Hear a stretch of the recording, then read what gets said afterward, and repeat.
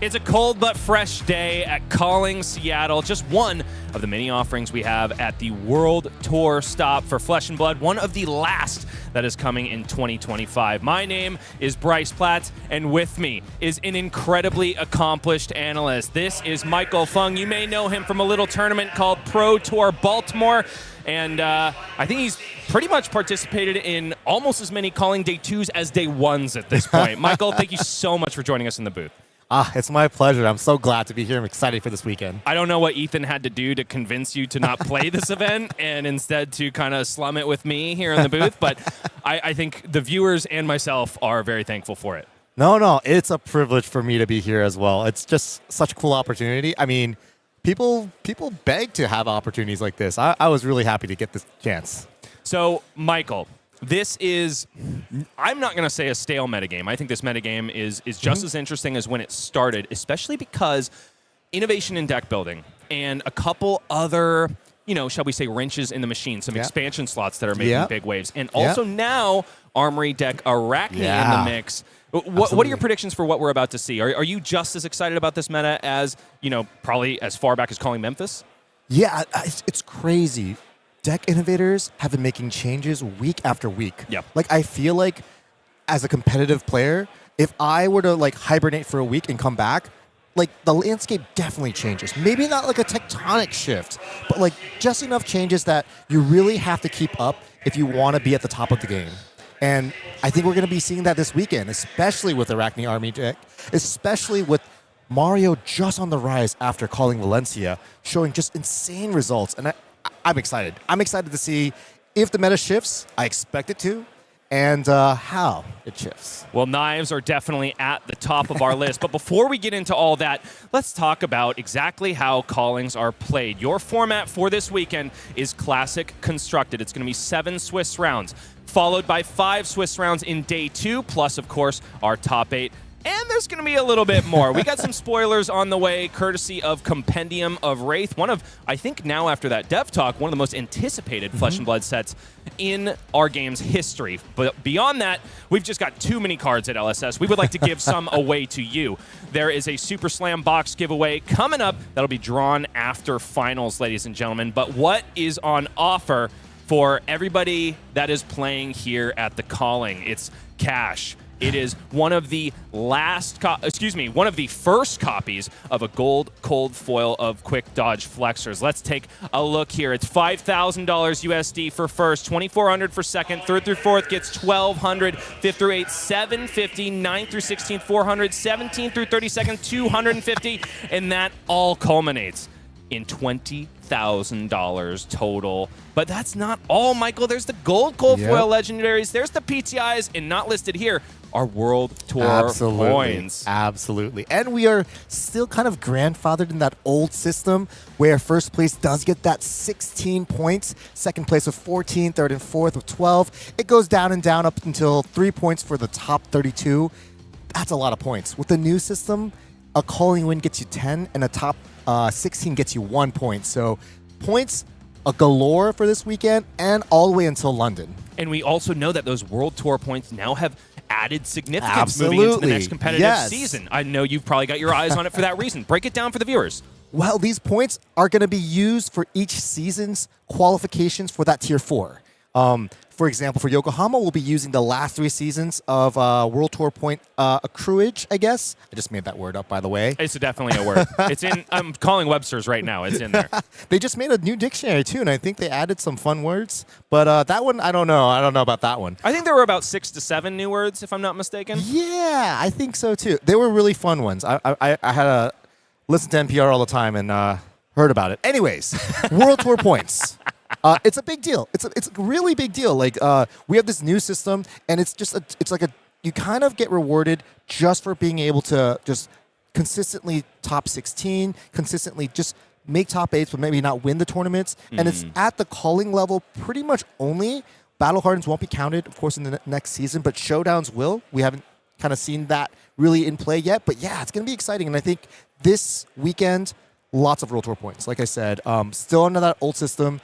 And, of course, being able to qualify for not just Yokohama, but but also for Las Vegas upcoming after that in the summer, it is a big deal, these points. It's kind of like our new way of having a qualification that's not based on actually qualifying via like a Pro Quest or a Roach Nationals.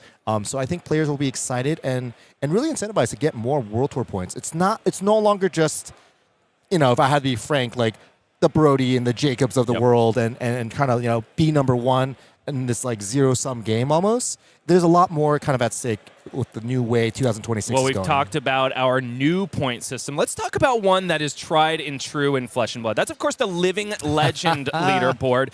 There are 8 Kanos in the room, and it's entirely possible that he ascends today. What do you think? Yes. Is it going to happen, Michael?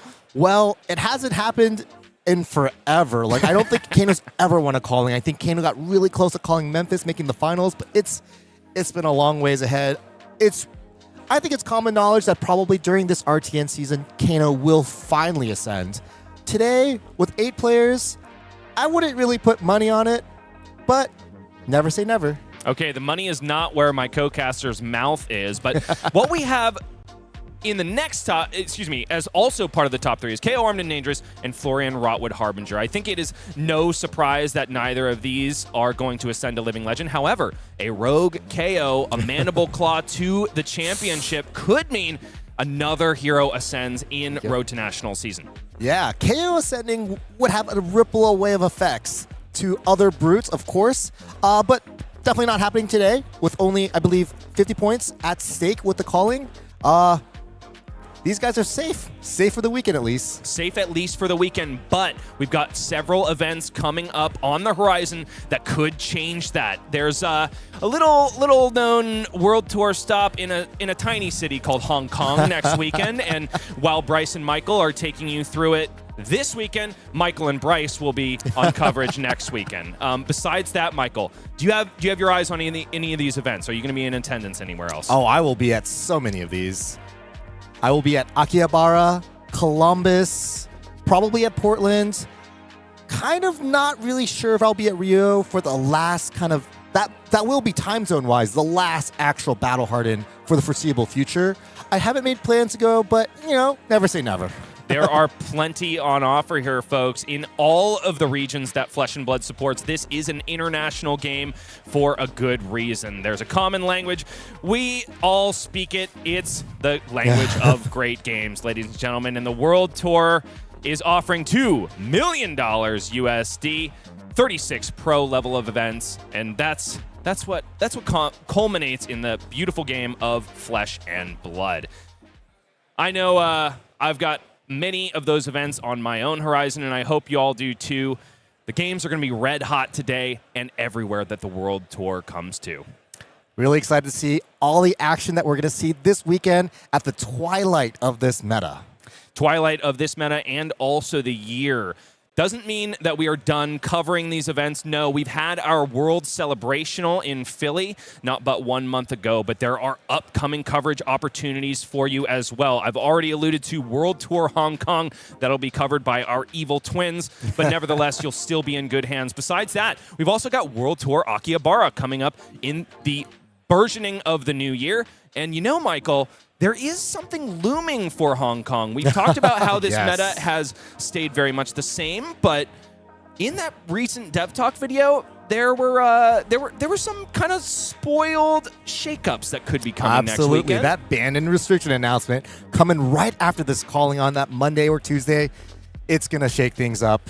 We know it's going to shake things up. James and Brian both alluded to things being changed, new puzzles being created for us to solve, and I'm excited for that. It's on all of our, I can't understate how cool it will be that in the next 7 days, we could be casting a completely different calling. So stick with us, ladies and gentlemen. Flesh and Blood is getting a shakeup, and you can watch it just like us. Have a front row seat. It's Michael and Bryce next weekend, and then it is Uber, Shouts, Mitch Leslie, and Charles Dunn coming at you for Akihabara. They're going to be casting it remotely, and it is going to be one heck of a show. I think you're going to be in possibly better hands than you are this weekend.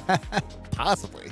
But definitely not, right? Because we're premier, top tier? Absolutely. At least 6th, 7th tier? Oh, God. Let's not go there. It's too early. Never too early. Never too early for 6-7, ladies and gentlemen.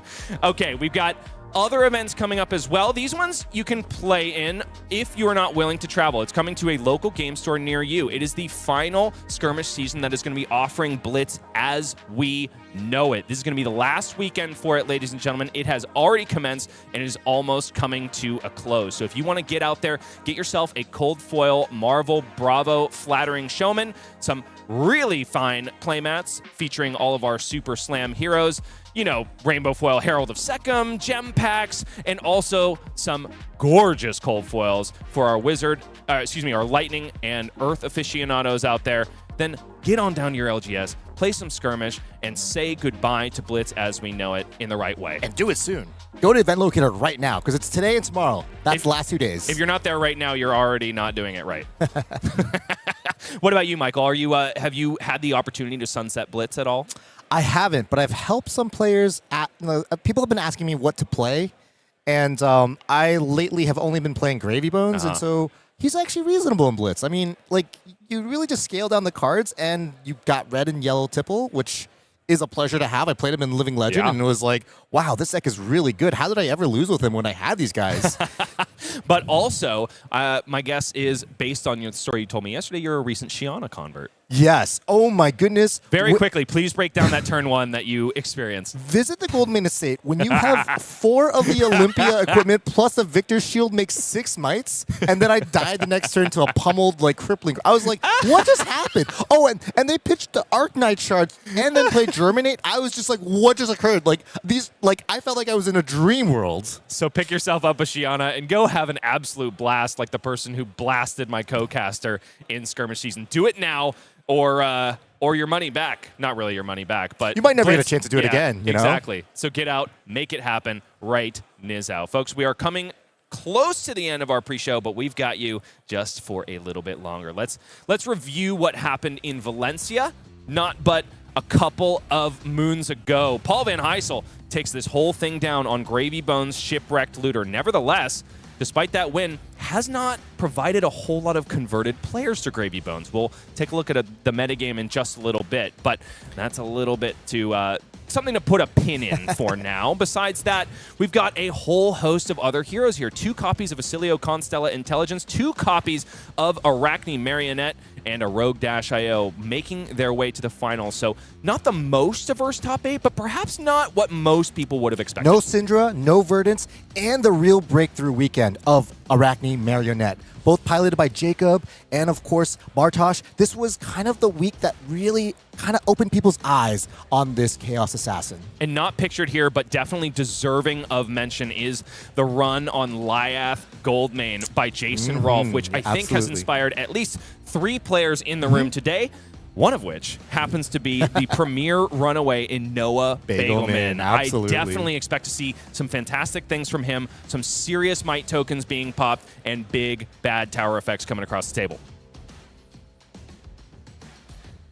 Let's go ahead and talk about this weekend, though, ladies and gentlemen. This is your metagame for Calling Seattle. Wow, says my co-caster, because he notices that Arachne Marionette has finally supplanted Gravy Bones in that top 3 slot. It's kind of by a lot as well. Not only has he trumped Gravy Bones, also narrowly beating the 30 copies of Verdance Thorn of the Rose. So it's 35 Cindra, 33 Arachne Marionette, and 30 Verdance Thorn of the Rose. This, perhaps what some people think of as a stale metagame, has already gotten a shakeup. This is as close to a tectonic shift as it can get. I mean, Marionette was like, I think 5th or 6th represented at Valencia. I'm not sure, but like, this is crazy. This is the 2nd most represented deck in the hall, and this was not even a deck that people really had on their radars at all pre-World Championship. So, wow, I'm impressed. And despite a pretty stellar performance in the hands of Cody Williams at the World Championships in Philly, only 10 KO Armed and Dangerous in the room. Perhaps Brute Stonks are down a good ways. I definitely think that your teammate Jacob Clements has convinced a lot of people to join the Assassin Brotherhood. He tends to do that with whatever hero he's playing, to be honest. He's just an all-around good player. That's good fashion, He'll make old-fashioned any Fat deck Family fun. look amazing. 100%. Besides that, a healthy number of Kasaya the Golden Sand, Jarl Vitradi, Marlin Treasure Hunter trumping both of those two decks. What do you think about that pick? That was not on my bingo board either, Bryce. That is kind of surprising. I'm not sure Marlin is the most powerful hero, kind of in comparison to some of these others like Kasai, but she certainly can make you feel like you're in prison pretty quickly. If you've ever played against her and she's hitting those big Kraken arrows and those big harpoon arrows of those on hits, and especially with that new expansion slot from Super Slam, Catch of the Day, she can really catch you off guard. And deserving of honorable mentions in the one of slot is, of course, Arachne slipped through the cracks, who just got a couple new tools out of that Arachne Armory deck. One of which I'm really excited to see on stream, but unless they rise to the top, then we might not get the opportunity. That's Horrors of the Past. One of those cards that I think could have a really huge impact, both in the Slippy deck and, I don't know, what do you think about including it as a tech piece in Marionette if you happen to run into a Slippy? Wow, I did not think about that at all. I was going to say, if you're excited to see Meat Madness, I'm pretty sure a lot of these Marios might have included some copies. Horrors of the Past, of course, is way more geared towards Arachne slip through the cracks, because you really need to have that first stealth attack have go again in order to even have any benefits from Horrors of the Past. But I'm willing to bet. I'm willing to bet that things are going to change. I think there will be more slip through the cracks next weekend as we cast Hong Kong, and maybe even more in Columbus. I think players maybe didn't have enough time to really kind of tinker with the new way that slip through the cracks plays, or Slippy as we affectionately call him. And I think a lot of players maybe just took some of the lists that were kind of similar to what Jacob was running at Valencia, modify them a little bit with some of the cards from the Armory deck, particularly the Null Rune Boots, or not the Null Rune Boots, my apologies, the boots that have Arcane Barrier 1 and give you that guaranteed go again on a stealth attack. That's kind of huge compared to the Black Tech Whispers that they normally run, because of that predictability, that ability to kind of plan your turn out that honestly Mario hadn't really had before then. I could see that being a huge factor. One more thing I want to mention before we get down to the action is, of course, the one of Phi Rising Rebellion. And it's not necessarily the hero I want to highlight, but the pilot. That is Mercy Bickell, no doubt probably inspired by Ellie Bird's run at the World Championship in Philadelphia. Nevertheless, Ellie is in the room, but not piloting Phi. Not piloting Bolton as she is normally known. Instead, she is one of the four. Rhinar Reckless Rampage. She is making Gold Kiss rum. She is drinking it, getting some extra action points, and blood rushing her way to a win. But will she find her way to the coverage table? All of that and much more to be found out here at Calling Seattle. I am too excited. I kind of want to dispense with the words and get to the games. How do you feel, Michael? Yeah, let's get into it. I'm excited too. Okay. Let's go ahead and hit the button, Ethan. Proceed on down to the feature match area. Enough words. Let's put our money where our mouth is. It is a titan battle for round one here. Michael Yaszczur versus Bea Budnik. That is Cindra, Kai of Retribution versus Verdance, Thorn of the Rose. I feel like I recognized Michael from somewhere. Michael, do you know him at all? Oh, yeah. I love this guy. I just had barbecue with him in Houston last weekend. Oh, okay, cool. Is he known in the Flesh and Blood world for any reason? Yeah, I think so. His last name sounds like Jacuzzi. Honestly, I thought his name was Matthew Jaszczur, based on my experience with him in Philly. No, I'm just kidding, folks. This is our world champion, Michael Yaszczur, only crowned just a couple weeks ago at the World Championship in Philadelphia, and he has got the drip to prove it, ladies and gentlemen. Cindra Kai of Retribution in gold foil with the printing of World Champion on it. Is there a more beautiful flesh and blood card that you have seen in this life, Michael? No, I have not. That is a gorgeous piece of cardboard and plastic. Just absolutely beautiful. Okay, getting down into the action. Michael Yaszczur was on the play here, just passed into the Verdance Thorn of the Rose, which I think is a pretty heads-up play, given that you could give B an opportunity to fill up the graveyard and fuel further decompositions. B responds with Light Up the Leaves, a hefty amount of arcane coming Michael Yaszczur's way. But it's back over to him now. 35 plays 40, and there is a brand with Cinderclaw on the combat chain. Exactly how Cindra likes to start these off. All things considered, though, B's first turn with those 4 cards only able to do 5 damage. not a lot of damage. I think Michael is going to really show B what 5 cards can actually do. And this is a great way to start it. Brand with Cinderclaw with an Art of the Dragon Blood in hand. If there is a 1-cost finisher there, then this is going to be a nasty first turn for our world champion. Here comes Art of the Dragon Blood, made Draconic by the Brand with Cinderclaw that preceded it. So it's going to gain Go Again and also discount the next 3 Draconic cards that he plays this turn. That is a hefty way to start. This is an insane first hand. I am actually, the entire time while you were talking, trying to think of a better possible 4-card combination than the 4 cards that Michael's about to play. Okay, and let's go through those cards because one of them happens to be a Wrath of Retribution. Could be a screamer of a turn 1 for Michael Jaszczur. Yeah, this is going to be a full value, close to full value, Art of the Dragon Blood, and with an insane Chain Ender to finish. It's just going to be a lot of damage. Wrath of Retribution is, of course, a legendary card, and Cindra can only run 1 copy of it in a constructed deck. Costs 1 less to play for each Draconic link that Michael Jaszczur controls, but the more important part here is that it is going to discount all weapon attacks for the remainder of the turn and also buff them up by 1. So it's not just going to be punches, it's also going to be daggers coming B. Budnik's way. And I think they know it at this point. Ring of Roses is blocking on the combat chain, and I would expect a lot more cards to join. Yeah, this Wrath of Retribution did have that Mask of Momentum trigger attached to it, and Michael, of course, does not flick here in order to make sure he still gets that Kunai of Retribution value. And despite the fact that Michael is coming out swinging here, he's an interesting character in that he never seems particularly flappable, not too excited, not too detrimented or anything like that. He's just stone cold, and his record speaks to it, man. This guy has cashed plenty of events in his day. Absolutely. And my favorite part about this combat chain is how it's kind of gone like, you ever see like the way East Asian characters are written left to right? Sure. Or sorry, right to left? That seems like how that combat chain is going.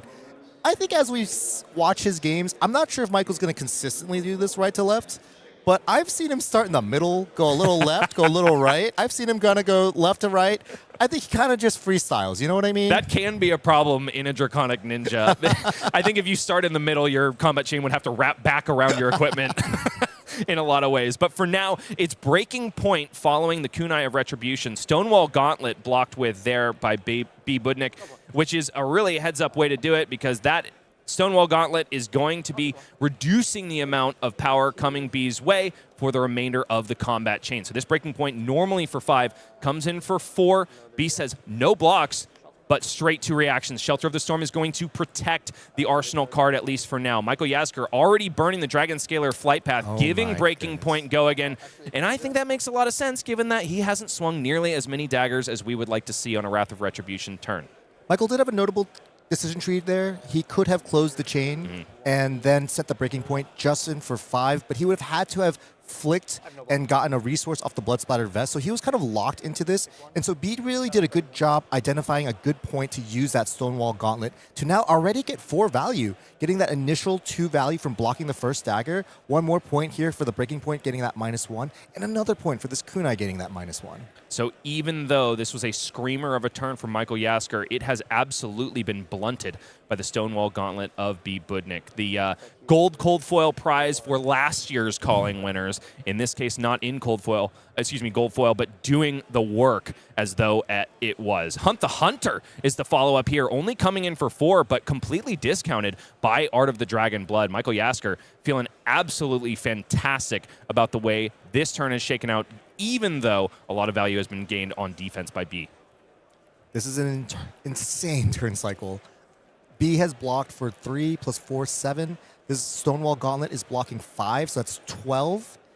And B still might take 9 plus 4, 13. So this is 25 damage. This is 26 if you don't if you factor in the flick. And so if we think back to the turn 0 decision for Michael Jaszczur to not attack B, do you think the Wrath of Retribution in hand was also part of that calculation, thinking, yeah, I should probably go ahead and set up a 5-card hand for this rather than send it swinging and make it lackluster on turn 0? You're always excited to see Wrath of Retribution pretty much at any given point, but especially on turn 0, turn 1, while you still have the life total, while B doesn't have the earth cards to really decompose and kind of disrupt you with that Felling of the Crown, Plow Under. it's a really exciting time to have that. And Michael, like I said, this hand is, I'm struggling to think of a better 4-card, 5-card hand. And furthermore, it's bought more armor block from B. Budnik. Barkskin of the Millennium Tree being cashed in just for the 2 value on blocks, and also adding insult to injury. Rootbound Carapace comes out of the the arsenal, but there are not enough Earth cards in the bin for a decomposition. So B just forced to kind of start the graveyard train, till the soil, as it were, and send an Enlightened Strike. Not a bad 2-card hand. Don't get me wrong, folks. Still coming in for 5, and drawing a card is the choice here. Yes, okay. B cleans that up. Card in hand, ready for the arsenal. But nevertheless, she really would have rather seen a felling. They really would have rather seen a felling of the crown at this point. Yeah, they were put in a tough spot. If we didn't mention it, but that Hunt the Hunter actually had another active Mask of Momentum trigger on it, as it was the 3rd chain link. B took the Flick Knives off of the Breaking Point, which also had an on-hit of destroying Arsenal. Then took the 1 damage from the newly created Kunai, and then of course that last attack. So now the 3rd chain link. Michael Jaszczur is on the affirmative here. Ignite on the combat chain, but we do have to talk about the hand that B just drew up. That is 3 copies of Scour plus a Plow Under in the hand. So Scour really does some work against these Draconic heroes that want to make fealty tokens, but not this early and not in quite so many quantity. Yeah, we're also not sure what B Arsenal there off the draw of E-Strike, but this hand is quite awkward if the Arsenal isn't more action. As that Plow, although will have the Decompose trigger, Michael's unlikely to Arsenal in these situations, will only be coming in for 2. Pain in the backside is the follow-up to this Ignite. Not going to eat the discounted bit on Ignite, not yet, because it is not Draconic. What it will do, however, is add a little bit of extra damage from the Claw of Vinserikai if it connects. But B says absolutely not. The first of 3 Scours in my hand is going to get on blocking duty, and Michael uses this opportunity to flick the Claw of Vinserikai right into the eyeball of Verdance and proceed on this combat chain. So Mask of Momentum still live on the hot on their heels that follows. B's taking a little bit of time to think here, and I can tell you, as someone who's played a lot of games against Cindra, the one thing I'm thinking about, Ancestral Empowerment. It's always a blowout, these spots, if you're just blocking 3 on the hot on the heels. B is insulated from the other pesky reaction that keeps Mask of Momentum alive and also the combat chain alive, and that is, of course, Throw Dagger. And that's because Michael Jaszczur doesn't have any daggers equipped at the moment. Also, does not have the resources to buy them back as of yet, because Ignite has been, the discount effect on Ignite has been consumed at this point by hot on their heels. Absolutely. Michael takes a minute to clean up the board state. Fealty token has been generated because B was marked from the Hunt the Hunter on the previous turn cycle, consumed, of course, by the Claw of Vinserikai flicked on the Pain in the Backside chain link. What do you think are the considerations for B at this point? Is this not just a snap block? Is it Ancestral Empowerment that is the main consideration? I'd like to think so. We didn't get to catch what they arsenaled off that E-Strike that could be influencing. Ooh. Oh, not a bad find. It's a Rootbound Carapace out of the arsenal. I believe in the yellow variety. I haven't seen this included in Verdance decks in a long time. The deck building decisions continue to morph for these Verdance players, even in a long-term meta. There's a lot to think about there, actually. Although pretty subtle. B still can't convert their hands, so if Michael were to arsenal right here, you would be kind of in a tough spot with the 2 Scours and the Plow Under. Though you always get bailed out on that first bad Ponder, right? That first bad card you put in your arsenal because of that Crown of Providence. So that's kind of, I think, what B was thinking about. Getting this decomposed now, while you still have the chance, is also important. Especially because you can assume that you're going to be on blocking duty at least for a little longer because you haven't found anything too affirmative in the hand. The most enticing card in B's hand is, of course, Plow Under, but not when your opponent doesn't arsenal a card.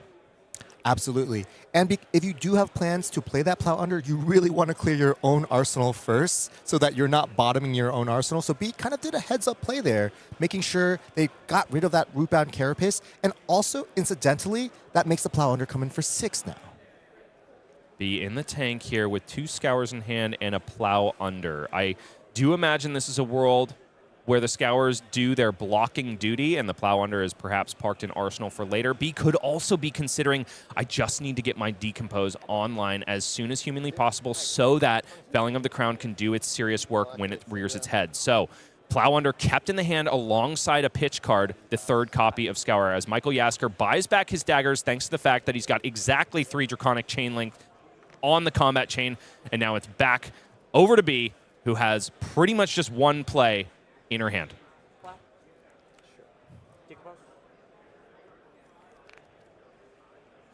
Plow Under is the choice here after pitching the Scour in hand. Exactly 2 Earth cards and an action card put into the bin there. Second decomposition of the game for B. Budnik.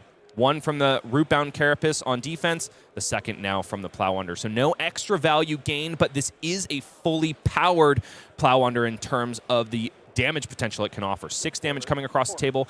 Gotta say, despite a really nasty turn 1 from Michael Yasgur, B has kept life totals pretty much at parity. Definitely, though they paid a little bit of armor to kind of get there. Often that armor, of course, you would want to use it, when you really have to.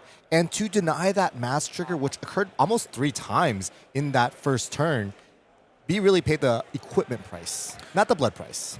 Got to mention that Michael Yasgur's turns are really coming together pretty seamlessly, honestly. The rub for Cindra decks, I don't think is how you play the hands that make sense, but rather the ones that don't. And in this case, Michael Yasgur has found really clean lines every single turn. He's starting off with the namesake starter, Ronin Renegade. It's a head jab-like effect, 0 cost, 3 go again, but it's got the all-important Draconic modifier, which makes it an auto-include in pretty much every Draconic ninja in the game.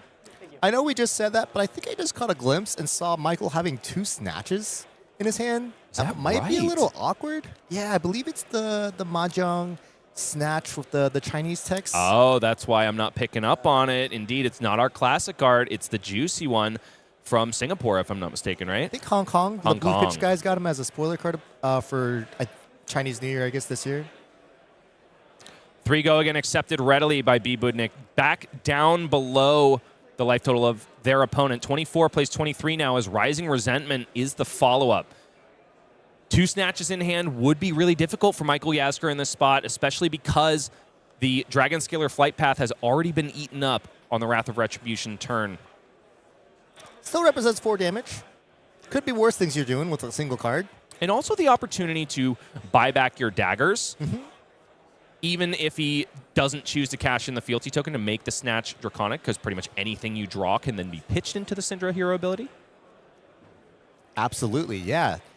Michael just needs 1 resource to really do that, and pitching away that extra card you potentially draw. It's kind of free at that point when you can only arsenal 1 of those guys.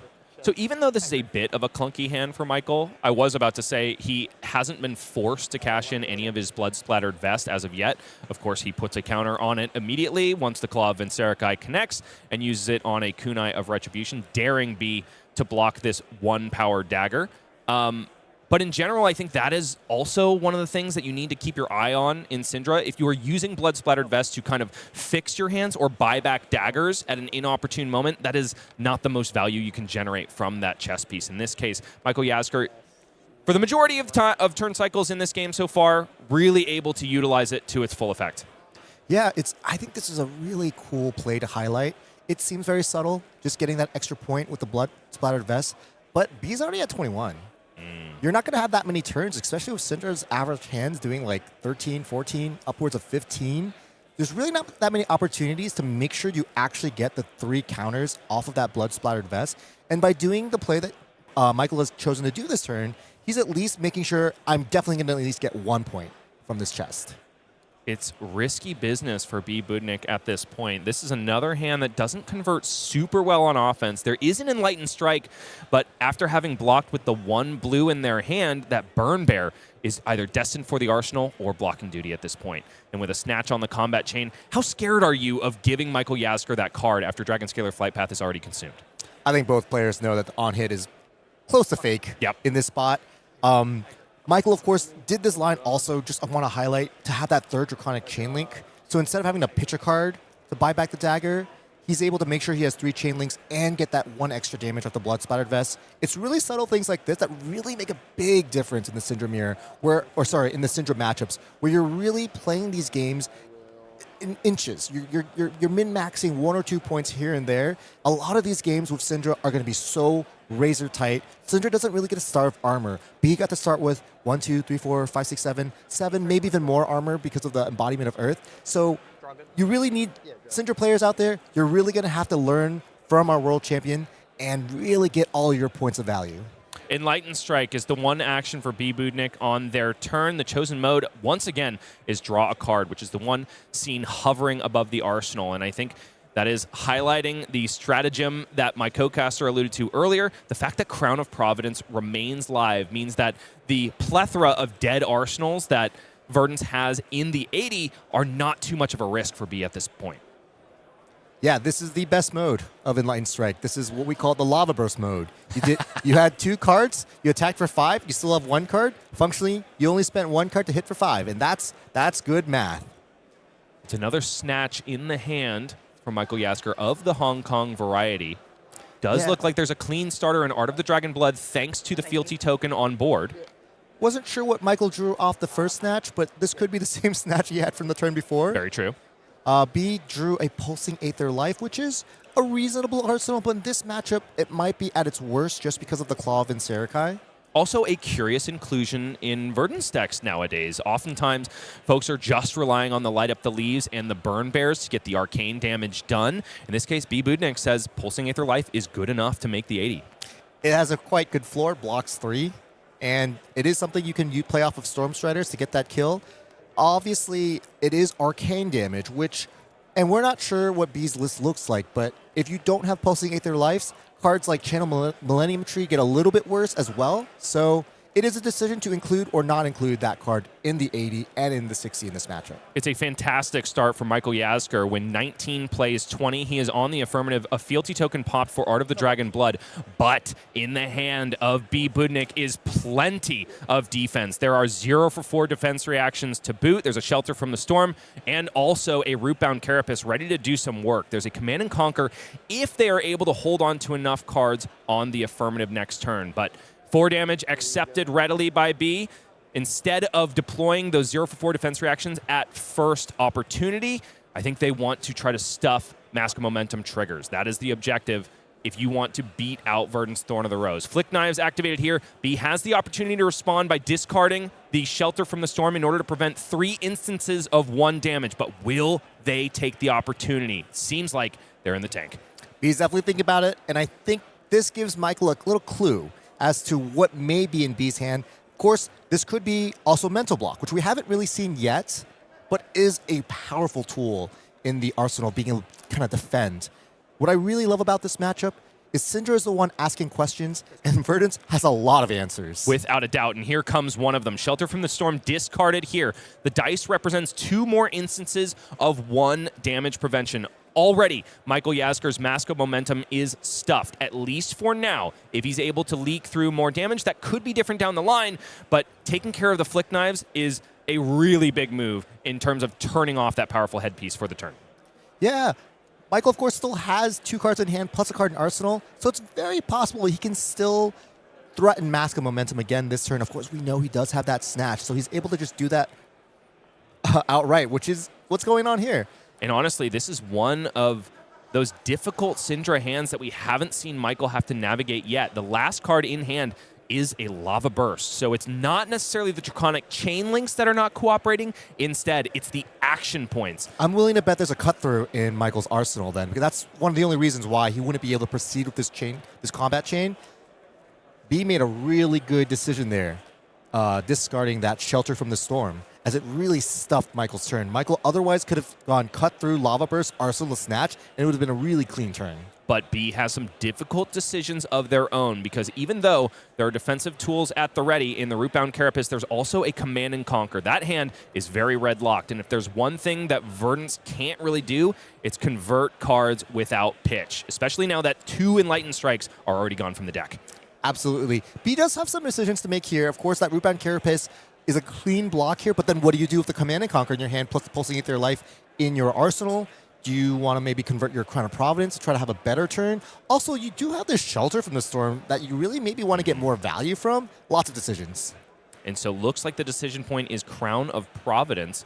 Shifted onto the combat chain, but not confirmed yet by B. Budnik. What do you think about this choice here, Michael? This lets B still get some value from that Shelter from the Storm trigger or discard. It's a yellow Oh root-bound my Carapace goodness. just in time, which means that the arsenal of Michael Jaszczur is going to be under threat on the affirmative turn of B. Budnik. The block of Crown of Providence absolutely rewarded to the 9s here. Also, the discard of the Shelter from the Storm, because I think you're right, Michael. That is a cut-through in the arsenal at the ready for our world champion.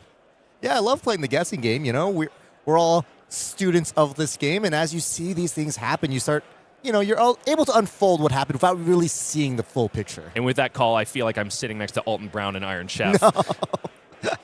Not there yet. Not there yet. But we will get there, my friend. And B is also trying to get there off the back of a Command and Conquer, a card that has been terrorizing games of Flesh and Blood since its release in Arcane Rising. If you haven't seen this one, you're living under a rock, folks, but it bears mentioning here. Defense reactions cannot be played this chain link. When this hits a hero, destroy all cards in their arsenal. It's the best 2 for 6 that we have in the game, and it's coming from Michael Jaszczur's cut through right here and now. And this is not a card that we see every single deck have. Of course, Command and Conquer is a card that's been seeing less popularity. It's like a card that a lot of Verdances have been cutting in favor of cards like Red Autumn's Touch, Earth cards that block 3, or cards like Finals Fighting Spirit. Just have better numbers than Command and Conquer typically does. I love referencing this quote that Michael Hamilton once said when he won the World Championships, and he didn't play Command and Conquer in his Icelander deck, and he said, Command and Conquer is just not a good card unless it destroys their arsenal. And it's Flesh and Blood. Your opponent's typically quite intelligent. It's rarely going to destroy your opponent's arsenal unless they really didn't need that card. I only have one question after what you've just said, and who is Michael Hamilton? He's just, it's just a Michael cabal that we have here, you know. If his name is Michael, he probably knows me, and then he knows this Michael, and then we just kind of got a network going on. Oh, he's a member of the Mike cult. Yeah, the Michael, exactly. Got it. Back over to Michael Jaszczur after having the cut-through ordained by my co-caster destroyed. Into the arsenal it goes because Draconic Ninjas, while they can put out a lot of offense, they're not great on defense. And so oftentimes that Command and Conquer is just better to take to lose one card rather than the 3 it would likely take you to block it. Pain in the backside is the start for Michael Jaszczur here. This game is really reaching a boiling point. 13 plays 15, and B. Budnik still has Stormstriders at the ready. Combo range for Verdance Thorn of the Rose is ever closer in sight. Doesn't matter if you got World Champion written on your hero. No, the combo from Verdance can still get you. B with a red rootbound in Arsenal. With Michael at 13, like, this is a really good spot. B has navigated this game to a great point, and that Command and Conquer connecting is kind of insane. It rarely happens these days in Cindra games, as they're often trying not to Arsenal. But Michael really got caught up and kind of clumped with a bunch of chain enders, and that is kind of the punish that happens. And B, of course, playing that Command and Conquer, which, like I said, we're not seeing that as often anymore. Verdances were cutting it at one point in favor of just other attacks. Command and Conquer is one of the scariest things to have in your hand when you're facing down a chum. You're just in full prayer mode oftentimes. And B, really kind of getting rewarded for keeping that CNC still in the deck. Dare I say that B's 80 is perhaps a boomer version of Verdance? Honestly, it looks like when she was first in the meta. Granted, there's some really hefty inclusions in the form of hefty modern inclusions in the form of Burn Bear and Light Up the Leaves, but in this case, the old cards are still making waves. Display Loyalty is the 3rd chain link here for Michael Jaszczur. Rising Resentment on the 2nd spot did connect with B's life total, and down they go to 12. Finally, Michael Jaszczur has bought himself a little bit of surplus on life. For the first time in a couple turn cycles. Display Loyalty also generated a fealty token. It's at the ready in case Michael Jaszczur needs to prove his devotion to the Emperor and get a little bit of extra bonus on a non-draconic card. 3 go again here represented. B does have plenty of defensive capability. However, many decision points to consider. Mask is not active here yet. B knows that. Michael knows that. But I think B's kind of in the spot where they want to make sure they can spend their hand. And part of spending their hand is blocking. And B is trying to wonder, should I block with a card here? Or should I arsenal a card, commit my arsenal to whatever Michael commits? Also, there's always the chance that Michael just says, you know what? Cool, I'll arsenal my last card. And you never want to be caught with an extra card in this game. That's one of the first things that Michael, I need to stop talking about him, but Hamilton, when he does coaching, we always talk about, what do you say to your students? And it's like basic level 1 flesh and blood fundamentals, try to spend your hand. Use every card. Try not to end your turn with more than one card while you still have an arsenal zone. And I think that's the exact decision point that B was considering here. What happens if Michael decides to arsenal a card here? What happens if he doesn't? And the main reason for that consideration is there's yet another Command and Conquer in the hand of B. Budnik. The best thing that they can do on offense here, but they've probably got to cash in the Rootbound Carapace just in case, so that Command and Conquer can be destined for the arsenal if Michael decides to, yes, deploy a Blaze Headlong from the hand, leaving himself bereft of cards for the end of the turn. This is extremely well played. B navigated this turn cycle almost to bait Michael into flicking right then and there and getting that Flick Knives trigger straight walked into a mental block. B, of course, still kind of in a spot, though, because this entire line really incentivized Michael to arsenal that last card, which B would have been able to immediately punish with this Command and Conquer. Now B's kind of in a weird spot where B knows that there won't be an arsenal. This Command and Conquer is straight up just going to be a 2-resource, 6-power, no on-hit. But with this Ponder token, B's still kind of in a spot where kind of want to spend all your cards, kind of don't want to be arsenaling anything because you're going to get that Ponder draw. But sending 2 cards 6 is not ideal, but also blocking here is really not that ideal. It's kind of a tough spot, and I think Michael made a good read here, commits that last card, that Blaze Headlong, which would be a fine arsenal, but you kind of just have to send it. And this Blaze Headlong's only coming in for 3 functionally because of that prevention effect still on the mental block. Decision point for B at this point is to block with the Command and Conquer, which does shore up all of the damage thanks to the 1 damage prevention floating from mental block. Cleanups are happening now. I think B is really trying to leverage that Ponder token, which is a little more risky now that Crown of Providence is gone. Absolutely. Oh, okay. B, of course, gets bailed out. This last card is a Fruits of the Forest. There's very few 1-card plays that Verdances these days have. Looks like there are not enough Earth cards in the Banish Zone so that this gain 2 life did not trigger Verdance, which would have been a big deal. Every single point now of damage that Michael takes is 1 point closer to that scary Storm Strider's range. And scary is exactly how it's getting in the hand of B. Budnik is one of those 6 arcane power spells. Light Up the Leaves is at the ready. I think, though, on this turn cycle, it's going to be all about chipping the life total of Michael Jaszczur into the critical range and parking Light Up the Leaves for 1 turn cycle later. But Michael does get his say, Ignite into Kunai of Retribution. All damage accepted so far, but not on this chain link. Barkskin of the Millennium Tree going to get full value here, blocks 1 on the Kunai of Retribution and generates an Embodiment of Earth. A perfect timing thing for B. Budnik because there are plenty of non-attacks in the hand, including Arcane Twining, of course that light up the Leaves, and a Pulsing Aether. The whole life. hand. Yep. The whole hand's going to get that buff from this Embodiment of Earth. That's amazing. A-OK when the name of the game for Michael Jaszczur is send 0 for 4 over and over again. Copy-paste 0 for 4, win game. I did think I caught a peek of Michael's hand, though I saw a Fire Tenant, I believe. Fire Tenant is in the hand alongside Ravenous Rabble and also Throw Dagger. That Fire Tenant is only coming in for 3. It's kind of like delaying the 4, and that's actually really kind of annoying for B right now.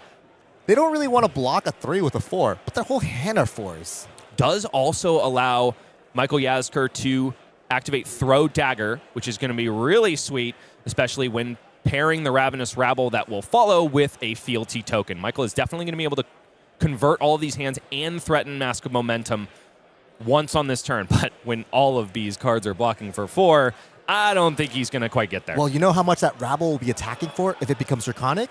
That's right, 5. And 5 is not a pretty number, especially when your hand's all 4s. And if that gets beat to commit blocking 8 maybe because of Mass Trigger, that could be huge in this game. Pulsing Aether Life, blocking for 4 on this Fire Tenant Strike first. Throw Dagger does come down. Throws a kunai that is already on the combat chain. Michael Jaszczur hovering it over, saying, please don't have another mental block or Shelter from the Storm. Those have been coming at exactly the right time for B. Budnik, but not this time. 1 damage comes across. Did feel clear because he had flicked the Claw of Inserikai, the chain link before, and that's like the test, you know? You send that flick knives first, you're losing a little bit less, you can maybe have to be forced to arsenal that throw dagger. B, of course, didn't even really hesitate there, and kind of gave Michael the coast is clear vibe, you know?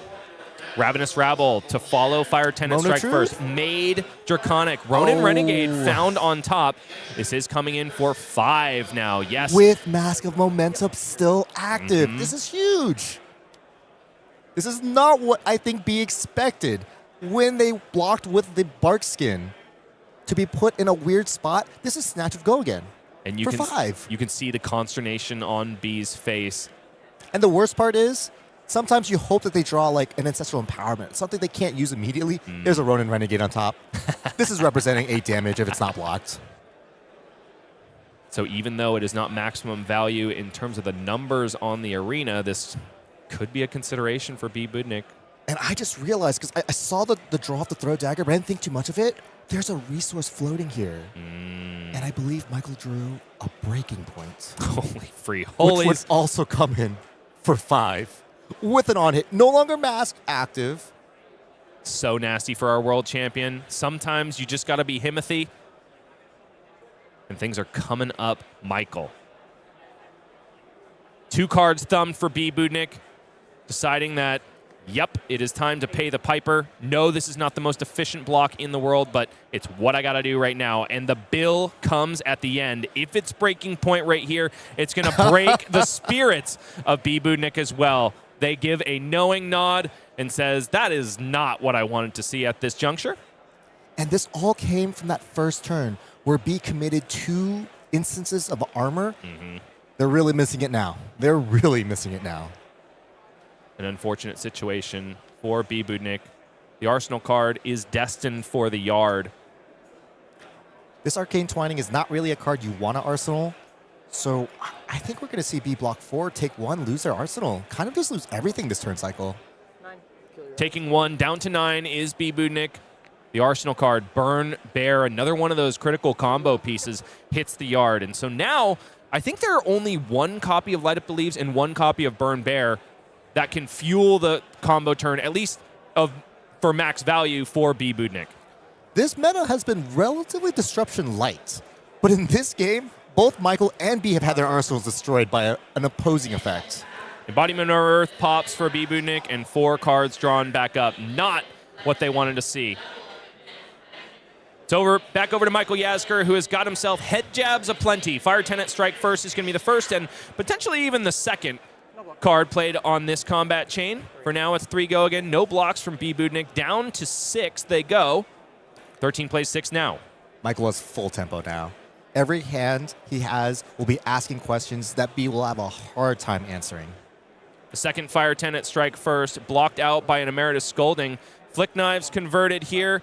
No prevention effects in the hand for B. Down to 5 they go. And coast is clear for Michael Jaszczur. Fire Tenant Strike first and Fire Tenant Strike first are going to make this critical, normally head jab cosplayer Ronin Renegade a hefty 5 points of damage, and 2 cards snap down onto the combat chain for B. Budnik. The follow-up here, cut through, coming in for 4 go again. No longer threatening Mask Momentum, but just the life force that keeps B. Budnik in this game. B started this turn at 9. Michael drew up 4 cards. B drew up 4 cards. B's blocking with at least 3, maybe in the last card, and somehow we'll still take 5 damage. That's a huge difference. We both had 4 cards, and we both used our 4 cards, but somehow I lost 4 life. That's the power of Cindra. You can tell that B is a player of caliber, though. They're still trying to find the line to victory. No tilt to be found, just hardcore gears turning in that head of theirs. Michael Jaszczur still looks exactly the same as the way we started this game. Looks unflappable, very comfortable in the driver's seat. I think he knows at this point that this game is definitely breaking his way. Absolutely. The odds are heavily in his favor at this point. And it wasn't the case. I mean, for the entirety of the game, the mid-game was definitely a little bit more contentious. I think had the cards drawn a little bit different for B, had they been able to resolve a single copy of Felling of the Crown, this game could have been flipped on its head. Absolutely. People always joke that with Mask of Momentum, Cindras are often playing with almost Intellect 5. Well, Michael definitely had 2 turns of that mid-game with those snatches, really clogging up his arsenal and his hand. He felt like an Intellect 3 hero almost. B, with 1 card in hand, says no blocks. Down to 1 they go. I believe it's a Scar for Scar. B's kind of doing the math, blocking 2, attacking for 4. B probably has realized the only path to victory is attacking with the Scar for Scar, demanding a card or not, and, of course, drawing a prevention effect in the next turn. And also probably being able to set up a Storm Strider's combo in the future. Right now, Michael Jaszczur, though, says it's time to cash in the Mask of Momentum. Not really worried about threatening it anymore because all of his cards represent on-hit death. So a card drawn is a little bit irrelevant at this point. And the hand for Michael Jaszczur does scream offense. Ignite, Display Loyalty, Snatch, Blaze, Headlong. All cards that are, except for the Display Loyalty, are going to be offering nasty breakpoints for B to deal with. All damage covered up there. Michael Jaszczur says, probably the only way I lose this game is if I descend down into combo range and B draws it on the next turn cycle. So no, 1 card converted and the Mask of Momentum on defense. And here comes Ignite, screaming through for a potential victory. He's really closing the door there. He's making sure he's dotting his I's, crossing his T's. There's nothing that can kill him at 13 now. He feels really safe, and his hand pretty much just screams, I'm going to take all your cards, even if you have a Flick Prevention. Yep, Kunai of Retribution takes an Enlightened Strike from the hand. Blaze Headlong coming in for 4, blocked out by a Rootbound Carapace, but the Snatch to follow is probably going to be it. If Flick Knives can't get it done here, Prevention Effect found kind of in a sideways way. Life Everbloom gonna get there, but no! It is Michael Jaszczur, our world champion, taking his first game here at round 1 of Calling Seattle, proving that the same 80 from the World Championship can still get it done in the face of a bit of an antiquated 80 on the Verdance side of the board. So, Michael, that was definitely a masterclass in how to pilot and also build Cindra. Yep. I think B's side of the board was just a little bit lackluster in terms of the draw sequence. They didn't draw the good cards. Not a single Felling of the Crown to be found.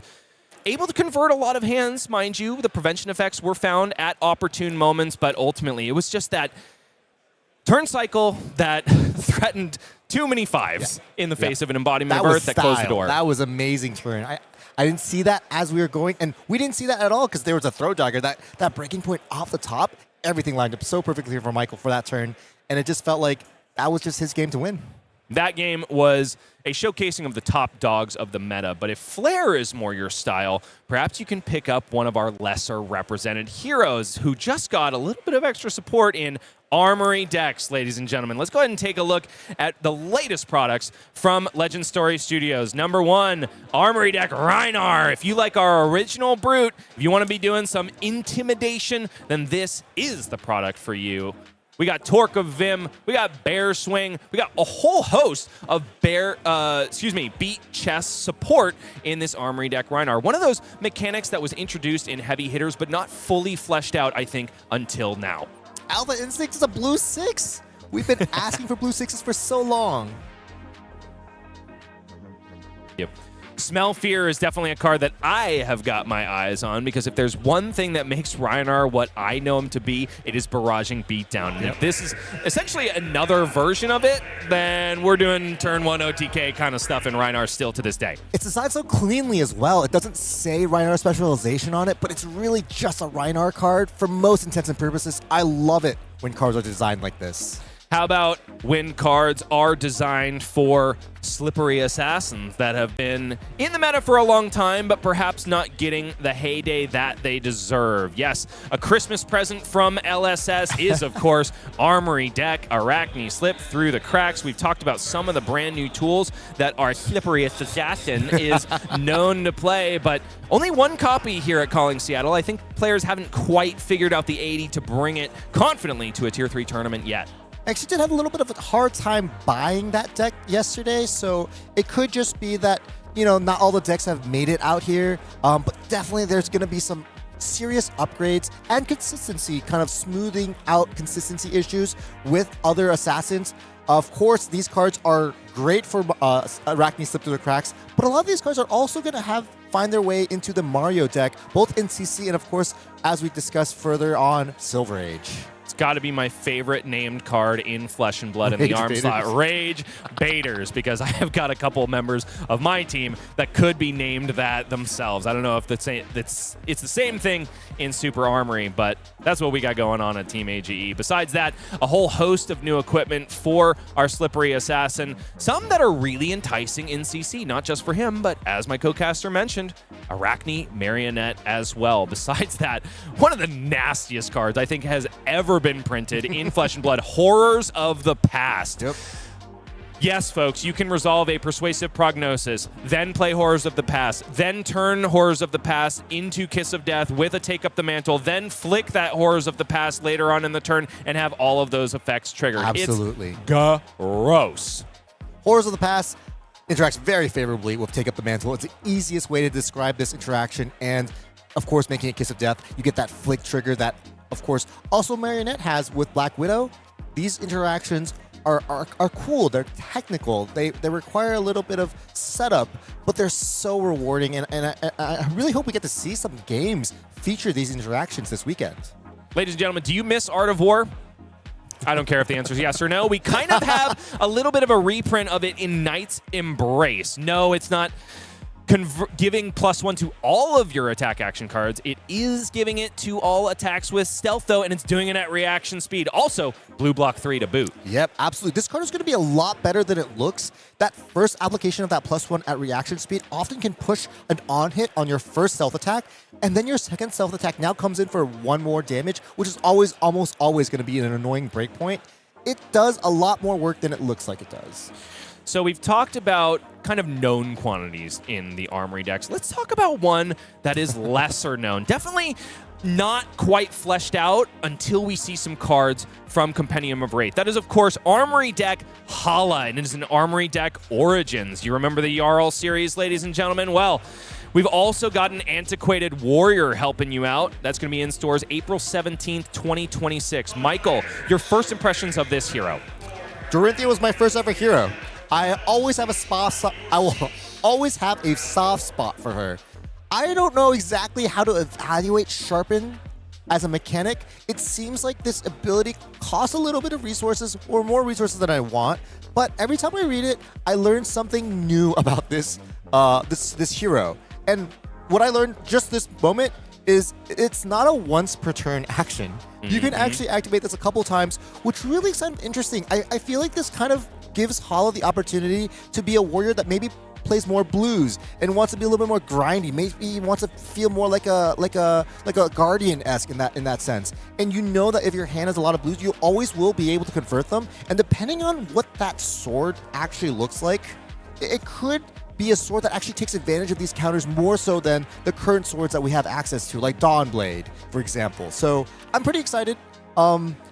It's always exciting that the warrior class as a whole gets more support. It's a class that we really haven't seen at the upper echelons of competitive levels, and I think they're the class that really could stand to both gain some new, cool, powerful cards, but also maybe a directional change. They say that all that glitters is gold, and that sword is definitely glittering no matter what its text box says. Inspired, little known fact, inspired by the cosplay of Max Ferocity as Hala Blade Saint of the Vow back in the day. That's crazy. That is a little Easter egg to keep your eyes on. We love what our cosplayers do in the community, especially when they're inspiring the Flesh and Blood cards that make up our game. So Hala perhaps a little hard to evaluate, but really, really exciting. We do have a really exciting update before I let you go to break. Ladies and gentlemen, Battle-Hardened Vienna has just concluded, and it was taken down by, drumroll please, Michael, Kano Drakai of Aether, who is no longer, come Monday, going to be a viable deck in the Classic Constructed format. Kano, goodbye and good. No, I'm just kidding. I like Kano. I'm not going to say good riddance. I think he is a healthy thing for the game. If you don't see it, I know some people that will. Yeah, 100%. How about this? Good riddance to all the Kano respect in your sideboard forevermore for RTN season. It's a known quantity now, folks. No more Aether Wildfires are going to grace your arenas, at least for the time being.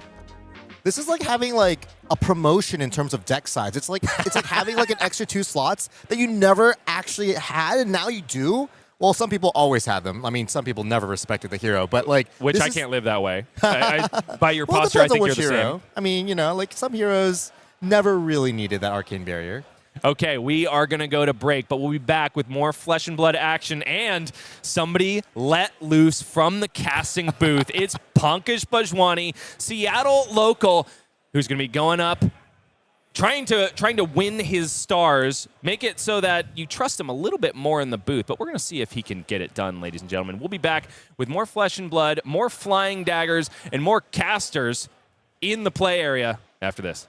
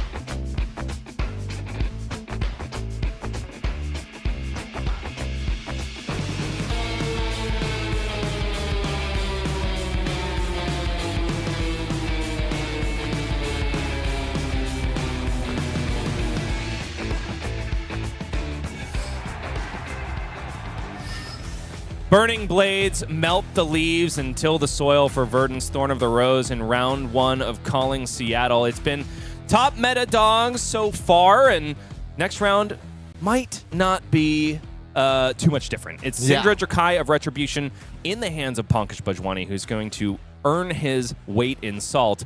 Out of the casting booth and into the play area he goes. You think he can get it done, Michael? It's a hard matchup against Marionette, but, I mean, welcome to the big dogs, right? This is kind of the new trifecta that's occurring, at least at this calling, and if you can't beat it, well, then maybe Cindra's not the best deck. Who knows? Pankaj is another one of those players, too, that has his chops in Assassin, was a huge new player back in the day, also has dabbled plenty in Arachne Marionette. So I do wonder if that matchup knowledge, knowing the side of his opponent, is going to aid him here. Yeah, if someone can get it done, I definitely think Pankaj could. Well, let's go ahead and find out, folks. Our game is ready, and we're going to proceed down to the match area. Calling Seattle, round 2. Here comes Pankaj Bhojwani trying to take on the Cur, Michael Clair, another Michael in the booth, to complement the one in the booth, I should say, on Arachne Marionette. Michael, I think you know Michael fairly well. Yes, of course. All the Michaels know each other. Don't gosh. you know this? No. Michael Clair, of course. When I used to live in New York City, which is very recent, I just moved out of that area last August, or this August. Michael was one of our, constantly top 8 our ProQuest RTNs, one of the guys that usually is undefeated in the Swiss, and one of the guys that will beat me up. And, of course, a Levia player as well, so, a man of culture. He's been playing these assassins for quite a bit. He was on Slippy when Slippy was kind of at its heyday, and of course, he's kind of enjoyed these more disruptive, these decks that require a little bit of thinking, and he's rarely ever played kind of, your streamlined, run-of-the-mill aggro decks like Cindra, so I'm not surprised to see him on this. I know he also is a student or a mentee, I don't know what they're called, if you receive coaching from somebody, but mentee of the great Michael Hamilton. So, of course, like I mentioned, all of our Michaels know each other. I got to change my name to Michael, I tell you what. My only gripe with everything you said is that I think it's pronounced Levia. Cut from the same cloth, resolved on turn 0 for Michael Clair, is rewarded to the 9s. Ancestral Empowerment found in the hand of Pankaj, which means that a mark conferred already on turn 0. That is really coming up, Michael, at least in this case. Hunter's Clave for 5, blocked out readily by Oath of Loyalty and the Ancestral Empowerment that conferred the mark. Pankaj, being a gentleman and keeping the revealed cards on the table for all to see. Fate Foreseen played here, really showcasing perhaps that Pankaj has a more defensive slanted Cindra list than most. Also, have to mention, in the bottom right portion of your screen, Flamescale Furnace found in the chest slot, perhaps taking a page out of Gordon Koh's book from his big top 8 at a calling previously. Yeah, he won that calling in Sydney, but I like to give that credit mainly to his teammate and fellow player, I call him LPT. He goes by Peitong Liao, of course. He is the originator of that original concept of using Furnace, having D-Reacts in these matchups, unintuitively having D-Reacts in these matchups. He's, infamously what happened the night before the calling started was that Gordon kind of sneaked into LPT's room, looked at the deck, copied the 8. I am not joking. I am not. This lore is actually valid. And just copy the 80. I think Gordon at that point had played 6 games, I want to say, of Cindra. And that's just how beautiful that deck list, those game plans, those sideboard notes were. And won the calling, beating LPT in the final. So big deal. And that style, of course, we can see here. Fate Foreseen is not the first D-React you want to put in if you're going to put D-Reacts in. Typically, you go Shelter, then you go Sync, and then you go Fate. So this is already telling us that there might be more than 6 D-Reacts in this list. And that is not factoring in the chance of having maybe a Loyalty Beyond the Grave. This is a matchup that Pankaj wants to have D-Reacts in. A fantastic flip for Michael Clair on turn 0. Arachne Trapdoor comes out of the inventory and right onto Michael's hero. So a card banished face down, almost assuredly a trap defense reaction. Ronin Renegade coming in for 3 go again for Pankaj, who did take 2 damage on that turn 0, but immediately buys a life lead. Michael accepts all 3 of that damage from Ronin Renegade. The follow-up, Display Loyalty, generating a fealty token thanks to the Draconic chain link that came before. And if I'm not mistaken, it's... Oh no, it is not 2 Lava Bursts in the hand for Pankaj. It is a Blaze Headlong and a Lava Burst. This is one of those easy Cindra hands that kind of come together at face value. I call it the reverse Starvo. You know, Starvo, you show them in the hand at the beginning of the turn. This is the reverse. You just slowly drop one card at a time like dominoes. Because, you know, the order's set. You have no decisions really to make besides maybe when you want to flick. Perhaps the true reverse Starvo is when you have nothing but buffs and a zero-cost arrow in Oh, Azalea, yes. That might be a more apt description. I took a page out of your teammate's book, Brody Spurlock. From the point where I saw him do it first, anytime I would play Azalea, I would just slam all of my buffs on the table and then resolve the arrow afterwards. That was one of my favorite times in Flesh and Blood. My favorite is watching him take like a good 1 minute to think about things, and then it's just 14 dominate. Because Brody always thinks, right? No matter what. Know, you got to make sure.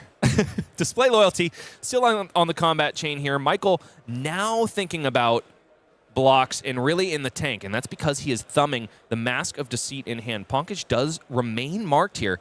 So not only would Michael get to transform into the demi-hero of his choice, but he still has that defense reaction at the ready in the Banish Zone.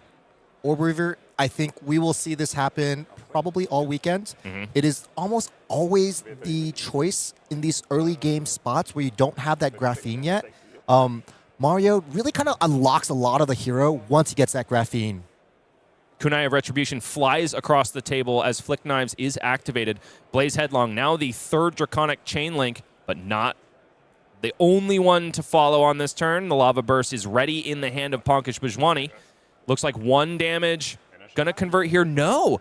Blocked out entirely for Michael Clair with the Inertia Trap that was in the Banish Zone.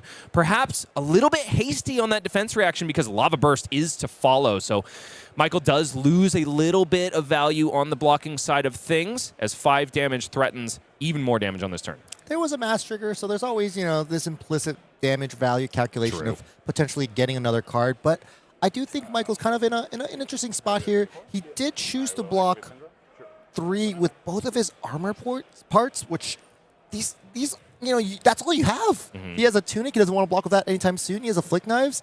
And if there's ever any breakpoints moving forward, he's going to be a little kind of almost like naked. Orb Weaver activated immediately at the start of the turn for Michael Clair, discarding a Persuasive Prognosis to generate a Graphene Calycera at the ready. The dagger loadout is set now for Michael Clair. Graphene Calycera going to be coming in for a big bad 4 thanks to the buff on Arachne Orb Weaver. Not getting the buff from Arachne Marionette because he simply is not that hero at the moment.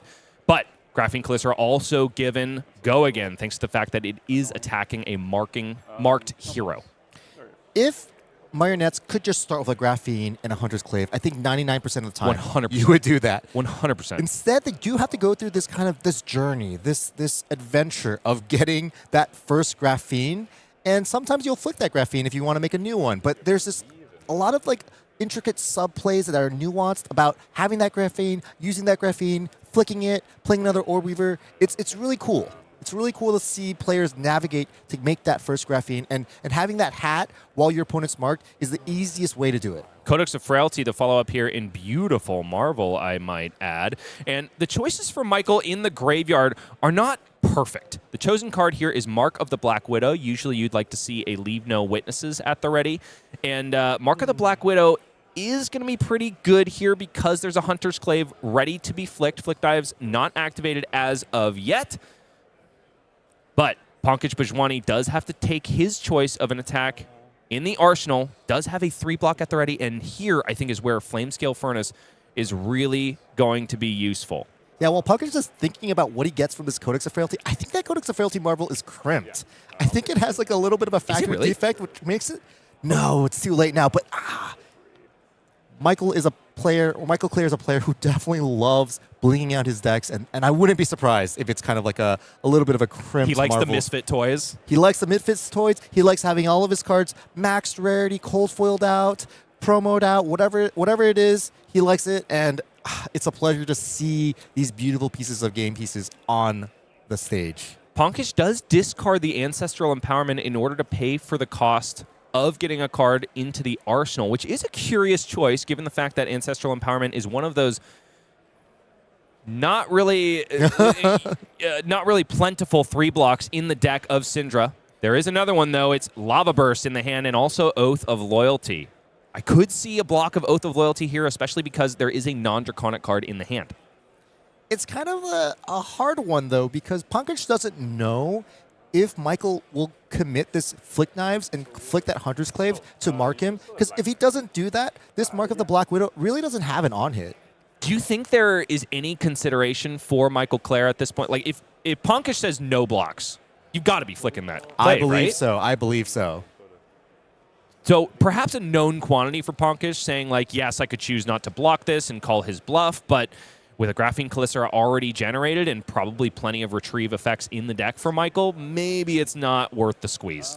Yeah, but with that hand that Pankaj has, he's kind of wants the block potentially, or he's gonna have to commit to using his fealty the next turn, which is reasonable. These are all reasonable things.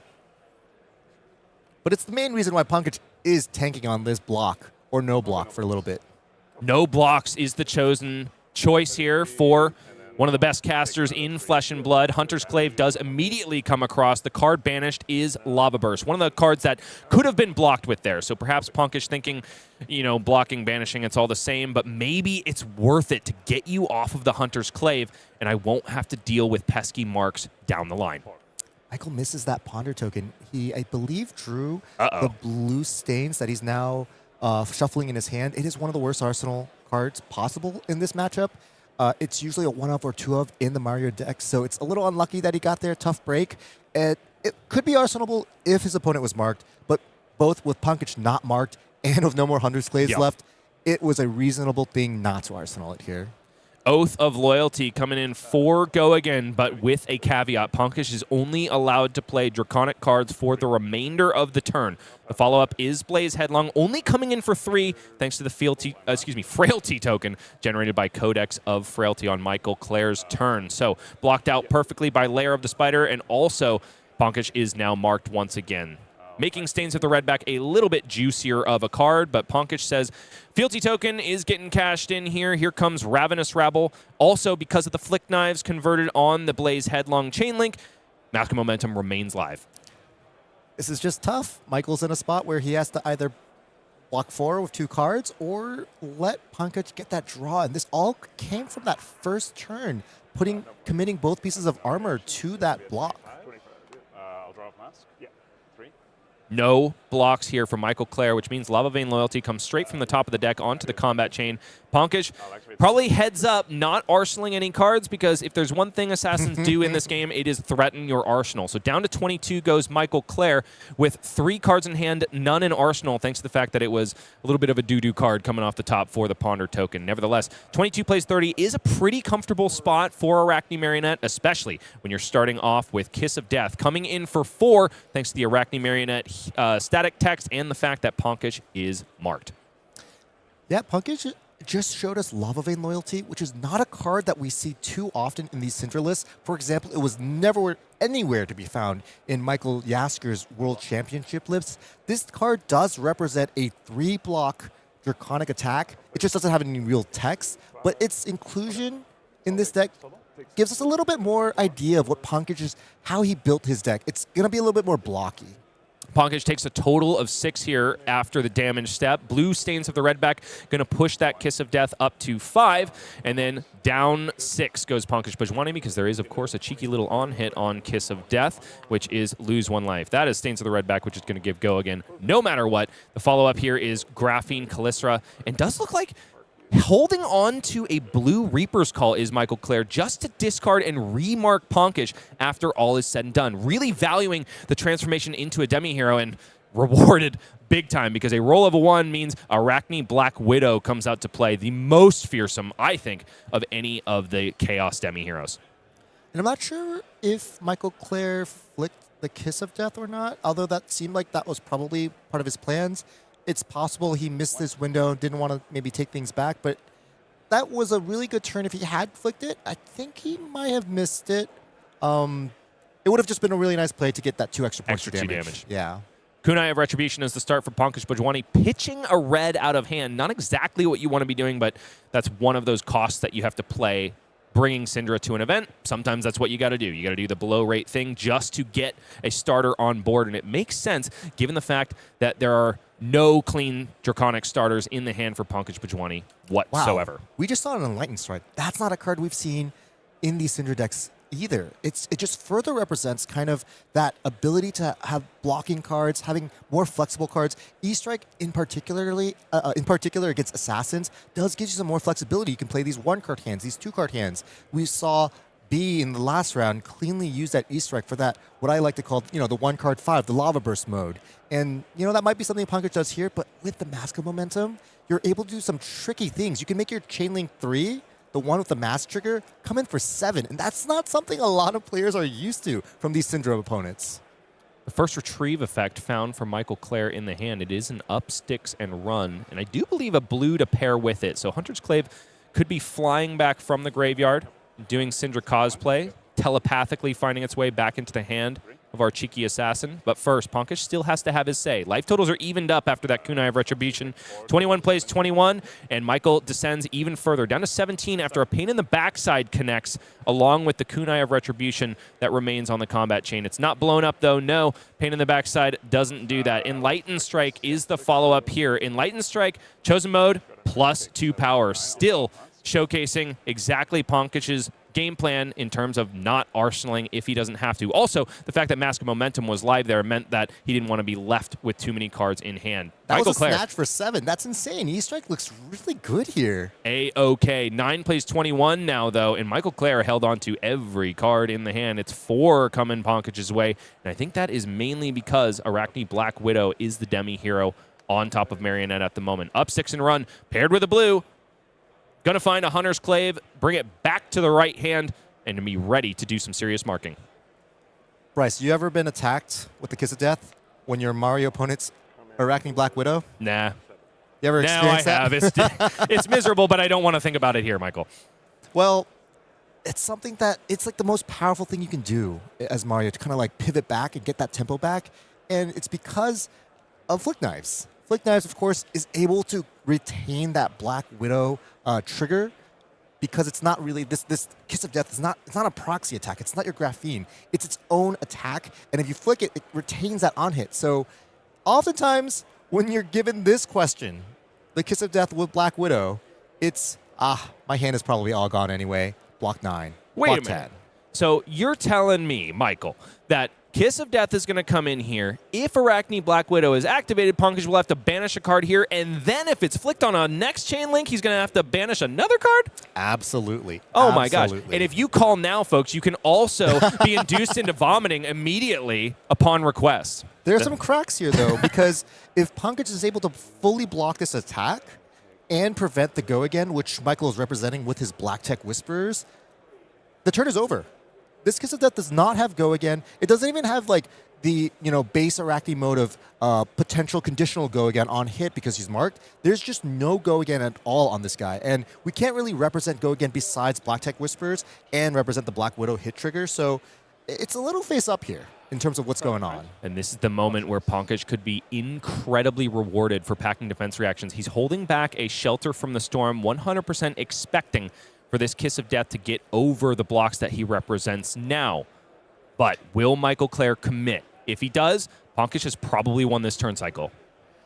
Absolutely. It's really interesting because, of course, even if Michael does take Pankaj's entire hand this turn, the life totals still tell a very different story in terms of who's winning and who's not. It's one of the drawbacks of Assassin, ultimately, right? Like, yes, there is a huge amount of disruption that is represented by the Assassin suite of cards, but in a lot of cases, especially in the days of old, there wasn't a whole lot of damage. So if your opponent is smart and blocks intelligently, converts all of the cards in their hand as this Michael Hamilton guy you keep talking about says you should, then you can usually win the life race anyway. This is a really heads-up play. Michael has read into that fact that Pankaj might have a D-React, and he's just committing the Black Tech Whispers and saying, I'll pass priority. Sure, I'll pass back. Yep, so I'll take 2. Pankaj does go ahead and take 2 damage because 1 is going to leak over from the Kiss of Death. Mark converted, and Black Tech Whispers provides go again to Kiss of Death. Michael is A-OK here, just flicking. Oh, does look like the Graphene Calicera instead of the, maybe he's pulling it back at this point. Is there any argument for flicking the Calicera and not the Kiss of Death at this point? giving you Furnace here as well. I think Michael might be thinking about it, but it's not reactions yet. Pankaj is still thinking if he wants to block this Hunter's Clave, which represents a lot. Like getting remarked again gives Michael the opportunity to do some disruption, maybe even just have that +1. Like this, the mark is almost always worth +1 for Marionette. And so even though the Hunter's Clave does have that piercing 1, and so blocking the Flame Scale Furnace on the Clave does, of course, make it a 2, you're still getting functionally 2 value. And with Michael Clair at 9, Pankaj is probably realizing, I don't know if I'm getting a chance to block with this Furnace again. I mean, I might just kill him too fast. And this does represent an interesting opportunity for Pankaj. He had, in order to kind of stuff the Kiss of Death Black Widow line, he did have to commit a hefty amount of cards. Everything that he can do on offense except for the Ronin Renegade in Arsenal. This line does allow him to completely reset the arsenal, send the Ronin Renegade, and put an all-important defense reaction ready to keep the life totals in his favor and his foot on the gas. Absolutely. And talking about having to give up a lot, Michael gave him a lot the turn before this to set up this Black Widow turn. So much life. He paid 3 life. That Reaper's Call that he ended up discarding to mark Pankaj could have been blocking 3. So there was a lot sacrificed this turn. The previous turn to set up this turn that really didn't equalize life totals. And 16 plays 12 is a very different story when you're up against Cindra Drakai of Retribution. In this case, based on the decisions that came previously, it's 16 plays 9 in the favor of Pankaj Bhojwani, who is now marked after committing nothing on defense to the Hunter's Clave. Ronin Renegade is on the combat chain. Pankaj represents the last card in hand, but we know at home that is a Shelter from the Storm that is going to be doing some nasty things, but not on offense. I still think Michael Clair navigated the last turn cycle extremely admirably, making the read that Pankaj maybe had a defense reaction and not discarding to Black Widow and basically walking into that trap. He was still able to get his go again with his boots, which is extremely important because he was able to get that flick on the Kiss of Death to get a little bit more damage and also swing a Hunter's Clave, which would remark Pankaj. Really well played, well read by Michael Clair in that last turn cycle, making kind of the most out of a poorer situation. It is a really offensively capable hand for Michael Clair. We've got a Saver Bloodshed cut from the same cloth. Orb Weaver Spinneret and Mark of the Black Widow, and that is just in the hand. All of these cards are exactly what you want to see in this spot. Michael is extremely behind. Being at 6, he will never be able to keep a full grip after this turn if he's not able to strip cards from Pankaj. Starting off with a good bit of information here, cut from the same cloth. Doesn't reveal an attack reaction, but that doesn't matter all that much. Pankaj is already marked. What is important is seeing the Shelter from the Storm in the hand. This is now a known quantity, and if there's one thing that you want to know as a hero that plays in the reaction step, it's does my opponent have a defense reaction? What he doesn't know, though, is that there is a second Shelter from the Storm at the ready in the arsenal, ready to do some blocking duty. And I think this is a hand that Pankaj is really happy with in this spot. Honestly, he might know. He might have an inkling of a feeling. He either might be assuming it as a defense reaction or thinking that Pankaj is just like the biggest poker player on this planet. You know what I mean? Like, everything of last turn cycle really represented that Pankaj might have had a D-react. Saver Bloodshed, the follow-up to cut from the same cloth, giving the next dagger attack this turn +8 already is Michael Clair. And if it is the Graphene Calycera that follows, it's going to be coming in essentially for a base of 2 thanks to the Arachne Marionette hero text. And here it comes at the cost of a red out of hand. So not great in terms of converting the entire hand, but this is still something that demands respect here. A 10 power Graphene Calycera. And after pitching an Orb Weaver Spinneret, Pankaj has got to be thinking about reactions in the hand and arsenal for Michael Clair. Yeah, this is a really difficult one. Having to pitch an entire card to swing your Graphene, never ideal, especially if you're Tunic on 2. If it could just have been at 3, that would have been worth 3 more damage potentially. Also really interesting here is Michael has a play available to him right here in reactions, and that's flicking the Hunter's Clave, but he knows that Pankaj has that Shelter, so he could get really punished by this. And the reason why sometimes you do want to flick a Hunter's Clave here is you do have that impending draw off the Saver Bloodshed, but if you were to draw a Dagger React, it's just not a good card in this spot. You can't use it on the Hunter's Clave because you can't pitch enough cards for the Hunter's Clave. And so often Marionette players will want to kind of do that Flick Knives in reaction step, so if you draw that Dagger React, you can immediately commit it to that Chelicera. But he's in a bind here because he knows there's a Shelter from the Storm. We'll see if he still commits to it. If he doesn't know now, he's definitely sniffing it out now because Pankaj blocks in a way that highly implies there's a defense reaction in the arsenal. Nevertheless, happy to take a little bit of damage here and provide Michael with another card. This could be absolutely huge based on the draw. It is a pain in the backside. Michael is still going to be able to continue this combat chain in a meaningful way. That is one of the best draws you could do in this moment. Pain in the backside literally asks another question and says, Pankaj, give me another card. Pain in the backside, 3 go again, but representing so much more. A remark of Pankaj Bhojwani, thanks to the fact that it will pseudo-flick Hunter's Clave across the table. Does not destroy the dagger, though, so will not require Michael to find any retrieve effects to get his Hunter's Clave back like Flick Knives would. This pain in the backside, we call it Lava Burst Go Again for Marionette because, of course, it does 4 damage by itself. But like we said, a mark is usually worth a point. Here, it could be worth a whole another card because of that Mark the Black Widow that Michael's going to be representing after this. And note, if this hits, the Mark of the Black Widow also will be coming in for 4, representing another breakpoint. And if Pankaj commits the D-React from his arsenal and block it out, we're going to, back to the dice as we roll. And Michael's in a really good spot if this hits, most likely. And if Pankaj is able to deduce that, he might be able to think that, blocking this out would be good, but he's stuck with 2-2 or 3-2 blocks, so he doesn't really want to block it out either. Pankaj has taken 3 damage, essentially 4, thanks to the on-hit of Pain in the Backside. Mark put back on his face. The life totals are not updated yet. It's 6 plays 9 here now, and another Orb Weaver Spinneret plus Mark of the Black Widow means that a hefty 7 is on the combat chain. But so much more in the fact that Pankaj has to consider he loses a card from hand if this connects. Now, the defense reaction lying in wait in Arsenal could be bought at the perfect time here. The problem, though, is that Pankaj doesn't have a 3 block in hand. So it's going to be Mask of Momentum plus the final block on Flamescale Furnace committed first. We're really seeing the power of Flamescale Furnace here. Just giving you that extra little bit of armor to block out, once again, another breakpoint. It's worth an extra card here. Pankaj making sure that all his T's are crossed and his I's are dotted, as Michael did before him. It's all gas all the time, thanks to the blocks of those all-important equipment from Pankaj Bhojwani.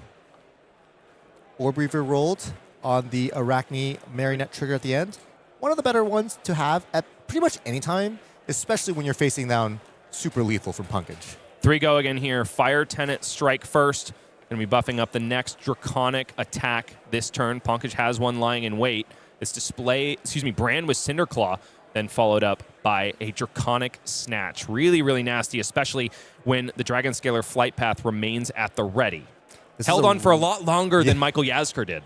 This is a really clean 3-card hand. Of course, players are basically playing face up because of that cut from the same cloth. So Michael knows to expect a 4 into a 4 after this. 4s are not what you want to see at this point in the game when you have no armor.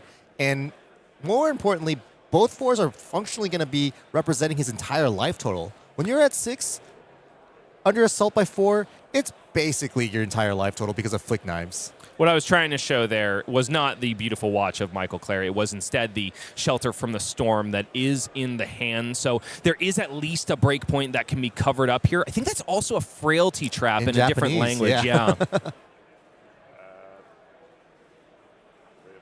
Fire Tenant strike first, still on the combat chain. Michael Clair knows that this is the blocking decision that matters the most. It's a little rough, though, his hand. Obviously, it blocks well, and he has a decent turn up on the upcoming turn. He can just play his cut from the same cloth, attack the Graphene for 5. It's clean, but it's not. He needs something more at this point. He needs a Codex of Frailty. He needs a Mark of the Black Widow. He needs something really strong.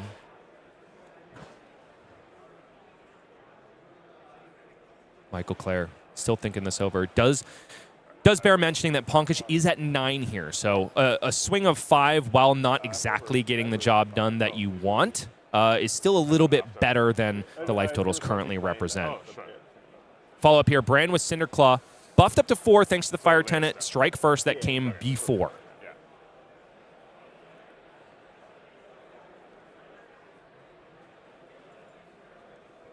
Dragon Scalar Flight Path, while at the ready, as I mentioned before, will cost 1 resource because Fire Tenant Strike First, even though it's really, really red, is not Draconic.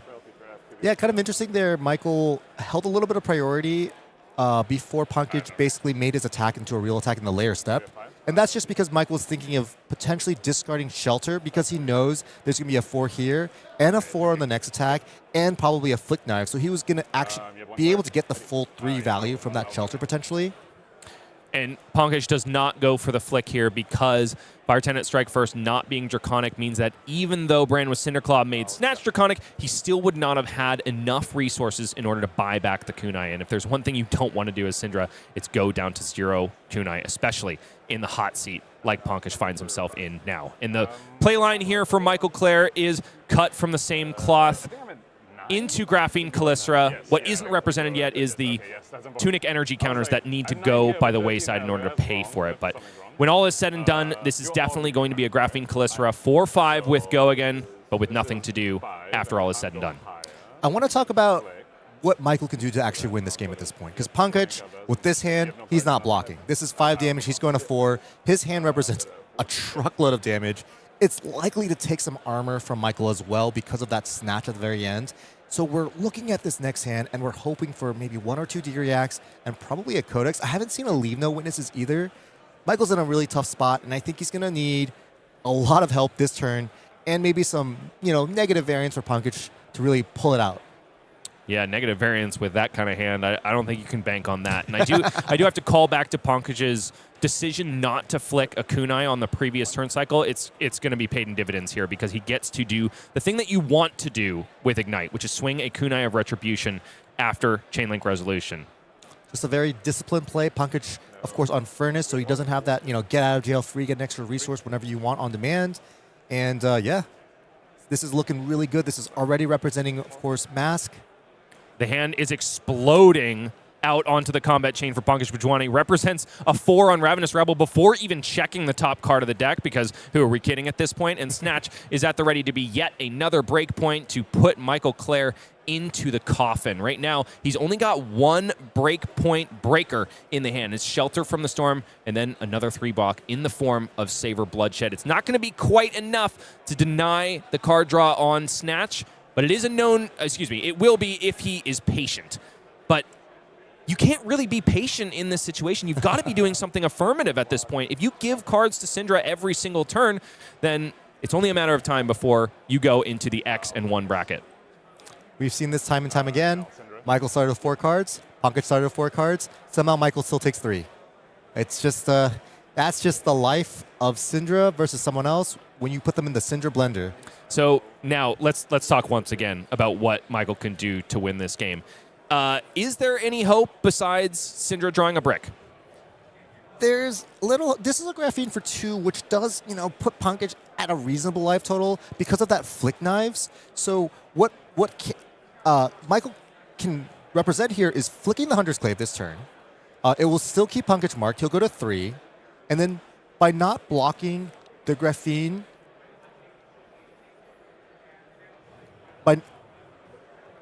Graphene Callistra comes in for 2 here. It would, of course, unmark Pankaj, so Michael, wouldn't be able to roll again unless Pankaj does choose a block here because he can see the math. With both players familiar with Flick Knives because they both have a Flick Knives, taking 2 here and the flick from the Hunter's Clave functionally puts him at 1, which means Michael just has to keep a single attack action the next turn and the Flick Knives, which, mind you, might be quite difficult.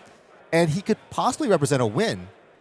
Nevertheless, Pankaj Bhojwani says no blocks here. Does have a Sink Below in the hand, so can do something in the reaction step, but first, priority passes back over to Michael Clair, who can decide to flick his other dagger, and he does. Hunter's Clave comes flying across the table. Pankaj does take 1 down to 3. Thinks now on the Sink Below in the hand. I think there's a huge chance that Pankaj can strip all of the cards out of Michael's hand next turn, but if you keep the defense reaction for the Arsenal when you're already at 1 and dead to a Flick Knives, it's almost like it doesn't exist. He has an Enlightened Strike, so it's not really true. Maybe that he wants the Arsenal or not. It's whether or not he wants to use that E-Strike and the other 2 attacks in his hand. And I think, Pankaj will be kind of walking down a narrow, dangerous, windy road. He's going to have to take Michael's hand turn after turn from here on out. It's a calculated risk. It is risky business for Pankaj Bhojwani. He is definitely putting his money where his mouth is. Brand with Cinder Claw is the first attack on this combat chain, which means that it's not going to be... Oh, excuse me. There's not 2 E-strikes in the hand. It's just the one. It's going to be Brand with Cinder Claw, another attack, and then Enlightened Strike, likely for 7. Which, don't get me wrong, this could definitely slam the door on Michael Clair, especially given the hand that he's drawn up. There is a breakpoint breaker in the form of Shelter from the Storm, the final copy for Michael Clair. So far, everything blocked out. But it's definitely not going to be anything affirmative from the Assassin player on his turn cycle. But Pankaj, on the other hand, he's representing a 2-turn clock. He can go 7 here with the E-strike. He can go 5, whatever he wants. Most likely 7 to deterministically take both cards. But these Flick Knives activations with his 2 daggers, that represents functionally lethal. Oh, boy. Card draw was the chosen mode here because Pankaj has himself Dragon Scalar Flight Path at the ready, and it will be free, and it will be able to target Enlightened Strike because it has been made draconic by Fealty. The card drawn, though, show it, Pankaj is cut through, which means that 3 damage is really going to do some work here, in addition to the Flick Knives buff that is likely going to be given to it after Kunai of Retribution connects here. I believe the door is about to close on Michael Clair. This is insane. Michael has to block 4, assuming this is 4, even if it's not 4. He has to put that Flick Knives in front of it, or he's just dead on the spot. But no, he does not. Flick Knives comes across. Kunai of Retribution does half the work, and then the buff on Cut Through is going to do it. Pankaj Bhojwani, 2-0. He is let loose from the casting booth, and he is definitely proving his weight in gold as Cindra Drakai of Retribution takes yet another 100% win rate on camera at this point in calling Seattle. Could we have expected anything different at this point, Michael? It's what won Worlds. It's what's been winning a lot. It's the most represented deck. There's a lot of accolades for this deck. There's no surprises at all that it keeps winning. These are, of course, not matchups that are free by any chance for Cindra. These are matchups that you really have to work hard, make the right decisions, and it seems like it's been paying off for both of these Cindra players. You know, it's 100% for Cindra at this point. Now only 50% for Michael, so the Mike cult is down bad. But nevertheless, we're so excited about everything coming forward in the Flesh and Blood world. There's something on the horizon that both the dev team and the player base cannot get enough of. It is, of course, the brand new Silver Age format that is going to bridge the gap in competitive play and the economy behind the game. You want a $20 ticket to a competitive Flesh and Blood event? Here they are. It's 2 chapters before you. The first one coming in January, the second in February. We are so excited at LSS for what Silver Age is going to offer players. As I said before, it's a new fab format. Commons, rares, and basic cards only, ladies and gentlemen. There is a hefty ban list as well, one that is likely to grow as we test the format in the future. Have you mingled with Silver Age as of yet? Tons. You excited for any of these new starter decks? Oh, 100%. I actually got to teach my nieces and nephew how to play during Thanksgiving. It was one of the most rewarding experiences I've ever had because they took to it. I had a 14-year-old, a 12-year-old, and a 9-year-old all playing Flesh and Blood. The 9-year-old, by the way, was efficiently goldfishing an Azalea deck. I was beyond proud of my kin in this moment, and I got to tell you, they're definitely going to get both of these displays for their birthdays coming up. Awesome. Okay, ladies and gentlemen, it's commons and rares only. That means you can play your Scarf for a Scars. You can play your Snatches.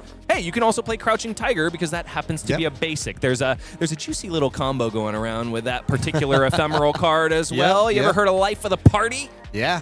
I've been attacked with a lot of Crouching Tigers that were suddenly called Crazy Brew for some reason. Which is altogether too fun. Gotta love it. And even if you haven't experienced Crazy Brew in your local meta, I encourage you to pick up that card and have some fun with it. But maybe not in Silver Age. That's more of a classic constructed cutesy play. Yep, as we mentioned, we've got Silver Age pre-constructed decks. All are going to be costing $20. All are going to include a competitive ready 40-card deck and also a pack of the brand new set that is going to make Silver Age what it is supposed to be. Compendium of Rathe is also going to be included in this pre-constructed product.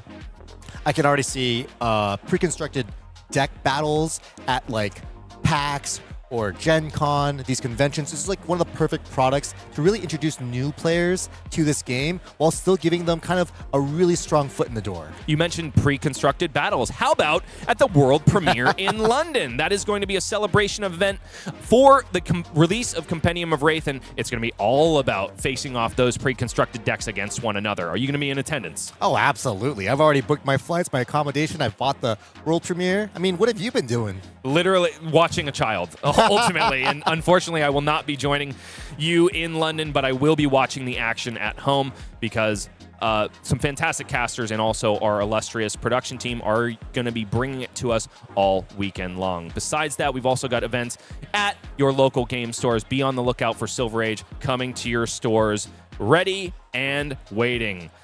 Folks, Silver Age is going to be a heck of a lot of fun. Once again, it's a $20 ticket to a competitive Flesh and Blood event, and these have been put together by some of the best and brightest at LSS. You ever heard of Team Blue Pitch members? Oh my gosh, I'm drawing a blank. Is it Xing Sang and Yes. who's the other one that's on the dev team now? I believe it's Alan? Yeah, I think you're right. So Alan Lau and Xing Sang bringing you some of the best competitors in Flesh and Blood are now designing products for you to Big play sigh of with. relief for me, though. Don't want to see them in Worlds, you know? Yeah, I know. I actually have a chance this year. Man. I'm just joking. Everybody's happy to see you in the booth as well. I can't tell you how many folks were relieved that they wouldn't have to contend with you in day 2. So Silver Age, it's coming to you. It's going to make a fresh meta on the scene. People are clamoring for it so much that LSS had to offer it before committing any development energy into it. Consider Silver Age now as a bit of an alpha release, Yep. right? No dev time has been committed to it until the release of Compendium of Rathe. That's when the format really takes shape and becomes something that LSS is proud of. Nevertheless, people want to play it, and so we're offering events here until the actual release of Compendium of Rathe, and World Tour stop in Seattle is no exception. We've got a Silver Age Battle Hardened going on tomorrow. Some folks are looking forward to that even more than the main event in Classic Constructed. You want to play some really cool heroes that have ascended out of Classic Constructed? You've got your Auroras, you've got your Chains, you've got your Kanos now, all at the ready in Silver Age, as long as you can get around the ban places list. he's still legal in at this point, you know? Well, we've also got that brand new Blitz format where you can be tinkering with That's fair. Aether Wildfire once again, but only one copy, folks. But we're not talking about that. We are talking about Silver Age, and it is coming to the Flesh and Blood world sooner rather than later. We are so excited to share with you what LSS has been working on for a number of years at this point, since the beta version, Project Blue, was thrown out onto the scene in New Zealand. Yep. Absolutely. But right now, it's Classic Constructed, all steam ahead. We'll be back with more rounds here at Calling Seattle. It's not going to be Cindra's anymore, so no more flying Draconic Blades, no more head jab cosplayers, but more Flesh and Blood after this. Ah, fuck.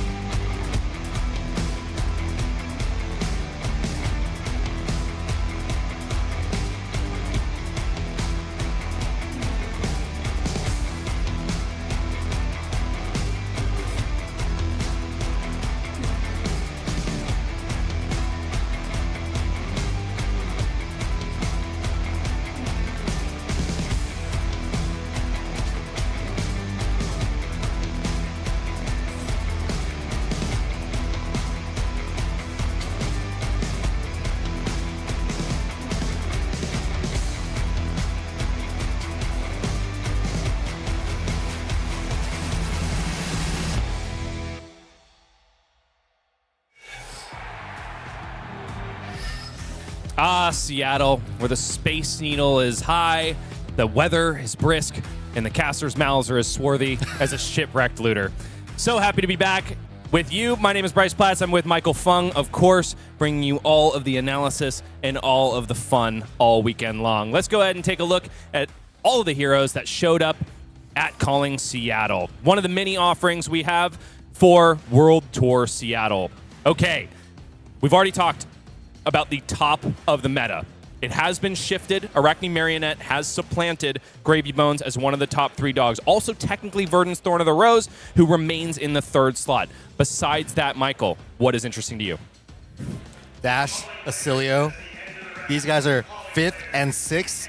We saw Dash and Oscilio make top 8 at the last calling, and now they've kind of creeped up. They weren't 5 and 6 every single calling, and now they're slowly up there. Florian used to have a little bit more of those numbers. KO too, and those guys are also getting a little supplanted. Everyone's kind of just one-upping each other in this little ladder of popularity. I also want to mention the 6 of Arachne Huntsman. There are plenty of disciples of Taylor Morrow. Taylor Morrow is also in the room, who took Arachne Huntsman to the finals at a NorCal Battle Hardened just this year. Wasn't too long ago, and contracts and silver pieces are flying all across the board. And I did not expect for us to see Huntsman having more copies than Slippy in any event this year. And yet, this is like the 3rd event that's happened. Yep. If you told me that in 2024, I would not have believed you.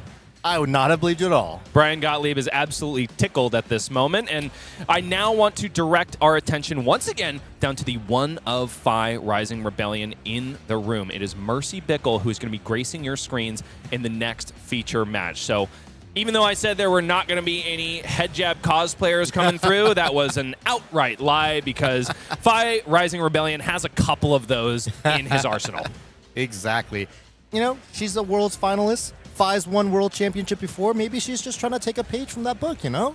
And it had massive success in the hands of Ellie Bird at the previous world championship, in which she ended day 1 undefeated. Absolutely. And notably, Mercy will be playing against a Gravy Bones, and this isn't a matchup that we see too often, and it has different dynamics. They are both Draconic Ninjas, Cindra and Phi, but in this matchup, it's very, very different. In the matchup with Cindra, Mask Momentum pays a lot of work. That won't be the mask this time. Let's see. Okay, let's go ahead and proceed down to the match area since Michael has invited us there. Shall we take a look at the helmet choice for Mercy Bickell? First and foremost, got to mention their opponent, though. First, it's Griffin Meyers from Metal Fab Tokens at the ready here. Round 3 of the Calling in Seattle is about underway. Mercy will be on the play, and definitely going to be sending some fire the way of Griffin Meyers. Now, Gravy Bones is not an illusionist, but he's kind of an illusionist. And if I think back to classic matchups in Flesh and Blood, I do think of Phi versus Dromai. Phi was definitely one of the picks if you were expecting a lot of Dromai in the meta. Do you think that the heuristics are kind of similar here? Absolutely. It's similar in the sense that if you actually care about on-hits, Gravy will give them to you. Gravy is the Santa Claus of the format. If you want to hit something and you want that on-hit, you're going to have it. However, in this matchup, Phi plays almost more like an Oscilio, a Kano. You have these one big turn with Mask of the Pouncing Lynx where you just go straight over the top of Gravy Bones and you put Gravy Bones on the back pedal for the rest of the game. Mask of the Pouncing Lynx has been a little bit out of the ordinary in these Draconic Ninjas, and I think that's mainly because Mask of Momentum just gets so much value in Cindra Drakai of Retribution thanks to the addition of Flick Knives, but man, Phi can do some nasty things. If you didn't play in the era where he was lurking in the meta, I mean, this Mask of the Pouncing Lynx is going to be worth at least 5 value. It's interesting. Phi was, of course, one of the most powerful decks back in the heyday. Won a world championship, but it's like kind of a different deck now. The critical linchpin that really made Phi decks sing, Art of War, no longer with us. RIP Art of War 2024. Died too soon, but bye-bye. No longer with us, and it really makes a big difference because you can't really have those insane turns. Like the numbers and stats that Art of War could give you, especially with the free attack of Phoenix Flame, just no longer exist anymore. blaze headlong the third chain link here as Mercy Bickell decides to go full steam ahead on turn 0. I think this is a very different decision than we saw for Michael Jaszczur against Verdance Thorn of the Rose. In this case, Mercy is saying, I know you got a lot of non-blocks in that hand. I'm going to see if I can get as ahead as humanly possible and still establish an arsenal for next turn. This is a lot of damage that Griffin just took on turn 0. This isn't turn 1 or turn 2. This is turn 0. Griffin's able to draw back. And there were definitely some non-blocking allies in the hand for Griffin Meyers. An unfortunate draw-up, especially when Mercy Bickell decides to go all gas, all face. In this case, chart the high seas is the first action for our Gravy Bones player. Not finding the complete hit, but it's not all bad. Pitch cards still found there, but at the cost of another blue from the deck. Granted, I don't think this is a matchup that is going to be going to the dregs of the deck. This is kind of a really tough start for Griffin. Taking 6 and not being able to put an ally in your graveyard. Ooh, this is not an ideal first turn. Not at all. Especially because another ally, another copy of Sawbones Dockhand remains in the hand, and it's Oyston to follow. So another situation that Griffin found himself in on turn 0. 2 non-blocks in hand, no gold to speak of in order to filter them into their watery graves. Griffin paid 3 life to keep this chart the high seas in his hand. He was really counting on hitting a yellow, get that gold, jumpstart the Gravy Bones engine, put that Sawbones in the graveyard, and of course be able to use the hook and attack again. Unfortunately, no dice here. Griffin hit 2 blues on the chart the high seas, and unfortunately had to just play a Sawbones, pass with a Sawbones in his hand, and basically IP a card.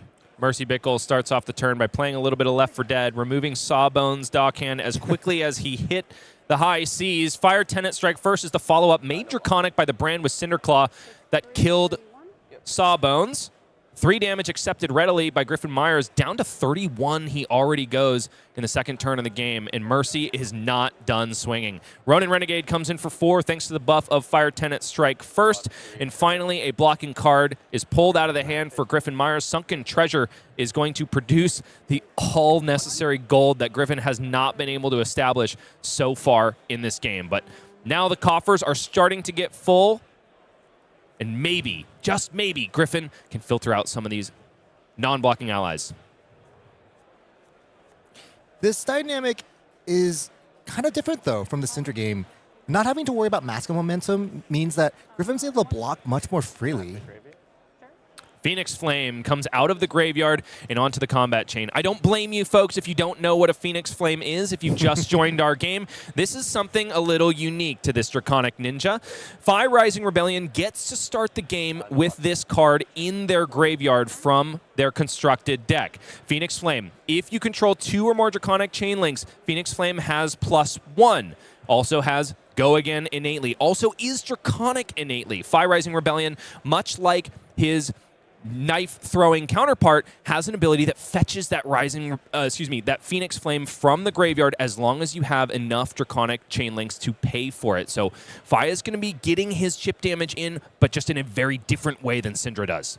And notably, Griffin did have the opportunity to Sunken Treasure that Phoenix Flame, but it felt like Mercy could have, in response, potentially have activated that Phoenix Flame in response. So really never should have had a window, but it seemed like the way Griffin was posturing, grabbing his deck immediately and flipping that Prismatic Leyline that had been blocked earlier, it felt like that's what he was intending on doing. And so Mercy just kind of, there was a little bit of a shortcut action there. And I don't really love that line anyway, because Mercy would have had the opportunity to activate 5 for free, thanks to the fact that Fire Tenant Strike first was made Draconic by Brand with Cinderclaw. So full discount on the fetch of the Phoenix Flame. Right. And I think Griffin needs the gold a little bit more than he needs to pressure Mercy's Phoenix Flame. And Mercy, wow, is finishing off this combat chain with a bang, compounding anger, completely discounted thanks to the fact that there are plenty of Draconic chain links that came before it, means that Griffin Meyers, after taking that onslaught, is already down to 24. Second turn of the game. Yeah, notably, the way that Sunken Treasure is worded, it doesn't target, it just you just choose on the resolution. So Mercy would have had to do it in response, and Griffin would have had the choice of that Phoenix Flame if it was still there, or the Leyline. But yeah, you mentioned correctly, he desperately needed that gold. Sawbones Dockhand produced out of the graveyard, given Go Again by the Compass of Sunken Depths. This is just bread and butter, gravy plays. He started with 2 cards. He's attacking with Sawbones. He's thinking of that loot the hold that's in his arsenal, wondering if this is the time to commit to it. I don't hate it in this spot, honestly. Yeah, loot the hold comes out. Perhaps the consideration is, well, it's just a really good card for enabling my graveyard on a future turn, but I gotta give the edge to the disruption at this point. But this is notably kind of different. Loot the hold is insane against Cindra, because if you take 1 card from Cindra, you're also saying we're probably removing the chances of a Mask of Momentum trigger. Against Fi, different animal, still Draconic Ninja, but kind of a different dynamic at play here. Oh, this is interesting. Another Phoenix Flame found in the hand for Mercy Bickell. Now, this is kind of where a lot of Fi decks diverge paths, right? So Love extra that word. Phoenix Flames definitely means that there are perhaps copies of, dare I say, Inflame, perhaps Spreading Flames, Flame perhaps Call Awakening. Flame Call Awakening at the ready to take advantage of some effects that will probably be a little bit more low to the ground and wider. Things like Rake Over the Coals, things like Spreading Flames, as I mentioned before. Well, also just a hedge against the fact that Sunken Treasure, C4 Salvage, these cards really make your day worse when you're a Fi player and you lose that first flame. So I think it's a good heads-up play to just have that second flame. Mercy, of course, you never really want to draw that second flame. You want to be getting it for free with the Flame Call Awakening. But here, discarding it to loot the hold, that's probably one of the best use cases of that Phoenix Flame. Okay, so even though Griffin Meyers was completely bereft of treasure at the beginning of this game, he now finds himself with 4 gold pieces to work with thanks to the connection of the Sawbones attack, getting rid of a card from Mercy Bickell's hand because of Loot the Hold, generating a gold token there, and of course, the gold-baited hook, the bane of so many Gravy opponents' lives up to this point. Rising Resentment, however, going to remove Sawbones immediately. Draconic Ninjas are sure good at burning allies, aren't they, Michael? They absolutely are. And it looks like we're coming up with Ignite here. Ignite is a kind of a different card in the Fi deck. You can't always get to swing a free dagger because you don't have them. But here with a Tunic, Mercy will still be able to kind of get that Ignite value, swing that Searing Emberblade. And of course, this marks her 3rd Chain Link, which she's now able to get back a Phoenix Flame. And more importantly, Ignite is a 2-powered card. We haven't talked about this arm equipment yet, but Tiger Stripe Shuko, that was Flick Knives before Flick Knives was cool. You know what I mean? Yeah, I hear that. Also, if Griffin has decided to be one of those Gravy Bones that likes to include Throw Caution to the Wind, Tiger Stripe Shuko does have a normally pretty innocuous bit of text. It says on it, damage can't be prevented if Tiger Stripe Shuko has been triggered on this chain link. So does some serious work, especially in the Enigma days of old. Searing Emberblade blocked entirely by Tip the Barkeep, and Phoenix Flame is to follow. Comes in for 2, go again, and damage cannot be prevented on this chain link thanks to the Tiger Stripe Shuko that has been activated. Balance of Justice blocked for here by Griffin Meyers. What do you think about this inclusion against Fi? Well, the real thing that can be prevented, the real on-hit that's represented here is Mass of the Pouncing Links. I'm not sure this was a great turn for Mass of the Pouncing Link just because there are no modifiers at play, so there's no Spreading Flames, there's no Rake Over the Cold, and Shuko's already been triggered. Oftentimes, Fi players will want to get to that 7. 7's kind of the magical number, the minimum threshold you want to get when you convert that Mask of the Pouncing Links into an attack. Either it be a Salta Wound, it be something like a Lava Burst. You want to hit 7. Chart the High Seas resolved for the 2nd time this game and hits big. It's a Prismatic Leyline plus a blue found, so both modes active for Chart the High Seas, gold token generated, and a blue thrown into the pitch. Looks like gold-baited hook wanting to be activated here. Griffin does find himself a copy of Conqueror of the High Seas, one of those cards that can really turn the tide against Mercy Bickell. I love the line of Conqueror of the High Seas into Establish Oisin, Swing Oisin, but Griffin wants to go back into the well and go resource positive, see if he can make something even nastier, and he is doing it right here, folks. Already 3 gold pieces burned immediately in order to get an ally in the bin and also get the resources he needs to make this turn even nastier. He's still 1 resource short from doing fun things here. Definitely still possibly wants to send that Conqueror. He originally, if he didn't crack any gold, Conqueror into Oisin, clean turn. But by cracking more gold, he's increasing the potential of something fun. And so far, the fun begins with Sawbones' Dockhand, and then, of course, Avast Yi, another one of those ally enablers, but in this case, it's not going to offer disruption like Loot the Hold. It's going to offer Go Again. Sawbones' Dockhand, the attack paid for by dead threads and also beefed up by a gold-baited hook. This is 6 Go Again. No disruption offered, but the threat of yet another swarthy zombie coming onto the board is at the ready. This is not the most ideal case use of Avast Yi, but it is something that Griffin has decided here intentionally so he can arsenal that Conqueror for a future turn, maybe when Mercy does have an arsenal. Now, correct me if I'm wrong, but it feels like Conqueror of the High Seas is one of those cards like Bloodrush Bellows that you really want to pack a big hand in order to enable to its fullest effect. Like, don't get me wrong, 2 cards in the pitch, 8 coming for your arsenal is not bad, but you really need extra action points and extra things to do in order to meet its maximum capability. It's a flexible card. Sometimes you just crack a gold and you send it for 8, and that's your entire turn. You got to do what you got to do sometimes in these matchups as Gravy. You really kind of just have to play with the cards dealt. When you're being fatigued, yeah, it's definitely a card you want to set up for some more damage, but that is definitely not a concern here. It might be a concern, but it's not on top of the priority list. Mercy Bickell has just drawn up one of my favorite cards in Fi. It's Rowdy Locals. Seems like an innocuous blue, but oh boy, when you have a card from your graveyard that you can fetch at instant speed, one that you prefer to be in your graveyard, mind you, Rowdy Locals becomes a disruptive effect that is also incredibly hard to block. It's going to get +2 if it's defended by an action card, and also when this hits a hero, you get to discard a card, and if you do, they also discard a card. You know what's fun to discard, Michael? Phoenix Flames. And this card is a power too, so sometimes it comes in for 3 because of the Shuko, and it's a blue block 3. This is a perfect card for Fi, and definitely one of the cards that Fi is able to fully use, but Cindra can't. In this case, it might be doing blocking duty because even though Fi is cut from a different cloth than Cindra, they're still Draconic Ninjas, and they still don't block so well. It would be attacking for 3, assuming there's a Phoenix Flame on the combat chain, but then it wouldn't really have the on-hit. It's arguable maybe the on-hit's not even that good against Gravy. And of course, Mercy does have that blue. I think it's a Rising Resentment. So she already has that blue, kind of do her bread and butter turn of Searing Emberblade, some other card. I think she has a 1-cost Mounting Anger in her hand. She's able to get that Phoenix Flame next turn as well. So she's just kind of making a decision where, hey, I kind of want to just be healthier.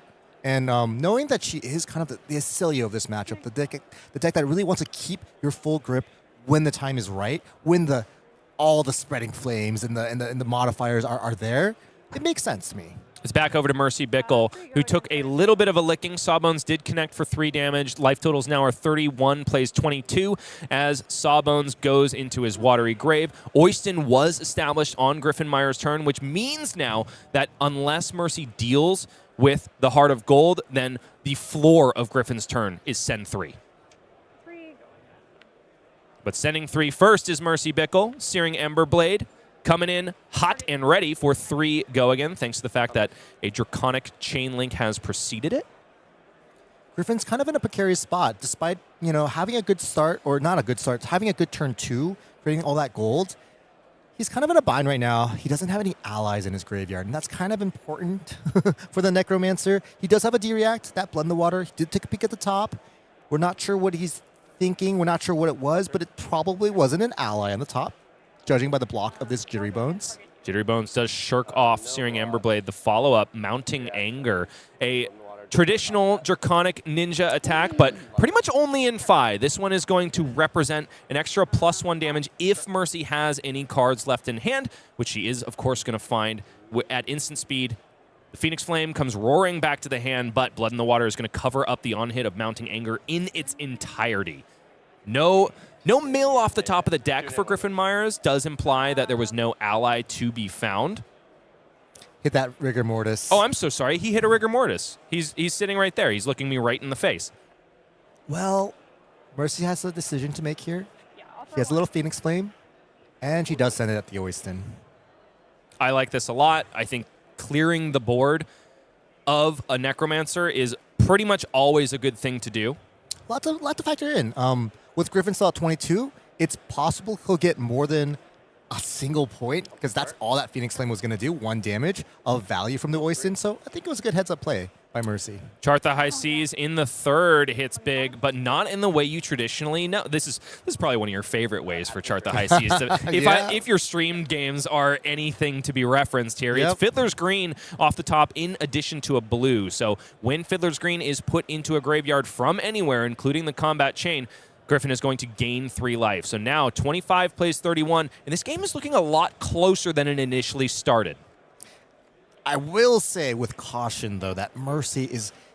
the tension is rising. She's just looking for that one window, the right slew of cards to just pop off with the links. So while Griffin may be at 25 and the life totals aren't too far right now, all it takes is that one explosive turn for the tables to truly be turned. Well, here's a card that is going to complicate that setup potential of Mercy Bickell. It's Conqueror of the High Seas. Going to be 8 go again, but maybe Mercy astutely not arsenaling until she sees at least one copy of this card. Granted, the hands haven't really broken that way, but Conqueror of the High Seas is a lot less threatening when you are an aggro deck without an arsenal. So not only is no disruption threatened here, but also no gold pieces for Griffin Meyers. One of the things that you have to consider very highly when you're playing against Gravy Bones. Yeah, Mercy has finally drawn what I call the modifier. So she has a copy of that Spreading Flames that we can easily see from this angle. But her whole hand blocks too. And this hand doesn't have a blue to take advantage of Searing Emberblade and potentially the Dragon Scalar Flight Path, which often is used in this matchup to give the Emberblade go again, so you can swing with it twice, ideally for 4 both times because of a modifier like Spreading Flames. Also, her Tunics come at 1, go into 2, so not ready for that real pop-off, so to speak. This is probably just going to be an okay turn. She's kind of bailed up at that Ignite. And she's just going to take some damage from this Anka, this Conqueror. She's not blocking. Her whole hand blocks too. Yeah. Hunt to the Ends of Rathe does seem like an interesting inclusion to me in Phi. What do you think about that card? Well, it's definitely really good if your opponent's name is Marionette or Arachne. And there are a lot of them. Second most represented deck. So this is a great meta call. This is a card that you can even play in Cindra to a lot of avail. Occasionally your opponent is marked. Very rarely will you get that benefit if your opponent's not Marionette. Here, it's just a consistency, like an engine card.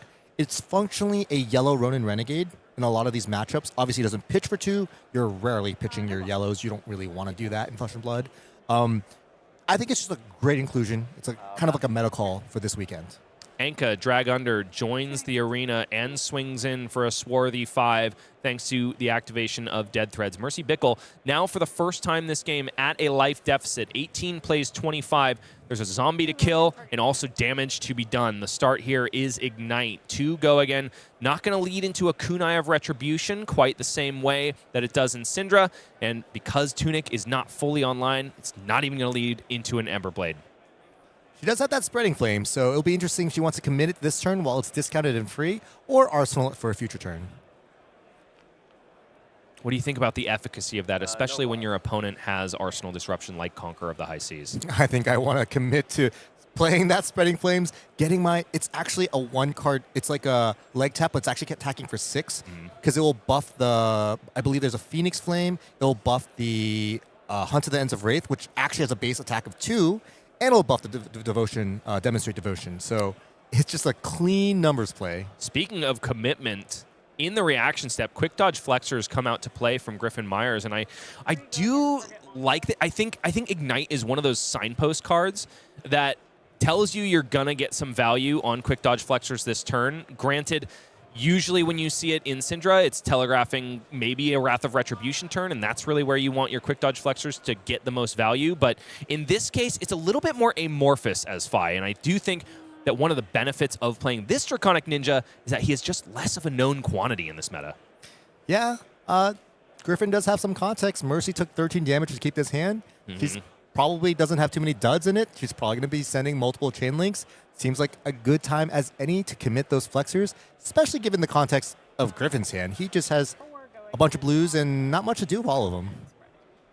Okay, looks like Hunt to the Ends of Rathe is going to follow up. No, it's not getting the +2 buff because the opponent is marked. Instead, it's getting +1 from Tiger Stripe Shuko. It's also getting +1 from Spreading Flames. We've talked around Spreading Flames a little bit, but it is going to buff up every card that has base power less than the number of Draconic chain links you control. So in this case, Hunt to the Ends of Rathe is 2. There are 3 Draconic chain links, gets that +1 from Spreading Flames. And Quick Dodge Flexors keeps doing its blocking power, and with more resources in the pitch, I think it's going to be doing even more after this. And I'm doing a mental calc every time she has these turns with a modifier like Spreading Flames, and that's Salt the Wound and Lava Burst, and how much damage each of these would do. In this case, if she does commit Mask of the Pouncing Lynx, the Lava Burst would only be coming in for 6 because the Tiger Stripe Shuko buff has already been expended on the Hunt to the Ends of Rathe. And Salt the Wound also doesn't look too hot here, as she's only, I believe, hit with 2 chain links. This would be the 3rd chain link she hits with, and now we start getting to Salt the Wound coming in for potentially 5. But nope, it's also blocked out by the Flexor. So this is probably not a turn that the Lynx is going to be committed. A curious choice that it was not committed on the Hunt to the Ends of Rathe. One of the risks you run in running Mask of the Pouncing Lynx is after you get to a certain point, your opponent, like Griffin, is just going to block out every chain link that comes later. So therefore, you no longer have a window to activate Mask of the Pouncing Lynx. Mask of the Pouncing Lynx is only breakable on the connection of an attack action card. So in this case, Griffin puts a ceiling on the turn of Mercy Bickell and perhaps punishes the choice not to commit Mask of the Pouncing Lynx when she connected on a previous chain link. Yeah. There weren't too many windows to really abuse it. So it was just that one attack that Spreading Flames hitting for full value. And, you know, I think she's going to be able to find a better turn. I truly do. She's at 18. She has plenty of life to work with. Griffin doesn't look like he's going to be doing too much damage here. There's no Conqueror. And honestly, being at 23 with a Lynx hat against a Lynx hat, he's functioning at like 18, 17, maybe even 16 life. He's in more danger than life totals would suggest. In the hand for Mercy Bickell is a huge payoff for fealty. She has been able to establish one of those legions of tokens in this game. The payoff card is, of course, Dragon Power, which is going to get a hefty buff if it is made Draconic. But going to have to fight through Chum-friendly First Mate, the terror of the Blackwater in Flesh and Blood first. Chum is potentially going to put yet another ceiling on a Draconic Ninja turn and force a lot of damage into it. Going to tank 4 Griffin Meyers life total. Mercy's not on massive momentum. This Chum is actually going to take 6 damage or be ignored, but whatever it is, it's going to be annoying. It's not like Cindra. Cindra can more cleanly deal with Chums. In this case, we call this the classic 2-card 10. You have a blue, Call to the Grave, you grab the Chum, you attack for 4, and he's going to block for 6 life. This is kind of the bread and butter of what Gravy Bones does in this format. And if you can't beat it, you're going to have a hard time. Yeah, in addition to completely destroying combo turns, Chum is also essentially a Titan's Fist on a stick that you don't even need to pitch for. There's a reason people hate him, even though he's friendly. Not so friendly for the opponent, you know? No, definitely not. Friendly to his master and only him. Gravy Bones, the commander of all things dead. 4 damage still on the combat chain here from Mercy Bickell. 23 plays 18, but that could change at the end of this turn cycle here. 2 blues found in the hand for Mercy Bickell. Actually looks like 3 blues. Is it Dragon Power, Rowdy Locals, and what's... No, I think it's Hot on Their Heels and Mounting Anger. It's yeah, a so blue? The Dragon Power is also blue, and the Mounting Anger is also blue. The Mounting Anger's blue? What the heck? That's what Fi has to do. This is why Cindra is such a much more consistent deck, right? You don't have to play all these blues. Fi's weapon costs 2 resources, and kind of is a cost sometimes. But the benefit is you do get to play some of these more powerful 1 costs, like Mounting Anger, like Spreading Flames. So Mercy has to think about converting every single card in the hand, and that is tough when the majority of the cards in hand are blue. Usually you can do that on defensive duty, but when your opponent is only swinging for 4, it's something that you don't really want to fully commit to. And she also has to decide if she wants to kill this Chum. It's not necessary. You can kill the bigger guy, the player himself, and that functionally kills Chum. So there's decisions to be made here. And her blocks this turn will really dictate the pace of the rest of the game, because you really have to commit at this point to not killing the Chum, whatever it is. You kind of have to be all in. You can't really, go halvesies on each direction, because that's really the worst outcome, so to speak. The call is no blocks for Mercy Bickell. I think she is definitely all in at this point. Tunic goes to 3. We get going on this turn. Even though the life totals are favoring Griffin Meyers, if there's one thing I know about Mask of the Pouncing Lynx, It is just damage lying in wait. So part of Griffin's strategy, I think, at this point is to keep the life total high enough to survive that onslaught no matter what, and then maybe clean up the rest of Mercy's life total with the allies that he's able to establish. Griffin, even though he was off to a bit of a rocky start, has definitely found the comfort zone in this game. Mounting Anger in the blue, going to connect with the friendly first mate. Down to 4 life he goes. No activation for Griffin Meyers. Says, yep, if you're going to kill it, just kill it. Hot on their heels, going to clean it up. I would be thrilled if I were on the on Griffin's side here as a Gravy player. My chum ate 6 damage. Exactly what it's meant to do, right? Exactly. And also dealt 4. That's off the charts value. Searing Amberblade, the follow-up here. If you're wondering why that hot on their heels in the second chain link came in for 4, it is because of the on-hit of Mounting Anger. So even though it was in the blue and it costed 1, it did convert for a total of 3 value. Mounting Anger allows you to banish a card with 0 cost from the hand, and it'll give it +1. Hot on their heels, of course, has 0 cost, thereby comes in for 4. If Mercy is able to swing another attack with 2 or less base power later on, it'll come in for a total of 4 value at that point, because Tiger Stripe Shuko will do its work. And where would she find another attack with less than base 2 value? Oh, hold on. Let me go back into my memory banks. What are we talking? We talked about Phi. He does things different. The Phoenix Flame in the graveyard, Michael. Looks like she heard you. She's sending that guy in right now, and it's coming in for... There we go. You heard it here first, folks. I'm piloting Mercy Bickell. I'm definitely the World Championship caliber player. Not her. No, I'm just kidding. Mercy and is damage can't be prevented on this guy too. That's 100%. important sometimes. 100%. Sometimes. Not with the hand that Griffin Meyers is holding, though. Nope, not at all. No allies in the hand. Does look like a Saltwater Swell. Was that another Loot the Hold I might have captured? Bottom line, it's a lot of blues that are going to unlock the graveyard, but not a whole lot of allies lying in wait there. It's just the Rigor Mortis sitting there all alone in the black water. Dragon Power, however, is going to be made draconic by the fealty token that was there at the beginning of the turn. So now it's a blue that's coming in for 5. That's not too bad. Yeah, it looks like Griffin is holding on to this Loot the Hold, so there is possibly a chance he actually will commit it and play it this turn. He does have an Eye of Ophidia. That guy is most likely going to get pitched immediately. Maybe to create a gold, to set up that Jittery Bones that he also has in his hand. He's going to have a fun turn with that Eye of Ophidia. It does a lot of magical things. 2 damage comes across after 1 card is committed on the Dragon Power. 14 plays 16. All of a sudden, the life totals are very even. But just like Verdance, Thorn of the Rose, you can't take them at face value when a Mask of the Pouncing Lynx has yet to be popped. Eye of Ophidia going immediately into the pitch zone, finding a Swabby and a Tip the Barkeep on top of the deck for Griffin Meyers. Got to imagine that Swabby is going to be destined for the bin. Yes, card drawn is a blue for Griffin Meyers after the opt is locked in. This is just a clean play. Attacking with that Jittery Bones, getting that free value. Jittery Bones comes in. It's a 2-power attack, but you have the opportunity to discard a card with Watery Grave from hand or the top of the deck. So Swabby finds his way into the yard, and this Jittery Bones gets go again. And once the combat chain is closed, it's going to unlock all of those zombie boys. It's hard to say how cool this is. This is Snatch with Go Again that gets you a resource. When you put it that way, sign me up. 2 Go Again still has to be considered by Mercy Bickell, who's got one of those Mask of the Pouncing Lynx targets in hand. It's Salt the Wound, which is really one of those cards that you want to leave in the deck to be fetched out by Mask of the Pouncing Lynx as a combo finisher. Bit of a clunker. Mm-hmm. I see an Oath of Loyalty and no other Draconic attacks. I'll activate Compass. That's what we call in the business a yikers, Michael. Really good Compass use here by Griffin. He has 2 different lines he can take. He can play that Swabby, play Loot the Hold, attack with the Swabby with Loot the Hold effect active.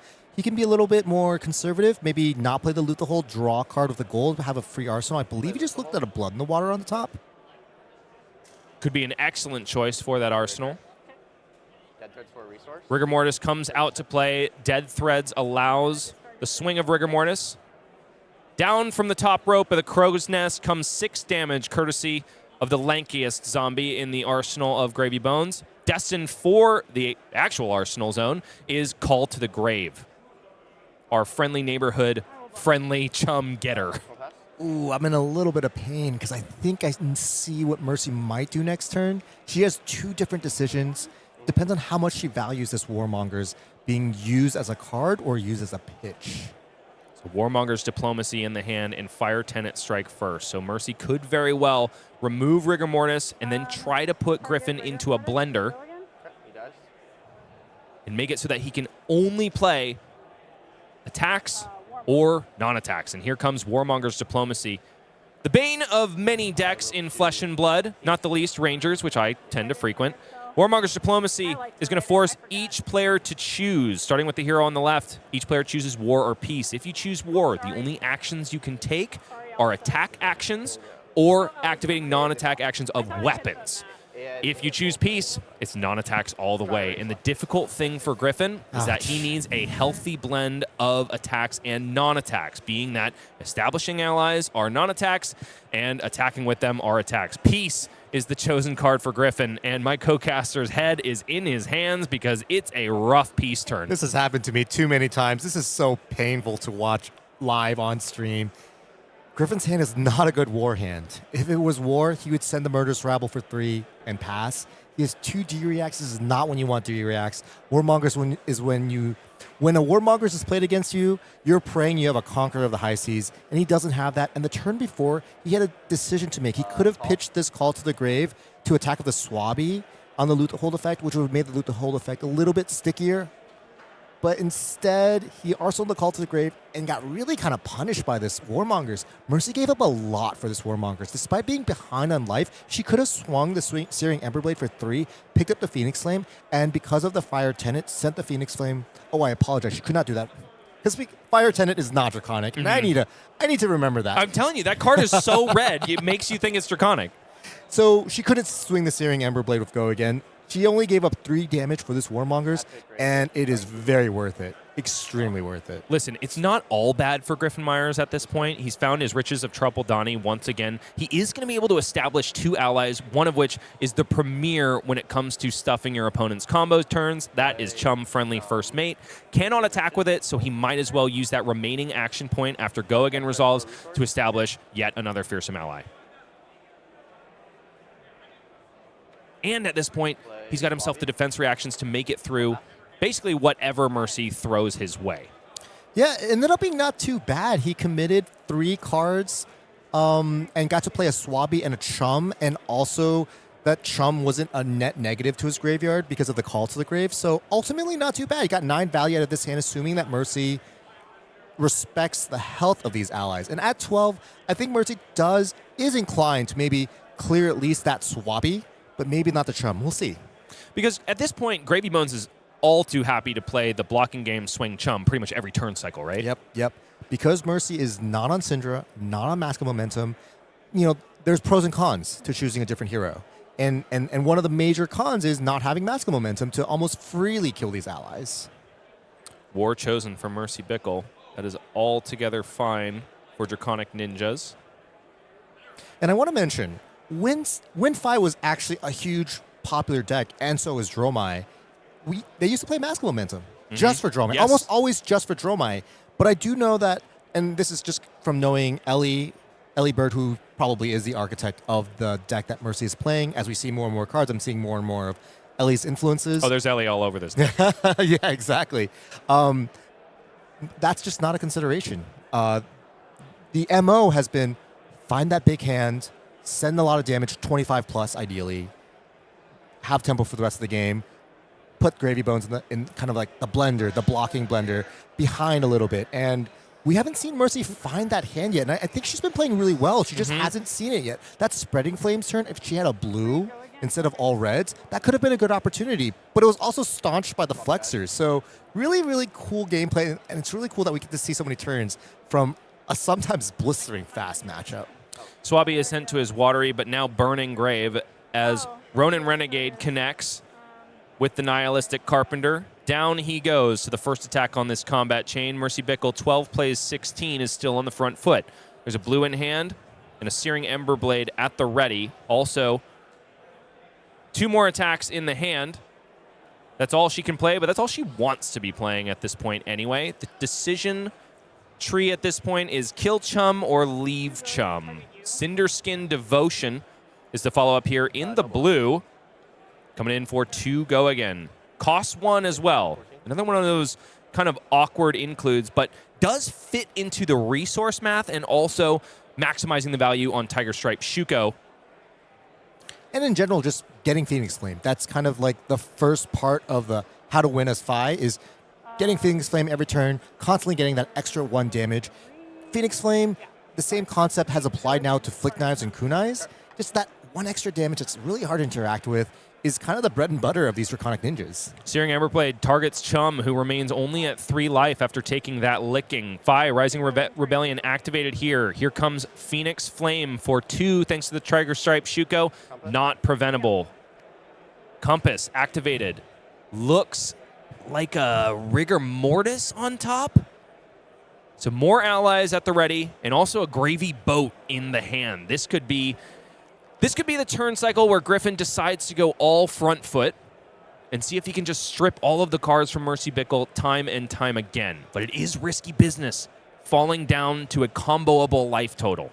I think there's a Conqueror in his arsenal, too, from a couple turns ago when he had the opportunity to send it with the Oyston, but then just committed a Sawbones. I'm not sure. No, I'm sorry. This was the turn right after the Warmongers. There is a D-React in his arsenal. That's right. It's Blood in the Water. That's right. And this is not what you want to Blood in the Water. This is just an annoying 2. Yeah. Griffin's already kind of getting a heads-up feeling that, well, Mercy probably is going to send our last attack at this Chum, which already has 3 damage on it. So he's kind of like making plans, and he's realizing maybe I can't even spend my entire hand, perhaps. He's kind of in an awkward bind, right? Because he has this Conqueror, which costs 4, and then the only ally he has available is the Swabby. So that would be 9 resources to commit both threats. But he's not able to fulfill the condition of putting a blue in the graveyard, unless maybe he had a blue on top, but there isn't a blue on top. So I'm kind of curious how he's going to play that turn. He has kind of like the alternate style. Mercy Bickell thinking on the connection of Hot on Their Heels on Chum, thinking about the trigger of Mask of the Pouncing Lynx, because it says when an attack action card you control hits, not when an attack action card you control hits a hero. At this point, Mercy is at a crossroads. Yes, this is not the maximum amount of value you could get out of Mask of the Pouncing Lynx, but the door is closing. Time is not forever at this point when you're sitting at 12 against the Gravy Bones that just kept a 5-card hand. I believe she blocked with the Salto Wound, so that's no longer available, but that would have been a really good Salto Wound opportunity. Lava Burst would have only been 5. Shuko's already applied, and there's no other modifiers. So I think she correctly assesses maybe she can wait 1 more turn. Gravy Bones activation puts the second copy of Rigor Mortis into the bin, found on top thanks to the Compass of Sunken Depths. Murderous Rabble coming in, not quite for max value, but it's still a blue that says 2 go again and enables your graveyard, which is really fearsome at this point. Rigor Mortis and Swabby are doing a fist pump in the grave, absolutely ready to come and do their dirty work. This is going to be a sick turn. This is going to be 2, 8, 6, 14 damage. Mercy's at 12. Something's got to give. Now, Griffin activated Compass on his opponent's turn. Can you briefly give me an overview of what is the heuristic for Gravy Bones? When do you activate Compass and why?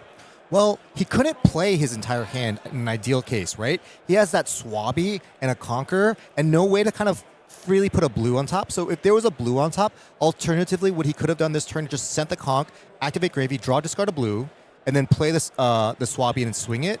But seeing that there's a Rigor Mortis on top instead, let him do an alternate playline where instead he discards that Rigor Mortis and is able to attack with this Murderous Rabble, so functionally getting 1 more damage than the other line that we just talked about. And of course, still keeping the Swabby in the graveyard. So it's just more, he didn't really have anything going on, and that kind of opened up some of the windows of play. He also, knowing that there was a Rigor Mortis on top, the Blood and Water in his arsenal now can be 6 if needed. So just a good time to use Compass, I believe. I am distracted from what you were saying because of that dashing young fellow on the combat chain. That is, of course, the upside-down Dragon Scalar flight path from Mercy Bickell, but I tend to think that is her cat and that she hired somebody to do a fashionable photo shoot for her. That is a dashing young fellow. Shout out to all you fab cats out there.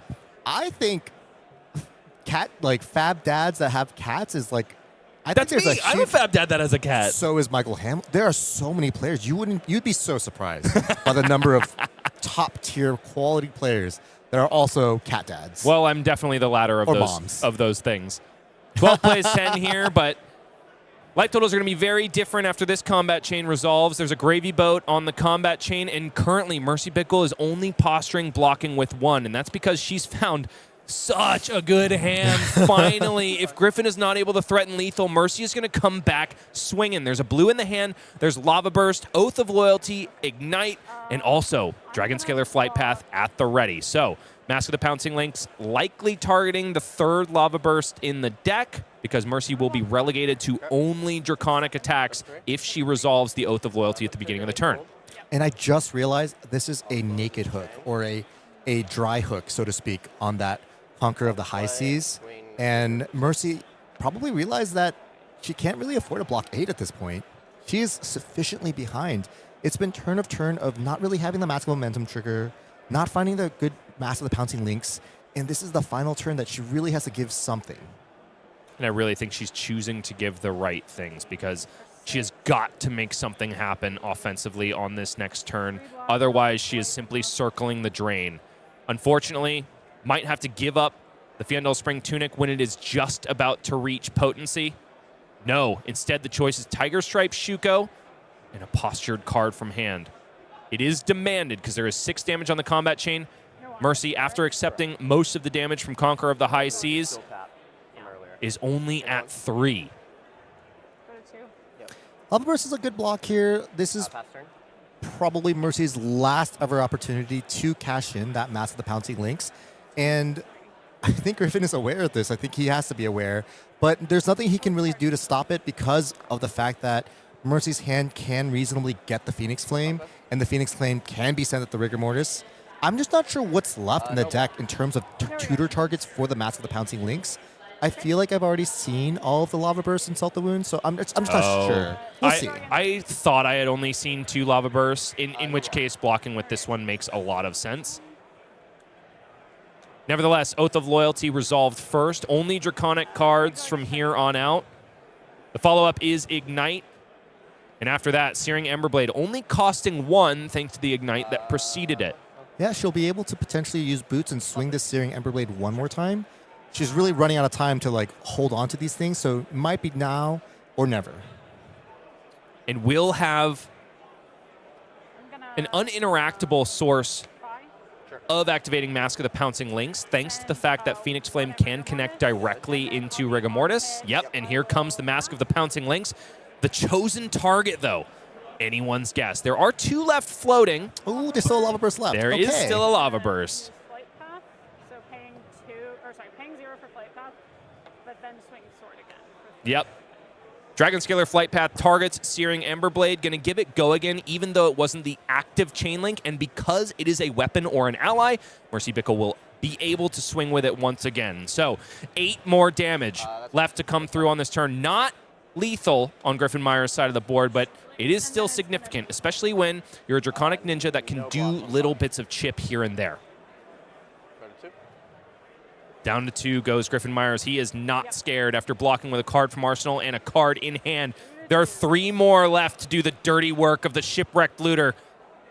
There's some swarthy business coming Mercy Bickell's way, and it all comes down to this potentially final turn cycle. I think she'll be blocking. I think she's going to be in blocking mode, and the script has been a little flipped. We see Draconic Ninjas put you in the blender and force you to start blocking. They don't really want to be on the other side of this. They're not very good. That's The final card, the first card drawn this turn is a Conqueror of the High Seas. Griffin Meyers is heading his way into round 3. If I may be, round 4, feeling really good. If I may be so bold as to make a prediction. His head doesn't perfectly play off of this Conqueror, to be completely honest. I think he's still looking for just something else. Maybe a Chart the High Seas would be insane here. An extra blue? How does that shake out? The resources still doesn't work out perfectly. Oh, I apologize. He can grab a Rigor Mortis with this Call to the Grave. Ooh, it's looking like 14 damage coming at Mercy's way. And even if her entire hand blocked 3 each, she would still have to commit the Tunic to not be deceased. So This is looking like a rough one. Mercy's in a bad spot now. Griffin Meyers trying to get the latest collection for his undead crew, and it's looking like Phi Rising Rebellion could be just the latest in his kill list. 8 go again here. Conqueror of the High Seas not threatening disruption, but instead threatening the best on hit.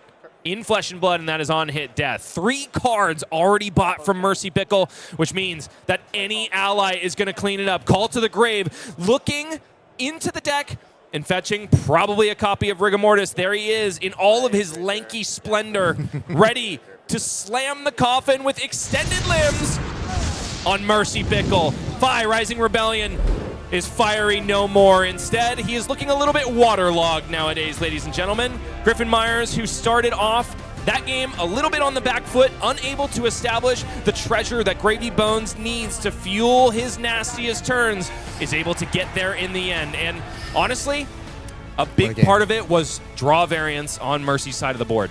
What a game still. At one point, it was 40-24, and Griffin, no allies, no gold, nothing. That was the start of the comeback tour, so to speak.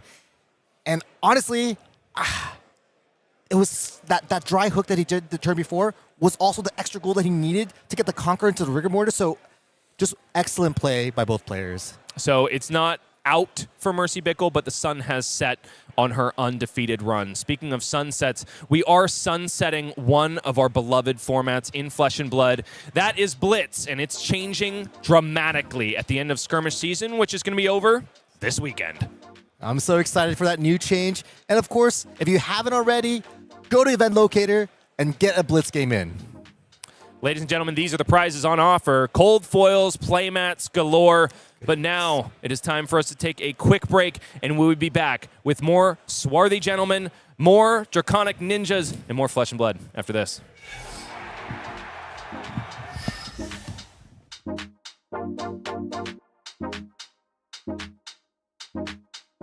If you come on over here, we could be on the same side. Same side, same side. Same side, same side. Same side, same side. Same side, same side.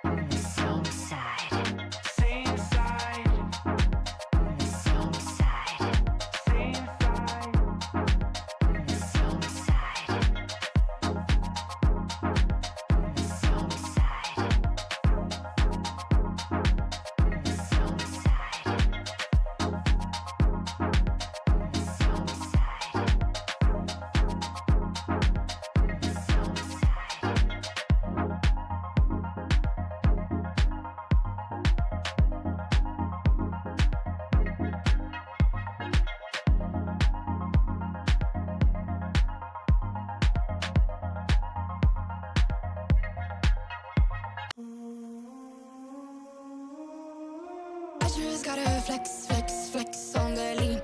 I just wanna rap, rap, rap to the beat. I just wanna back, cause I'm mean. I just gotta go back, I'm a freak.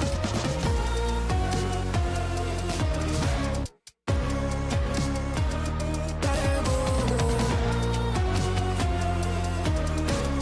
I just wanna rap to the beat. Move of emotion, they drunk at their problems. They always on road and they starting. She knows cause she's the same. She's trying to stop playing games. Move of emotion, they drunk at their problems. They always on road and they starting. She knows cause she's the same. She's trying to stop playing games. Where the people at, what they really want to know. Who's your lovers and who are your bros? Who are the enemies you do keep close? Who are the people that you shouldn't know? Where the people at, what they really want to know. Who's your lovers and who are your bros? Who are the enemies you do keep close? Who are the people that you shouldn't know? I just gotta flex, flex, flex on the lean. I just wanna rap, rap, rap to the beat. I just wanna back, cause I'm mean. I just gotta go back, I'm a freak.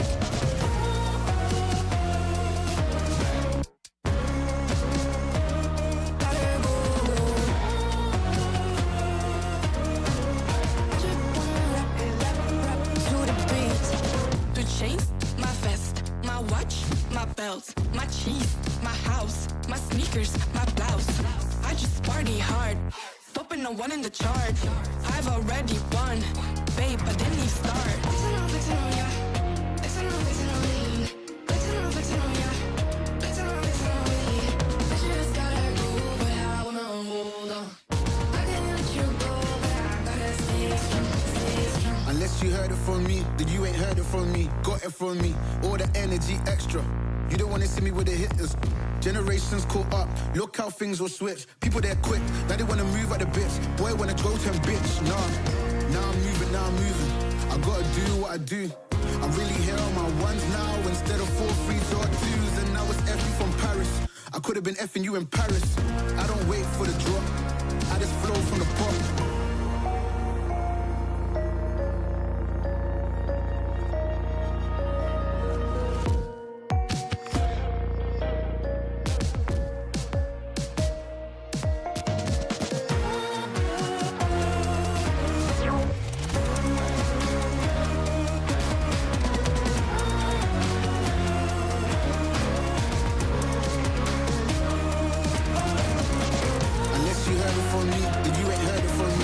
From me, all the energy extra. You don't wanna see me with the hitters. Generations caught up, look how things will switch. People they're quick, now they wanna move at the bits. Boy wanna go to him, bitch, nah.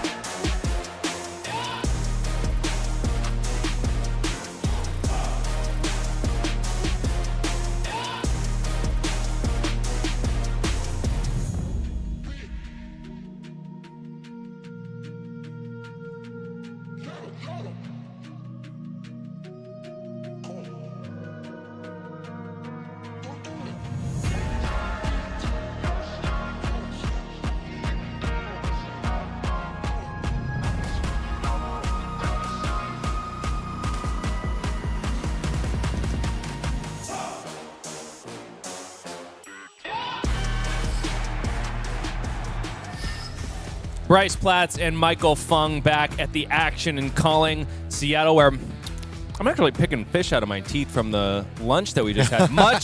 like Mercy Bickell, who now sleeps with them Oh. after going up against Gravy Bones, Shipwrecked Looter, and falling to his dockhands over and over. You thought I lost my way there for a second. Yeah, didn't you? I thought, no. I wanted to know where you're going, but dang, that was good.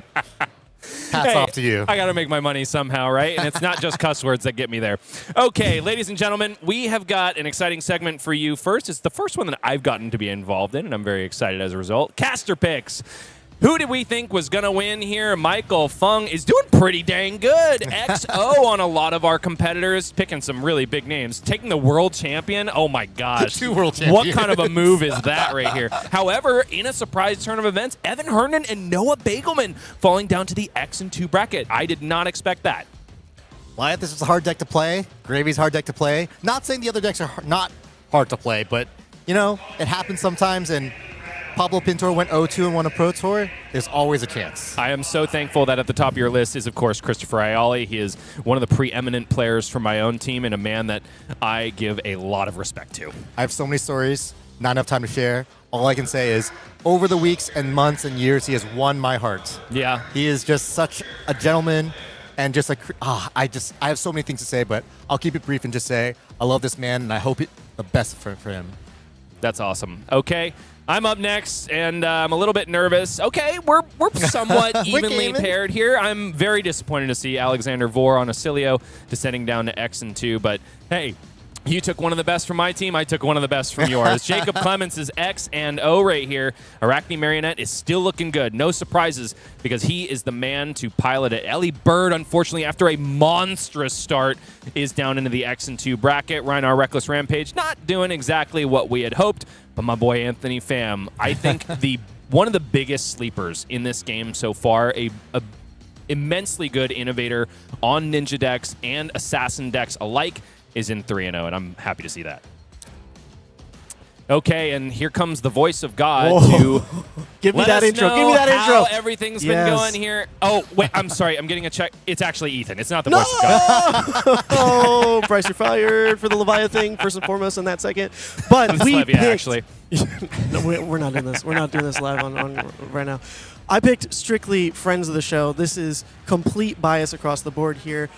So everyone here, good friend, or at least someone I've very much appreciated the interactions that we've had. Mercy, who we just saw, now at 2-1. Jude Cornett, relative local. I mean, he's from the Portland area. Very talented player, one of the young guns, but unfortunately at 1 and 2. Simon Nielsen, who I didn't even know he was here this weekend, but he's been bouncing around in the States for, I think, 3 weeks straight, and showed up at this calling.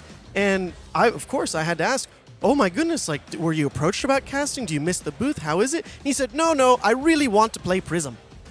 That's it. Forget casting. I want to play Prism. So he's here. He's playing Prism, and he's 2-1. Love to see the representation out here. Then we've got Pankaj, who is continuing on that feisty run. 3-0. We'll check in on him, I hope, deep into day 2. I mean, I said he was going to win the whole thing. I have so much faith in this man in the booth, apparently on camera as well. He's just amazing. And then another good friend of the show, Will Bradshaw, just one of the happiest people around. Maybe not so happy that he's 1 and 2, but genuinely smiley and a very good time to meet on the floor. At any event, go say hi. All the card guys are pretty great. That is it for Caster Picks. Back to you all. Speaking of which, Ethan, I really think it's lovely that you took such a gorgeous photo with you and Cody Williams there. I think you treasure that so much. I'm surprised it hasn't made its way onto the pod yet, but it is what it is. So, folks, are we ready for more Flesh and Blood or what? Let's do it. Okay, let's do it. We're hanging loose, and we are psyched here in the booth at Calling Seattle. Let's go ahead and proceed on down to the match floor, where we're going to see our first look, at least this weekend, on Oscilio Constella Intelligence, a deck that has stolen my heart and so many hearts before. In this case, it's going to be piloted by Timothy Wang. 3-0 going into round 4 here, and on the play against Thor Hoffman, a cooler name I have not heard, on Arachne Marionette. The lightning is definitely not in the hands of the Nordic god, I guess, in this case. This is a matchup we didn't really think about. We didn't really think this was going to be a matchup we would see so often, but it's quickly becoming a staple of this format. Marionette, second most represented. Oscilio, fourth or fifth most represented. This is going to be something we see more and more this weekend, I bet. Now, Michael, you and I both kind of thought in our production meeting that this was Oscilio's weekend. He keeps top 8ing, he keeps losing to a little bit of gem luck or a little bit of bad variance in the game. What makes you back this horse ultimately? The deck has something that old Flesh and Blood had a lot of, and new Flesh and Blood has very little of. And that's these offensive overlap turns that doesn't require Art of War, doesn't require Blood Rush spell, doesn't require those traditional pieces to kind of go over the top. It just has that engine with the Lightning Greaves, Instance, Gone in a Flash, Blast of Oblivion. That combo potential is only really rivaled by Kano in terms of really setting your life total to 0 really quickly. And it's hard to play against decks like this because you're constantly under pressure of potentially just dying. And especially with Flash of Brilliance plus that Sigil of Brilliance, that is literally converting your Flash of Brilliance to basically a tome. And so all of these elements and the player base kind of getting better and better at Oscilio, the deck list becoming more and more refined, it's the perfect storm. The combo potential is already live for Timothy Wang, who has found himself the first copy of Gone in a Flash, and also the ability to spend a lot of instants on the next turn if he decides to do something like block with Flash of Brilliance. But before we get into all that, I do want to touch base on the Stalker's Steps in the equipment area of Thor Hoffman. Even though the Arachne Armory deck isn't on display with the namesake hero, nevertheless, Stalker's Steps is making its way into the deck for Arachne Marionette, predicted, of course, by my illustrious co-caster earlier on in the day. This foot piece is going to be at attack reaction speed, giving a stealth attack go again. Also has a cheeky little bit of Arcane Barrier, a nice little bit of subtext on it.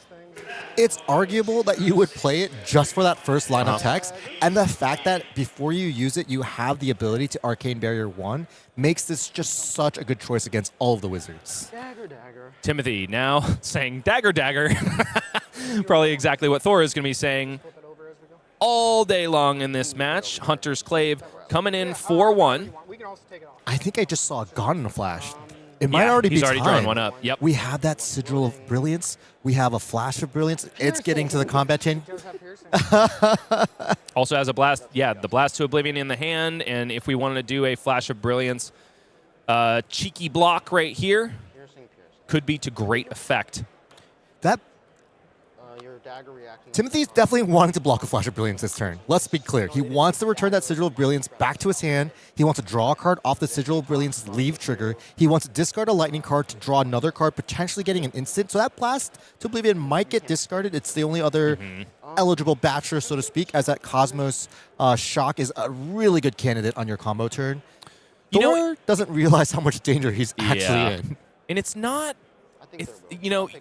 there is an argument to be made to discard the Cosmos Shock because you've got a Mind Warp in hand. As long as you have one source of arcane damage, you might go for the high roll potential of just keeping Blast to Oblivion in the hand and bouncing Sigil of Brilliance at least once. Absolutely. But Thor's got something to say about it. Command and Conquer coming in, maybe not for the Gone in a Flash that is in hand, but could be an all-important piece in the arsenal for Timothy Wang. Yeah, this is a card that... And it's one of the reasons why Oscilio's been on the rise, but Command and Conquer stocks have been on decline for months now. There's so many decks that don't really care about this. Decks like Cindra that don't even want an arsenal. Decks like Gravy Bones where CNC sometimes is bad, especially if you're risking and sending it at a chum. This card's not seeing that much play, but there's still a reason why an old favorite like this is doing so well right here. And it's important to mention here, old favorites, neither of these players are. Neither of them have reached a calling top 8 as of yet, at least if Fab Boards is to be believed. And so this is just one of those incredible stories that happen every single calling. The first moment when you break into a calling top 8. Why don't you take me back to that first time it happened for you, Michael? What did it mean to you? First, man, it meant the world. It meant just like... It meant that I could do so many things. It really was proving to myself that I could do these things. I could, compete with the greats. And honestly, I felt this at my first calling, which was Vegas 2021. I was like in a win-and-in situation, didn't make it. And we didn't talk about this, but I wrote down everyone that made top 8 at that calling, and I put that piece of paper on my nightstand. And for months, I would look at that and recite their names to myself at night until I won a calling. Wow. So that's one of my origin stories. Yeah, personal vendetta list from Michael. I'm just kidding. I know really you hate meant everyone it on that in good list, intention. I know you meant it But in I good did intentions. lose to 3 of them, right? Like, they were the reason why I didn't make top 8. So definitely had a grudge, but more just like a reminder that I was so close. And 3 of those guys were the reason why I didn't make it. And I really believed in myself. And I think it was like just being able to go to that calling really showed me my own potential. And I think players that are kind of getting to that spot these days, I think it's the same thing. Like, I think the greatest indicator if you're going to go to another calling is if you win the current calling. Nothing else predicts it better. Timothy Wang, perhaps envisioning glory in his sights. You're right. Sets He his ended current up one on this discarding time that cycle. shock and keeping the blast ability. He does have the embodiment of lightning. He can make something out of nothing without even truly having to commit the lightning greaves.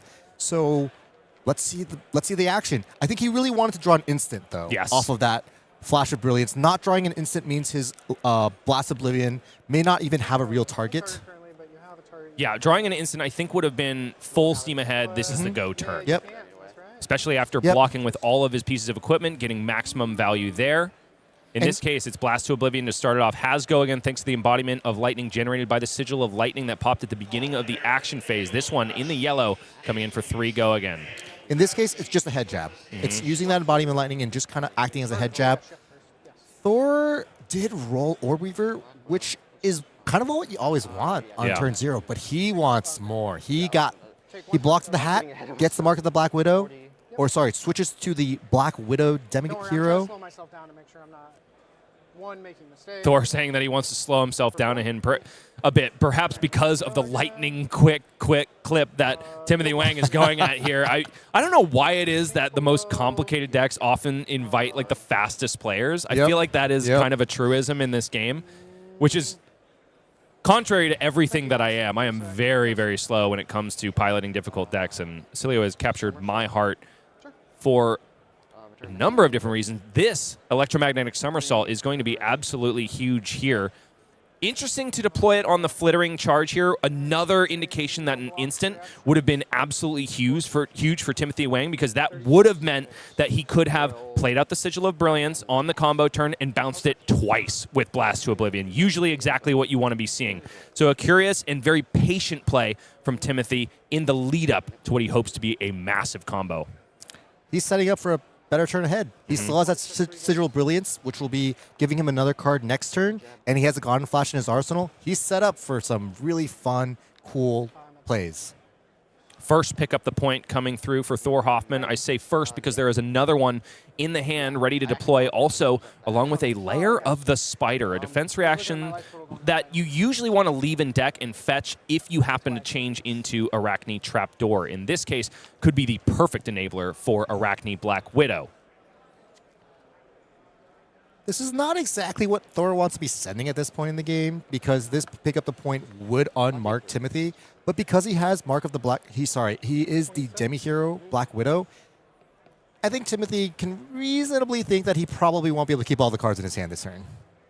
Thor not thumbing the second pick up the point, but instead a stealth card. Yes, here we go. Meat Madness coming in hot, and Timothy Wang says, oh man, I parked my Gone in a Flash in the arsenal, and this is a card that can absolutely threaten the arsenal. When this hits a hero, choose one at random. They choose a card in their hand, banish it. They choose a card in their arsenal, banish it. Banish the top card of their deck. So the question Thor is asking, do you feel lucky, Punk? Well, it's more than that, right? Because there's a Mark of the Black Widow potentially trigger activation here, which of course is happening. Lair of the Spider activated here. Up to 6 goes Meat Madness. And will Timothy Wang meet his maker first? He might have a game action to take here. Activating Oscilio Constella Intelligence, drawing a Sigil of Brilliance after binning a Null Shock.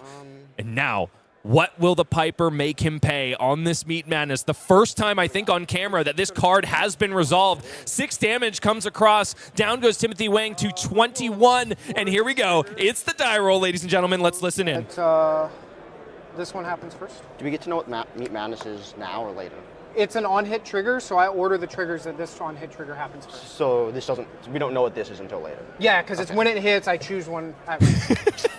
But So then- not they called both Meat go on the Madness stack, and I just get a 2 because of the on hit. It's also because of the madness that it instills in your opponent in the damage step. Because this is also on hit, Yeah. or when this hits. Same. Timothy wanting as much information as Play to your humanly outs possible or play before he smart. makes his second choice. In the disruption Play meat your outs, right, grinder that's how you win. is Timothy Wang. Also another reason it was called Banish. Meat Madness. Banish? Okay. I will roll now. Mind Warp banished here, and 1, now 2 the for the roll. first one, 3 for the second one, 5, 6 for the last one. Let's hit a 6. 5, I mean, 6 is the roll here, so only the top card of the deck being banished for Timothy Wang, and that is up huge. There was a 33% probability that Timothy Wang would have lost his Gone in a Flash. Yeah. Losing a random card also would have been bad, so Timothy really got away with it this time. And that is the drawback of Meat Madness. I think that is the reason that Arachne Marionettes might be excluding it from the 80. Back up now.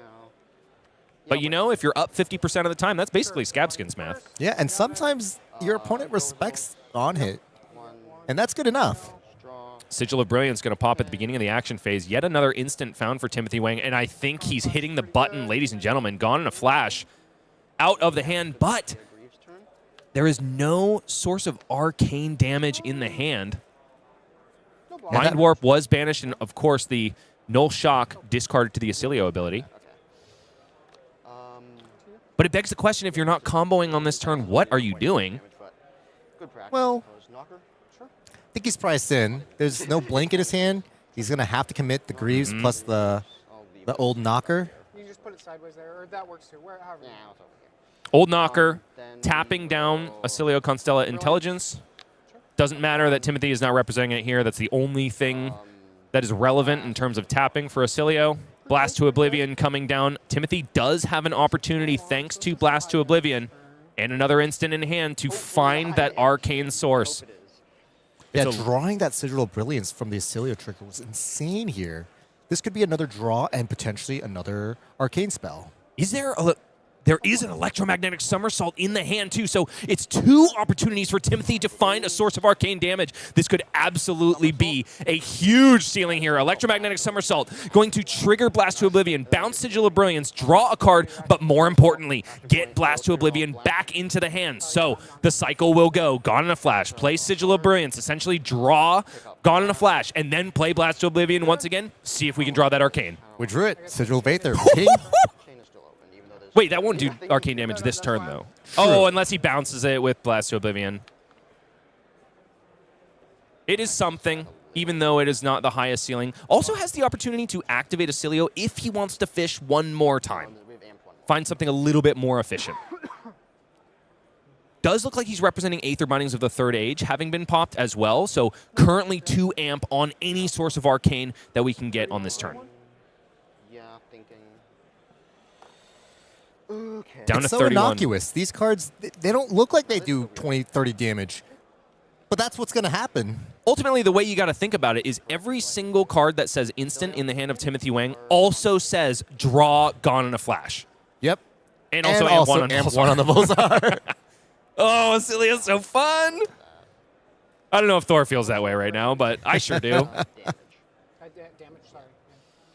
Can't go to resolution. An important bit of sequencing here, if you've never seen Gone in a Flash, when this attacks, the next time you play an instant card this chain link, you may return it to its owner's hand, which means that if you get a little bit too crazy and play that instant in the reaction step, then Gone in a Flash's go again, or Gone in a Flash basically would not deal damage before coming back to the hand. So there's a ceiling, there's a skill ceiling to be met when you're playing Oscilio. You have to know the right times to do things, and it's usually the damage step. So Gone in a Flash resolved for, gosh, I think the 3rd or 4th time this turn, 3rd time. Sigil of Brilliance is going to buy it back to the hand, and Timothy decides that Sigil of Aether is not quite enough for him, I think, unless he is going to bounce it here. Could be fishing for the well. Nothing else for me. Excuse me, back to the well. This is the decision point here, though. Oh, yeah, you got the trigger. Never mind. No. Where's this? 7 I'm is so on the, it's right here. I Oh, got it's you. on that one. Timothy So, Wang targeting saying, I am Aether so this confused time. as he's Sure. navigating a Amp really first. difficult combo turn here. Up to 3. And it is the Sigil of Aether Aether trigger, chosen which is as the card to come back to the hand, which means that A hefty amount of arcane damage is going to come with it. 3 from Aether Bindings of the Third Age, 8 from Volzar, 1 from Sigil of Aether itself, which means 12 arcane damage. Also, going to amp 1, if that arcane damage connects. I don't think that's all that relevant here. The more relevant part is more Gone in a Flashes, thanks to it coming back to the hand. And he gets an action point back from the Lightning Press. Sends that Gone Flash again. Sigil of Aether, get it back. Sigil of Aether, or Gone Flash again. It's a lot of damage this turn. Thor Hoffman is evaporating before our eyes. Down to 10 he goes after already blocking with 3 cards from hand. Sigil of Aether comes down, redraws Gone in a Flash, and Timothy says, yep, it's time to just put you in the blender. Gone in a Flash, even though I can't bring it back to hand at this point, is going to attack once more. So 4, no go again here, no hope of redrawing it. But that is going to be enough, because if Thor decides to take this damage, he is well within Wizard shock range. He might never actually see another hand. He'll go to his end step and just die on the spot, potentially. This is really interesting, though, because, well, he's deciding to keep his hand, so he's signaling something. He's saying, well, I can't win if I just block. This is about as degenerate as Oscilio gets. In this case, there is a shock in the hand for Timothy Wang. And there is no possibility of preventing arcane damage on Thor Hoffman's side of the board. Timothy's just going to cross his T's, dot his I's, take 3.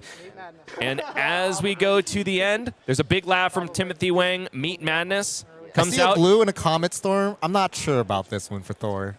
Maybe then I draw. Maybe then I block. Yeah, you stopped my first combo turn, honestly. I just found the second one. Meat Madness. Meat Madness for 3.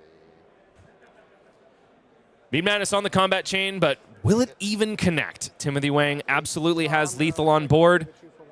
Perhaps thinking it's a flavorful way to end the game to let Meat Madness go on the stack and then do his dirty work. Down to 13. Afflict Knives has to be taken into account as well. Down to 14 goes Timothy. He's like, I don't care what you set me to as long as I am not dead. 3, 4, 5, 6 again. 1, so banish card from your hand. He lets the on-hit resolve, though? A curious choice. And the other Meat Madness. I don't think we need that Sigil of Solace. Not where Oh, we're going. you're right. He gets the choice. Yeah. Ether, Brill. Timothy kind of playing with his food at this point. And I think Thor knows it. The eyebrows are up to the ceiling. And he's like, just do it, man. Just do it. No, Timothy wants to Ether, Ping. go into his turn? What do you think about this decision? Well, I think playing with your food is definitely a very apt way of describing what's going on. I think this just, you kind of have a lot of things you can do. You want to maybe style, draw a few extra cards, hit some high scores. We're winning the game as Tim here. It's hard to lose it at this point. I do think maybe we're inviting some opportunities to potentially not win, but, let's have fun. But no, decides instead to do it in like the least flashy way possible. Etchings of Arcana for 4 instead. After the Sigil of Aether connects for 1, Timothy, whichever way you slice it, makes his way into the undefeated bracket after round 4 here at Calling Seattle. Man, I guess all of the flash and flare was on the table already after that combo turn. He was like, I don't need it anymore. The combo turn and getting to that combo turn and the decisions he made on what to block with on the CNC the turn before, for example, I think they were all super clean and super crisp. And the last couple turns with the last couple of points of damage, like, I think you can do whatever you want, right? And listen, I've been playing Oscilio for a good amount of time at this point. I think that combo turn right there is the dopamine hit that every one of us is chasing every time we pick up the deck. But it is probably like less than 25% of your games. Like, it doesn't always line up that way. Oftentimes you have to slog through some underrate turns, some really considerably good turns, but when you need to fish for your Gone in a Flash and it's at the bottom of the deck, Oscilio is a very different hero. A still compelling one, but it's not that. Yeah. Finding your Gons and finding the Sigil of Brilliances quickly seems like a really good strategy as Oscilio, and we got to see that on display Well, if you hated everything you just saw, I have the event for you. It is the world premiere of Compendium of Rathe in London. Why is it the event for you if you hate Oscilio? Because Gone in a Flash and Lightning Greaves are not legal cards at this event. Not. Oscilio is not even a contending hero in the celebrational event because those are all the pre-constructed decks from Silver Age Chapters 1 and 2. You're going to get hot stamped heroes. That Icelander is altogether too beautiful. This is her original printing, even before she really came on the scene in WoW Uprising is the word that I'm looking for there. That all happens on Friday, February 6th in the UK. Tickets are on sale now, Saturday and Sunday, and a whole lot of Silver Age to play. This is when the developers form of Silver Age finally hits the scene. You can play it as it has been intended to be played. You're going to get a random Chapter 1 deck, a random Chapter 2 deck, and also, as I alluded to before, the hot stamped heroes. Michael, you excited or what? Absolutely excited. I think these hot stamp cards are going to be great collector pieces as well. This is the only place to get them. And of course, they do say the world premiere London. I think this will be an exciting event. And of course, I'm also really excited for the calling that occurs the next day. I don't know if you saw on X, but James White did respond to Pablo Pintor's tweet. Oh, I saw that. We'll know what the commons and rares are during the preview season, which is typically, I'd probably end around January, mid-January is my guess. I don't know, of course, I just out of precedent. And so we'll have some time to kind of know what the good decks are. And we only need the commons and rares from this set, so I'm also not too concerned about actually getting the cards on that day of. Of course, it's always going to be a little stressful when you have a release week constructed format, but I think it's just going to be an exciting time. The developers have spent so much time in this format, and I can't wait to see what they cooked up. And listen, if you are excited, chomping at the bit for some of that information that Pablo and so many more of the player base are craving, well, stay tuned because we might just have a Compendium of Rathe spoiler or two to show you before the end of the day. For now, we deal with what is known. How do you feel about all these sheaths? They're so gorgeous. I have not given them too much thought. Right now, Silver Age is not the format where having a resource on my opponent's turn is something I'll likely have. But, you know, there's always going to be potential. It depends. Maybe someone, like especially the Lightning heroes, they might have a way to generate a resource on your opponent's turn and maybe be able to use these defense reactions. I'm actually, are these rares? I assume they're rares. We do think they're rares, yeah. For now, they're in beautiful promo printings, and if I am not enticed to pick them up for their value in the game, I am definitely excited to pick them up for their beauty.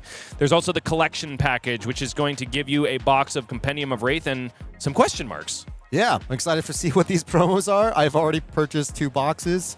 They keep me good and dumb in the booth here, so I don't spoil anything that I'm not supposed to, but they are going to be mystery sleeves. Cannot reveal it yet because maybe it would just reveal too much information about what you can expect from this set. You also can get yourselves a tournament pack, which is an all-new offering, a participation offering for major events. That is a gorgeous-looking package. I do wonder what is included inside, though. The contents are going to be beautiful, assured to me on high. That is all happening at the world premiere in London for Compendium of Rathe, happening February 6th to 8th in the Queen's country. I guess it's the King's country now, huh? Yeah. The Corgi's country still, to be sure. She'll live on in our hearts forever. Without a doubt. Folks, it is really heating up here in Calling Seattle. If you didn't like the sparks flying from Oscilio Constella Intelligence, we've got something a little bit lighter for you next round. It is going to be the legend from other card games past, Simon Nielsen on Prism. And if there's one thing I know about him is he likes to pilot that hero. In some cases, he would really like to play some unfair cards that come in for 10, but luckily the dev team knows better than to give him that. So we'll be back with more unrealistic expectations, more heroes from Rathe, and more Flesh and Blood after this. You're beautiful.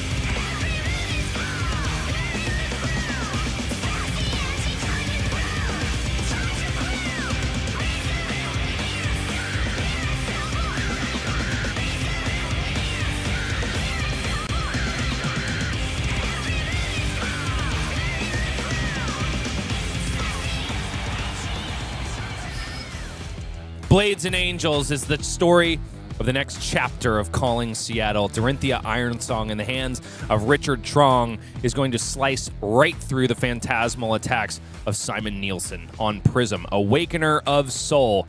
But first, let's review our format here at Calling Seattle. It is all classic constructed all the time, which is different than the side events that are happening here at World Tour Seattle. Otherwise, it is very Silver Age heavy. A lot of people clamoring to play that format. Day one here is going to end after 7 rounds of Swiss. Day 2, of course, requires players to play through 5 and the top 8, where everybody's going after the supreme prize. More on that in just a moment, and more going on today and tomorrow. We got spoiler reveals. I didn't lie to you, folks. Compendium of Rathe is going to become all the more clear by the time this weekend comes to a close. And of course, if you want your hands on cardboard, you've come to the right place. Go ahead and participate in chat, and we will be giving away a box of Super Slam drawn after the finals. Stick around for all that and more, ladies and gentlemen. But for now, we got a game ready for you. Michael, please do the honors. Prism versus Dorinthea. This is a matchup where, for a long time, Dories never wanted to see Prism. But things have changed. Dories have adapted. Spectra's less of a thing now, hopefully. And there is some game. Now, Michael, you have participated on a team with Simon Nielsen in the past. He has taken a break from Team Super Armory in the last season. But tell me what you know about this man in regards to whether he likes to play a more board state slanted Prism or all Heralds all the time. I think the best way to describe his Prism play is very measured, very conservative. So he will, abuse you if he can, but he'll often, he's a very good player. He's a very good card player. He'll be thinking about the what ifs. That if I have this, really good for me. If I don't, really bad for me. And that's what it kind of takes to be a good Prism player, especially deciding whether or not you want to commit that Arclight Sentinel. A very good Dorinthea player is what he finds himself sitting across from, though. Richard Truong is a known quantity in the Flesh and Blood world. He did make the top 8 cut of the Battle Hardened in Kansas City, which occurred after the calling. This guy knows his Dawnblade, and he knows it well. Simon Nielsen giving maximum respect on this turn 0 after a Spoils of War comes down and buffs up that Dawnblade. 3 cards blocked with for Simon Nielsen, and that is not always a given for Prism players. There are a lot of non-blocks that exist in the 80. Notably, Richard had the opportunity to maybe get 1 point of damage there by committing the Steelblade the Singing Steelblade. Instead chooses to Arsenal it. Richard is definitely, if we're talking about measured play from Simon Nielsen, Richard is also a very measured player. He is very careful with all of the both equipment and the resources he has in his hands in respect to attack reactions. He knows exactly when to deploy them, and in this case, exactly when to block with them. I really like the decision to block out the first Herald at the very least. Richard says no blocks on the second, and the reason for that is, of course, upon connection, a Figment is found and potentially an Angel swung with. So putting a legitimate ceiling on the turn for Simon Nielsen by blocking the first Herald is Richard Truong. Yeah, if you're going to want to block one, the second one is definitely the one that you're going to... Sorry, if you're going to want to let one through, the second one is the one you want to let through. It also denies the Empyrean Rapture value, potentially, and potentially denies the swing from the Figment/Angel itself. Figment of Erudition found for Simon Nielsen, the arguably, not really arguably, it's the most powerful one in the deck. It creates a Ponder token on entry into the arena, which is going to refresh Simon Nielsen's arsenal with a War-Tune Herald, probably one of the best cards he could have found. But more importantly, when it transforms into Soraya, it'll give Simon the ability to cash in all of that soul under Prism Awakener of Soul in exchange for more cards. Yeah, this is just the bread and butter plays of Prism. And pass the first test, which is pondering into something you actually don't feel embarrassed to Arsenal. Back over to Richard Truong, though. 33 plays 32.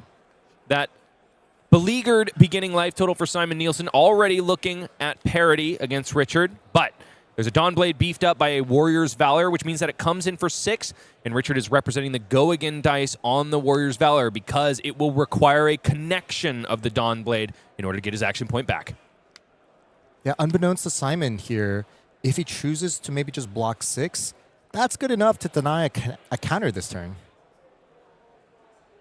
because Richard is, of course, playing pretty heads-up Dory play. And I think that is one of the marks of a good Dorinthea pilot, knowing when it's time to be tricksy and when it's time to just send as good of numbers as humanly possible. Yeah, Richard just has that Singing Steelblade still in his arsenal from that first turn and doesn't really have too many options here. I think he's hoping that Simon is scared enough, respects a potential Iron Song response, and just doesn't block here, giving Richard that extra swing with Dawnblade and the potential counter. Oftentimes, the resources in the pitch zone are what inform your blocking decisions against Dorinthea. Richard is happy either way. If he gets to take 2 cards from Simon here, he can likely simply block out 1 Herald and get back on the offense. If Simon, however, allows it to connect, Richard does get to threaten a +1 counter on that Dawnblade. There's a lot of cards that kind of punish a block 6 here. There's the 3 copies of Blade Flurry, there's the 3 copies of Iron Song Response, and any of these blue guys, like the Beat of the Iron Song, I believe that's what it's called, that just give a +1. But Simon is altogether too happy to commit 2 cards to the defense here. And the reason, ladies and gentlemen, is because there's a yellow in the hand, a War-Tune Herald in the hand, and a War-Tune Herald in the arsenal. So this turn is going to go 2 Heralds wide for half the number of cards it usually takes. Yeah, if Richard doesn't have a popper, Simon's probably getting another Figment. And for those at home, poppers, basically attack actions with 6 or greater power, things that can actually trigger that Phantasm. And that's all about that Phantasm clause at the bottom of every single card that says Herald up top. Because these attacks are illusionist attacks, they can be swatted away just by a show of force.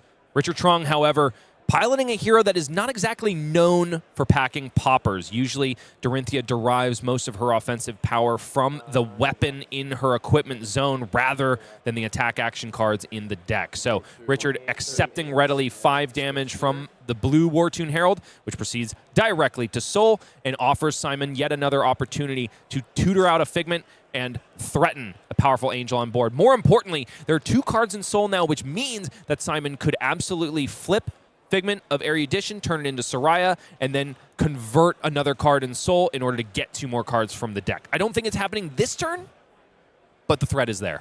Exactly. And it's going to be a good one, too. Figment of Protection starts kind of Simon's building that shield, you know what I mean? That ability to start having this ward on demand that would make Richard's life quite difficult.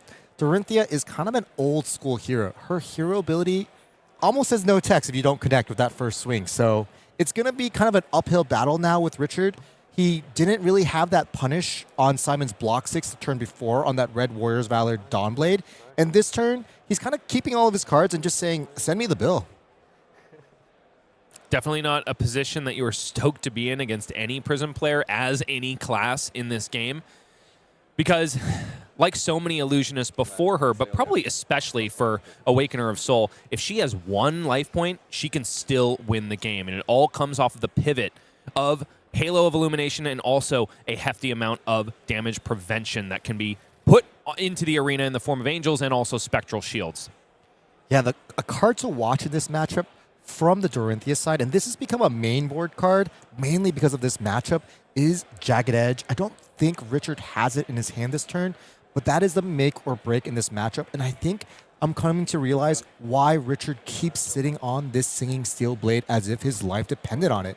This could really do a lot of damage to Simon's entire board. That Jagged Edge, kind of a holdover from the Hunted set, of course, which was really good, had its moments against Enigma back in the day, is just more devastating in this matchup where Simon really already starts at 32, kind of behind in life, and really relies on that ward from his Angels to really protect him from these Dawnblade swings. And heck, if that Jagged Edge is just too much to pay for with its 1 resource cost, you can always fetch out Beat of the Iron Song, a brand new expansion card from Super Slam, which, man, is, in some Dorinthea's opinions, kind of a sideways upgrade, but nevertheless, it is an auto-include because it is so flexible. Beat of the Iron Song is another one of those effects that can attack reactions that can make it so that damage cannot be prevented this turn. So it could be what Richard is posturing to do. Simon Nielsen, however, has some Angels to create. He also has a heck of a lot of soul after connecting with 2 heralds on this turn. So Victoria, Archangel of Triumph, even though it's not going to probably do a lot on offense, it does represent 4 extra life for Simon in this game. Might be the worst angel that Simon could tutor up here, and that's the reason why he's both tutored up and just kind of recklessly flipped it. Figment of War is another consideration, but that was literally in Simon's hand, and he had to pitch it, so... Ooh, what are we looking at here, Bryce? My fellow caster, we are looking at 8 damage on this Dawnblade, but you kind of bamboozled us earlier because there is absolutely a Jagged Edge in the hand, and that could do some nasty work on this turn. Boy. Steelblade Supremacy is threatening to give this, is threatening a card drawn on this Dawnblade connection. Also, if it connects, Warrior's Valor is going to provide go again, which means that Simon Nielsen, if he is planning on taking use of the damage prevention he has on board, he is going to be so disappointed when Jagged Edge hits the combat chain. So apologies to the fans at home. It looks like it was a Steelblade Supremacy, not a Singing Steelblade in Richard's arsenal, and this is looking out to be an insane turn. So you started on Dorinthea. How fun is it for you to watch a Dorinthea doing so well at this calling? Fun. She's just a hero that really, really rewards you for being very conservative with your decisions, biding your time, waiting until you find the right hand, and just fully committing to that hand, which is what Richard has done a really admirable job of doing. He kind of has set himself to have all of the right cards. I like calling it like, majestic soup or the majestic medley, but you really want to have all of your powerful cards on one turn, and Warrior's Valor Red plus Steelblade Supremacy, that's a really good combo. It's been doing work since freaking Welcome to Rathe a long time ago. Years now. Simon finally finding himself a hand that doesn't block super great. There is a 2-block in the hand and a non-block in the hand. By throwing these 2 cards out, he is fully committing to defense on this turn, and there it is. Jagged Edge pitched for by another Jagged Edge means Dawnblade comes in for 11, threatening to slice right through the Spectral Shield and Archangel of Triumph that lie on the board. Goodbye. No damage prevented, but also because they have Ward, they are going away as well. Lots of damage coming through. The only way this could have been better for Richard is if he had a better pitch card to pair with that Jagged Edge, but because he's drawing a card off of Steelblade Supremacy, does still get the opportunity to threaten a counter on Dawnblade, and unbeknownst to him, Simon almost can't cover it. Can't cover it efficiently, at least. Simon really blocked well if it wasn't a Jagged Edge. If it was any other +3, he would have looked like a genius, but now he's in a really tough spot. Richard finding a Singing Steelblade in the hand now, which is, of course, a yellow.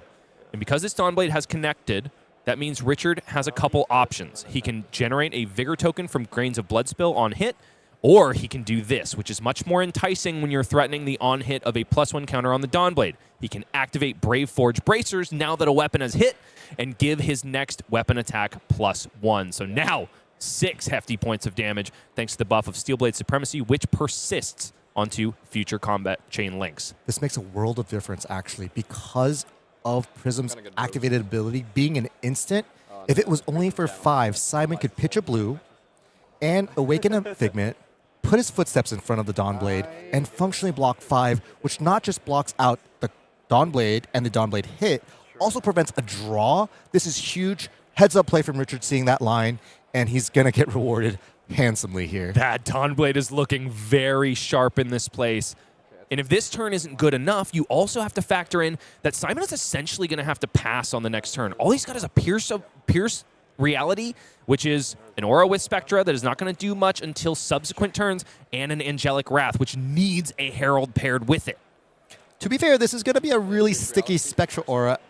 It's the main reason why, historically, at least against the first Prism, Dory had a really hard time. Pierce Reality, of course, one of those auras that we've said over and over again has the keyword Spectra. It can be attacked. In fact, that is one of the only ways that Richard has to deal with it, but the tricky bit about that is it will consume Richard's action point no matter what. Also does not count as a hit for Dawnblade. Sharpened Steel out immediately, buffing up the next Dawnblade, but in the hand of Simon Nielsen is... Show it to us. No Arclight Sentinel. Unfortunate. Yeah, we'll see if Simon can get this Pierce Reality to really carry him, get enough value. It's going to be hard. He's facing down a lot of damage very quickly. This is already representing half his life total. 9 damage now on this Dawnblade in the reaction step. Sharpened Steel plus the +1 counter equals a big bad 7. Blade Flurry makes it 9. Simon Nielsen cannot block that much. Decides not to at this juncture. 9 damage connects. Down to 12 he goes. And Richard is not done yet. Refraction Bolters on damage are able to be cashed in order to give Dawnblade go again. One of the trickiest pieces of armor in the Warrior suite. In this case, Richard has to cash them in to keep his foot on the gas. And lots of triggers to think about again. He has that Grains trigger, and if he declines a Grains trigger, he can maybe use Brave Forge Bracers, but does he want to use a Puncture this turn? Does he want to try to do both, then swing Dawnblade again and use Puncture again and get another Vigor token? Lots of choices, lots of flexibility with resources because of these legendary pieces of equipment. Just attacking with the Dawnblade. No Brave Forge Bracers, no Vigor token generated here. I think this telegraphs that Richard would really like to just utilize the Puncture. Yes, indeed. Another +3 right there. Up to 9 goes this Dawnblade, and that means that Richard can park Beat of the Iron Song in the arsenal and get ready to laser beam his way through Angels on a subsequent turn. He's going to get 3 modes from that, and one of those modes is a lot better than the others when you're facing down Ward, so this is clean play from Richard. It also is a go-again enabler, which means that's one more piece that Richard doesn't have to assemble to make the bread and butter Dory turn work. And with the amount of surplus he has on life, I don't think there's a lot Simon can do that Richard is going to respect. Though Simon did get to keep most of the cards in his hand, actually all of the cards in his hand, and he represents a lot of damage. This is a Herald of Ravages for 8, plus the on-hit. That's 9 damage. That's also half of Richard's life total. They've been just sending 9s at each other all day. Dressed to the 9s are both of these players, and this hand from Richard is no exception. There's another Steelblade Supremacy, a Red Warrior's Valor, and an Iron Song Determination, which will give Dominate to a Dawnblade for the entirety of the turn. I don't know if Richard's blocking here. 9 is a lot, but he represents even more thanks to the 2 +1 counters on Dawnblade. With that 6 armor from his remaining fridge, he really only needs to give 1 card to prevent this first on-hit, and this could mean a lot. But of course, Richard's probably factoring in other things. For example, he is the deck with attack reactions. Simon also has tricks of his own. Holding that Wrath in hand and Wrath in arsenal, there's a lot that can be represented here. And you know you can never count a Prism player out until they are blocking with their Angels and they no longer have Halo of Illumination. That is one of the trixiest cards in the Illusionist seat, and there's a reason that it's a common, but it makes its way into every single Awakener of Soul list to date. Absolutely. Simon's counting on this Herald to hit, but if it doesn't hit, like in this case, ooh, that Wrath. This Wrath represents a lot. It represents 3 damage from itself. It represents the on-hit from the Herald of Ravages. It represents a Figment, and it represents a discount using Imperial Rapture to flip that Figment of Erudition, which represents 2 potential cards to be drawn, which represents the chance that an Arclight Sentinel can be played. It's hard to understate how good this Angelic Wrath is, and how much potential Simon can have from the fact that it connects here. And if that wasn't enough for you, the fact that Richard attempted to block out that Herald in its entirety means that what Simon has to face on the next turn is nothing compared to the ceiling on that Dorinthea turn. To be quite fair, he doesn't really need to face much. A gust of wind might blow him off the game at this point, but he's really hunting for Arclight Sentinel. But a defensive Arclight Sentinel right now, or a Sorcery Speed, whatever we want to call it, would be insane, and I think that's the reason why Richard is very, very aptly blocking. Because if he gets Arclight Sentinel with a 4-card hand and he took a bunch of damage for it, that's a really bad time. I do have to commend Richard as well for his diligent arsenaling there. He could have gone for full value on the equipment and pitched that Beat of the Iron Song, but because it is there, ready to prevent damage, that means there are so few outs for Simon that are normally available to Awakener of Soul.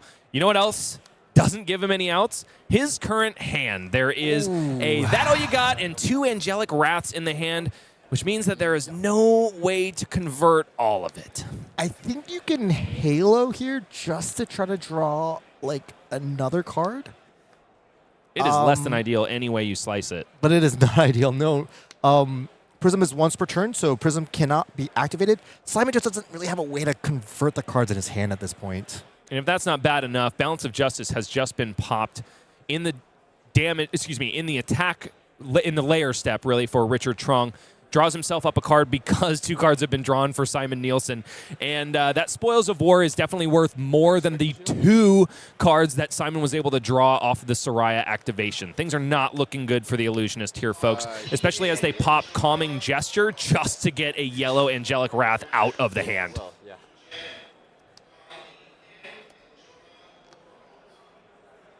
Richard, taking a moment to read Empyrean Rapture. If a card with Herald in its name has been put into a hero's soul during your turn, which it absolutely has, I remind you of the Herald of Ravages that was pumped up by an Angelic Wrath. That means that the next Prism activation is free. So Simon is going to be able to flip an Angel from Figment to Angel mode pretty much for free. But it's back over to Richard, who starts the turn off with an Iron Song Determination, and Simon is not happy to see it. I see it in the body language. I see it in the way he adjusts everything on his arena. It might be over, Michael. We'll have to see how it plays out. But the Arsenal... Right now, this is +3 in Dominate, so this is coming in for 8. Richard can only make it a 9 with that beat of the Iron Song. And Simon, he has a Soul Shield in his hand. Plus that all you got in his arsenal. I think we're still gaming. Okay, no, you're absolutely right. I definitely forgot about the that all you got. Didn't see the Soul Shield yet. And if he blocks out this on-hit from the Dawnblade, obviously he keeps his Soraya Archangel of Erudition, and he still has a card in Soul.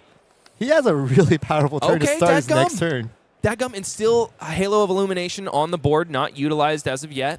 Yep. Got to hand it to Simon for being super patient with that headpiece on the previous turn. I think a less experienced Prism might have popped it immediately upon drawing those 2 Angelic Wraths. Richard, however, undaunted and unfazed. He's another cat like Michael Yaszczur. You never see him in any different mode than the one he is in now. It doesn't matter how bad the game is going or how good the game is going. It's a lot easier when the game is going good, which I think he thinks he is in a good spot. But this Soul Shield plus that all you got combination, and I think Richard has to think that something's up, right? Simon definitely didn't Arsenal Herald. We know that for a fact. And he didn't want that extra Wrath in his hand. So what could he be having at this point, you know?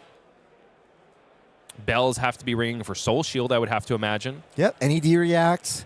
Wouldn't be a Figment, because that would be the card that you filter out with the Rapture, obviously. And I think this is going to be a really interesting pivotal point, because even though Richard has been really ahead, what he's functionally doing here with 2 cards played, a card in the pitch and a card in the arsenal, he's functionally actually only representing 9 damage. But if you're in Simon's seat, oftentimes the damage from Dorinthea comes in 3. So I think if Simon is thinking about blocking here, the number he's thinking about is 11. That's correct. Richard decides to go ahead and play the beat of the Iron Song straight away. So this is just going to be 9 go again. Damage cannot be prevented, and Simon is feeling really good about what he's got cooking on the defensive side. Perhaps even regretting a little bit committing that Phantasmal Footsteps to the combat chain, because it's going to get destroyed when the combat chain closes and not actually do any blocking. If Richard had absolute nothing, though, he would have been able to keep that Soul Shield. So I think this is still a heads-up play. Richard does a little angsty dance as he sees both of those defense reactions come out of the hand and the arsenal, saying, I really didn't expect you to be able to block that much. Maybe I should have kept one more red card from that previous hand. So no damage conferred here, which means that Soraya remains on the board with plenty of soul ready to cash in for more cards. And the problem with Dory is you really have to keep cards to do a real turn, and he's not going to really be able to keep too many cards. Simon will for sure have this blue Herald of Triumph to be represented as an attacker. In this Pierce Reality, it's really starting to pay dividends. Oh, and there's more heralds in the hand. There's also a That All You Got ripe for the arsenal to prevent Richard from going the distance. Right now, though, it's Soraya, Archangel of Erudition connecting with Richard Truong's face. Down to 9 he goes. 3 plays 9 at this point, but Simon Nielsen is going to continue swinging here. There's a courage token at the ready as well. Herald of Triumph is coming in for a big bad 7 go again. I think it's coming for 9. Oh, I'm sorry. Pierced Reality. Yeah, you're absolutely right. It's a lot of damage, and it represents another Figment, and it represents Empyrean Rapture giving a discount. Simon has astutely chosen to pitch the Herald of Triumph, which means he has another That All You Got in the arsenal. Or he can choose to actually send another Figment if this Herald hits, as he'll get that discount from the Rapture, flip a Figment, attack for 4 more. The moment you start demanding that many cards from Dory, and you get to sit behind your wall of beautiful angels, that's when the tides really start turning. You could be at 1, you could be at 5 million, and your life total doesn't matter anymore if Richard can't get through. 9 damage here. Also representing the first time that Simon Nielsen has been able to swing for lethal. And swing this game has 3 plus 4 from the equipment sleeve are the blocks for Richard Truong. 2 damage comes through, and a card goes to soul. I think Richard is astutely noticing that it is very unlikely that Simon comes in with anything else after this. He could transform a Figment and swing an Angel, but it wouldn't be lethal. Yeah, and I think Richard thinks it's over. This combat chain might not be over. No. Entirely possible that Simon decides to flip an Angel for free thanks to flip a Figment for free thanks to Empyrean Rapture and pitches that last card in hand to swing it. Oh, I think he's flipping. He's flipping at and swinging? 3. I think he's flipping. Unclear if he's swinging, but he's definitely flipping. Which, part of the reason that Simon would be doing this is for defense capability on Richard's turn. What Simon doesn't know is that the last copy of Jagged Edge has been found for Richard Truong. If there's one thing that Variance can do to a Dory player against Prism, it's not present the damage unprevention effects when they need them. In this case, Richard has definitely been drawing them at all of the opportune times. He needs it this turn. Without it, he, I think, would have... Well, a Beat of the Iron Song would be okay as well, but because it doesn't really add to your offense, it would represent a lot less. So this is going to be a really cool turn. All eyes are on what Simon's next 4 cards are, because it could mean everything in this game. Bellona, Archangel of War, the chosen Figment to flip. So 2 Angels on board for Simon, which means a total of 9 damage prevention. But Richard Truong has the silver bullet that can leak through and close this game out. Richard also has no beginning of action phase effects, which means that ALS cannot save the day here. In the hand. There's another Soul Shield in Simon Nielsen's hands. And, of course, That All You Got in the arsenal. He's representing 9 at reaction speed, which is going to perfectly blunt this attack from Richard. Oh, but we are not counting for the pierce, the Jagged Edge? The Jagged Edge in the hand still. Yeah, that would bring this Dawnblade to a 9, and Simon has 6. Oh, I thought he was representing 3. 9 already. No, you're right. You're right. This is... Oh, my gosh. It's going to be good again. It's going to be good again, says Simon Nielsen, and he's absolutely right. Soul Shield plus That All You Got. All Richard can do is clap and show respect to the king of card games, Simon Nielsen, blocking out a massive Dawnblade once again. And all of a sudden, it's all coming up, Simon. And we are turning the corner on that Pierce Reality. When we committed it, while Simon was at 21, then immediately went to basically 3. This is now the potential for getting 6 value out of that Pierce Reality. And I think that's all it takes. This is going to be a lot of damage. Trigger, Light of Soul, missed there, but it's hard to be sad about that when you're about to draw 2 cards from the on-attack Soraya activation. With how he's been drawing, I would never be able to complain at all. Angelic Attendant, and also another Wartune Herald. Plus Herald of Erudition, For the 7 scariest dominate card. the turn after Richard commits his armor? 7 dominate. Hey, why not throw Go Again in there because we have a yellow in the pitch. This is the full power of Prism on display. This is why the Kevin Murphys of the world cannot put this deck down no matter how well or poorly positioned it is. There was a turn Simon Nielsen had 3 cards in his hand, said, I'll use my gloves, then I'll pitch another card to Rapture, and I'll just Arsenal card. Look how far we've come from there. And Simon started at 32. And also, the entire context of this game changes entirely if one damage leaks through on 2 turn cycles for Richard Truong. Literally 2 one. back-to-back turn cycles. It almost feels like Dorinthea versus Enigma almost. Just not being able to get that 1 point to kill the mirror guy or whatever it be. Richard attempts to fully block it, but can't because of the dominate keyword on Herald of Erudition. Ironic that he did block the Iron Song Determination, which does have that dominate text. He should know better. I'm just kidding, Richard. That's some good old-fashioned flesh and blood humor right there, ladies and gentlemen. Coming at you from the booth here in Calling Seattle. It is round 5, but the games are still red hot. Figment of Ravages. I think Simon is almost out of Figments at this point. With no AB, there goes Dory.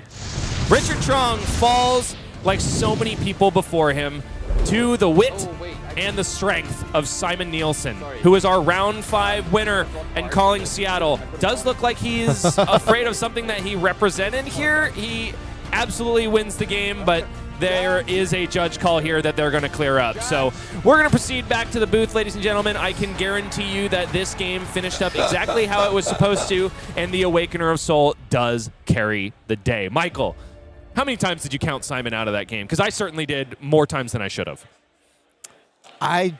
Every time we saw his hand and we saw that soul shield, we were back in. But before then, that turn where he pitched a resource to use arms, then pitched a card to Rapture, and the fact that his Halo was never used, there were some multiple opportunities where I thought maybe it wouldn't go so well for him. But drawing 2 cards extra every turn, powerful thing to do in Flesh and Blood.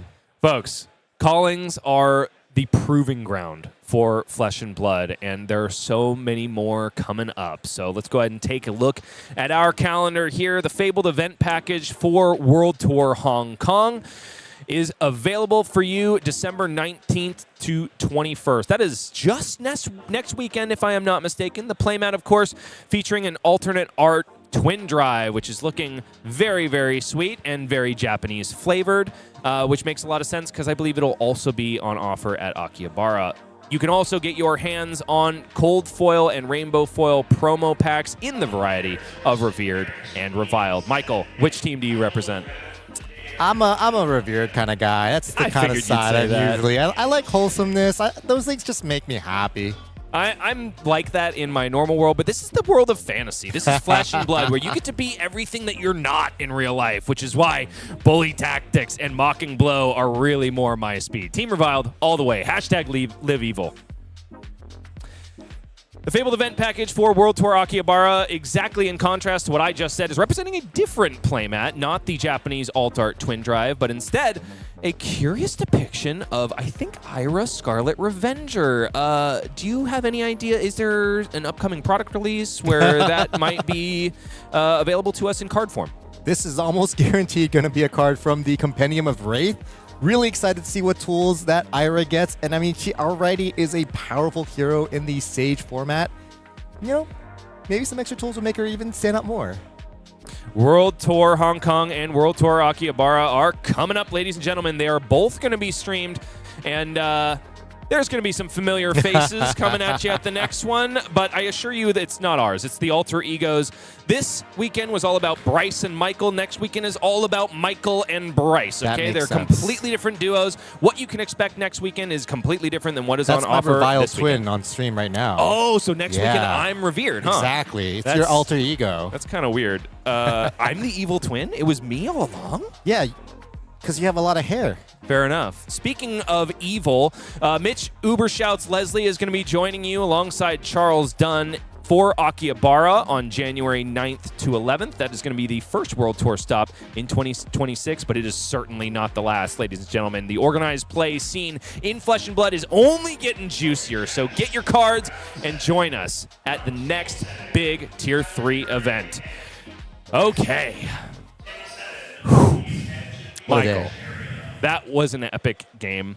It was this way, it was that way. We were sideways, we were upside down, much like our next competitor who has just had a backspin thrust.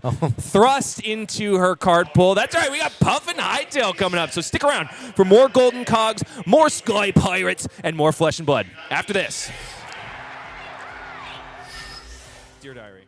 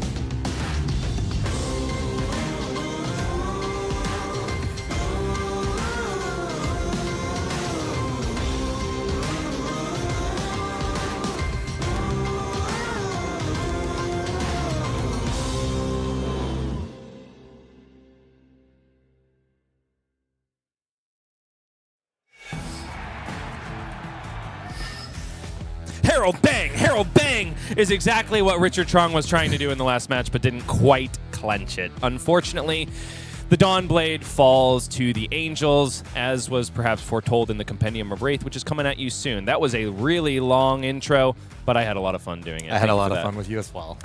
Do you think we blasted some heralds? Definitely. I've been doing that all my life. All right, we're playing gaming. Guardians, you know? That is very true. I haven't seen you on Guardian in a minute, my brother. I'll eventually get there. You promise? Yeah, definitely promise. All right, 100%. I love to hear that. And Silver Age. I'm sure you love to hear it at home, folks. But first, we got to talk about what is shaking out here at Calling Seattle. Here are your standings right in front of you. Oh, wait, there's a Hamilton in first seed. I've heard of him. You've been talking about him all day. No. Wrong first name. Oh, darn it. Yeah, right. He's not part of the Mike cult at all. But besides him, we've got a whole host of undefeateds. Among them, your pick, Christopher Iali on Kasai of the Golden Sand. Charles Dunn. There are so many teams represented here. Michael Yasker running it back with the same 80 from the World Championship. Brody Spurlock. Hayden Jensen on Jarl Vitrati.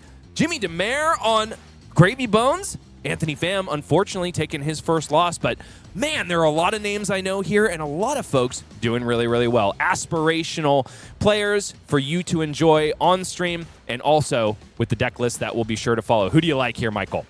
Hayden on Jarl? Come on, man. Maybe you should be playing Guardian now, dude. Maybe I should.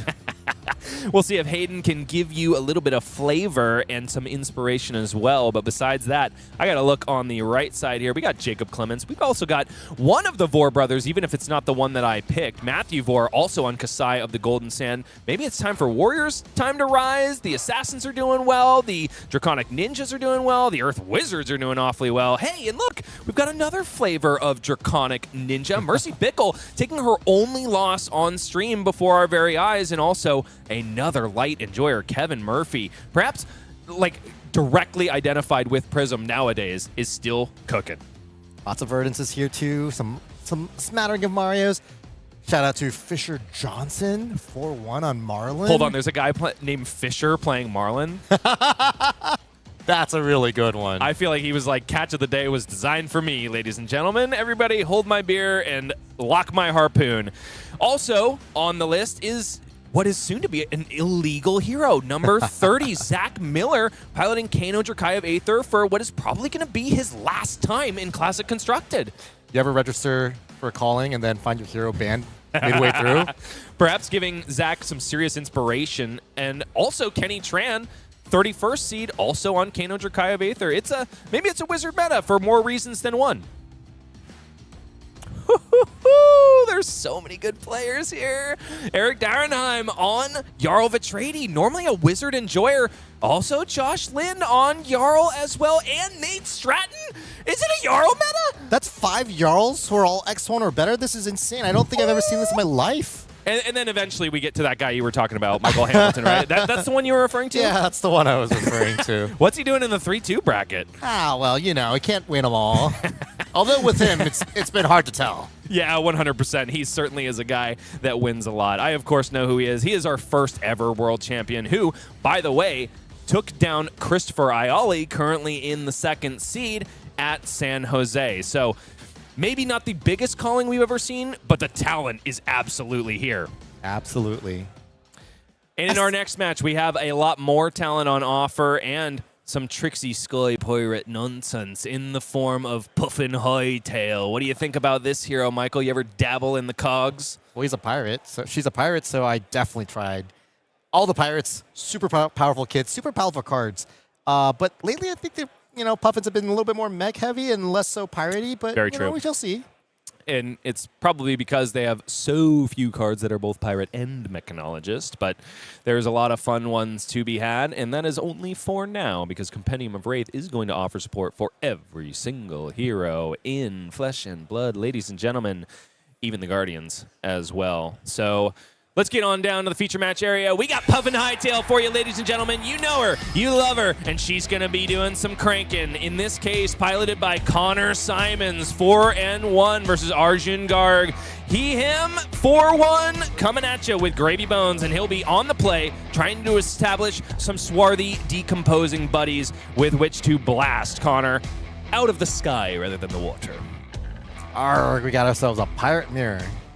And man, Garg. Arjun Garg playing the pirate as the voice of God makes both Michael and myself become stun locked on this turn Fisher 0 of on the game. Marlin. And Garg on the swarthy captain of the undead. Okay, enough jokes here, folks. Rigor mortis established on turn 0. Arjun goes and draws back up 40-40, and there is a unicycle in the foot slot. One piece of equipment, also in the common, much like Halo of Illumination, but does a very different thing in Puffin Hightail. In this case, Connor is already showcasing what his game plan is going to be by playing a zipper hit, boosting without any apprehension. There are likely to be no non-mechanologist cards in this deck. Sig Blow covers it out of the arsenal from Arjun pretty much immediately. Back alley break line drawn into the hand. One of those cards that you would rather see coming off the top of the deck in Gravy Bones, but nevertheless, it pitches for blue just the same as many of the cards that Gravy Bones pilots. Soup Up is going to clean up Rigor Mortis. Down from the crow's nest and upside down in the grave he goes. 40 plays 40 still. Not a high-powered turn from Connor Symons, but life totals remain at parity, so he's still feeling pretty darn good. Yeah, it looks like Arjun's going to be doing kind of a classic Gravy Bones play. Not playing an ally from Graveyard, but using the power of alcohol, playing it straight from hands. Ah, alcohol.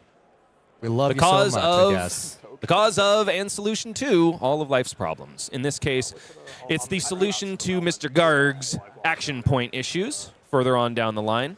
No ability to actually tip the barkeep in this case because no gold tokens have been generated so far for the treasure looter. And just no rum token to be found either. Poor Arjun has himself spectral shields galore, but ooh, finds a juicy one right there. Does that say Malort on it? Yeah, they were given out from Chicago. Oh, I didn't know about this one. This is a Brian Gottlieb special, isn't it? He's a Malort enjoyer, I thought. I'm not sure about that, but I can tell you it's definitely a fun time. Just not a very long time. Wait, we're not about to talk about the inclinations of devs and towards alcohol? Is that like off-color commentary? I personally just don't know, and what I don't know, I can't comment. You know what is on color? This Sawbones Dockhand coming in for a nasty 6. Not 9 like represented on the die. We're going to flip that die upside down, just like our frowns. Start having a good time and also potentially taking 6. Arjun, a little bit resource, like flooded is the word that I am looking for. And normally you would think an underwater gentleman like Gravy Bones would love to be flooded, but in this case, it's not the most potent turn that he's able to put together. Needs a little bit more riches for that, but for now, an entire equipment suite bought for a simple swing of Sawbones. Cogworks Tinkerings gets that first golden cog established for Connor Symons, and also plenty of -1 counters going on to the rest of the equipment suite. Balance of Justice now ready to be cashed in for an additional at least 3 value when Arjun dares to draw more than 1 card in a turn. Yeah, no complaints from me for that last turn we just had. Obviously, we had 2 float and nothing to do with it, but we got to pitch riches and make that first gold. That first gold is worth so much more than all the subsequent golds. First taste is the sweetest, and that goes double when you're generating gold tokens. Connor Symons thumbing a Sky Skimmer. Going to be coming for 4. Looks like the target was Gravy Bones indeed. Makes a lot of sense because the power of the golden cog is to be tapped and give extra effects to Mechanologist attack action cards that jive with it. The most scary, of course, is Palantir Aeronaut. In this case, Sky Skimmer is just going to get either Go Again or +1. Arjun already cashing in that first gold token, drawing a Prismatic Leyline, and forced to discard something from hand. Does have a Scuba ready to hit the yard.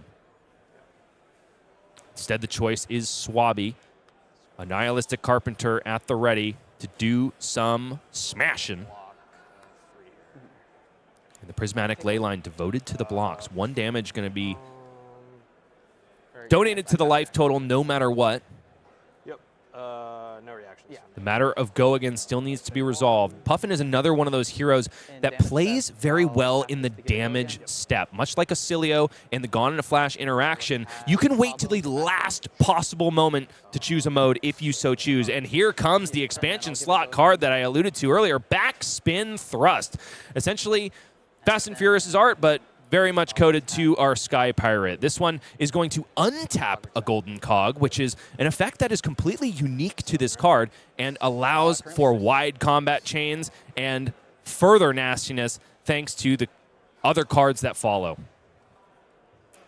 And this Cogwork Zeppelin is representing some funny tricks here. If Arjun doesn't block really exactly exactly 7, using the power of that unicycle, which hasn't been blocked yet, Connor can represent some funny tricks in this turn. Getting that action point back, not being able to draw because until he cranks the second time, he won't be able to draw.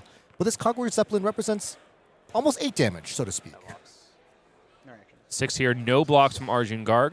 Perhaps knows that it's worthy not to block unless you're blocking at all. And a golden cog going to be tapped to generate another golden cog. Has crank as it enters, and so if there's no steam counters there, that does mean that Connor has bought his action point back. And furthermore, he's going to buy a card from the deck thanks to Polycranka coming out from the equipment zone and allowing an additional crank. Card drawn for Connor Symons, and another Cogwork Zeppelin out on the combat chain, not representing just 6 again, potentially representing another 2 damage, 2 damage from the Spitfire that could crack in right afterwards. This is a nasty first turn for the Sky Pirate. Yeah, Arjun getting a little punished for not blocking the first Cogwork Zeppelin and realizing, well, dang, I should have maybe blocked it. But also, Connor's kind of saying, hey, look who's the ally master this time. I got a parrot, what do you got?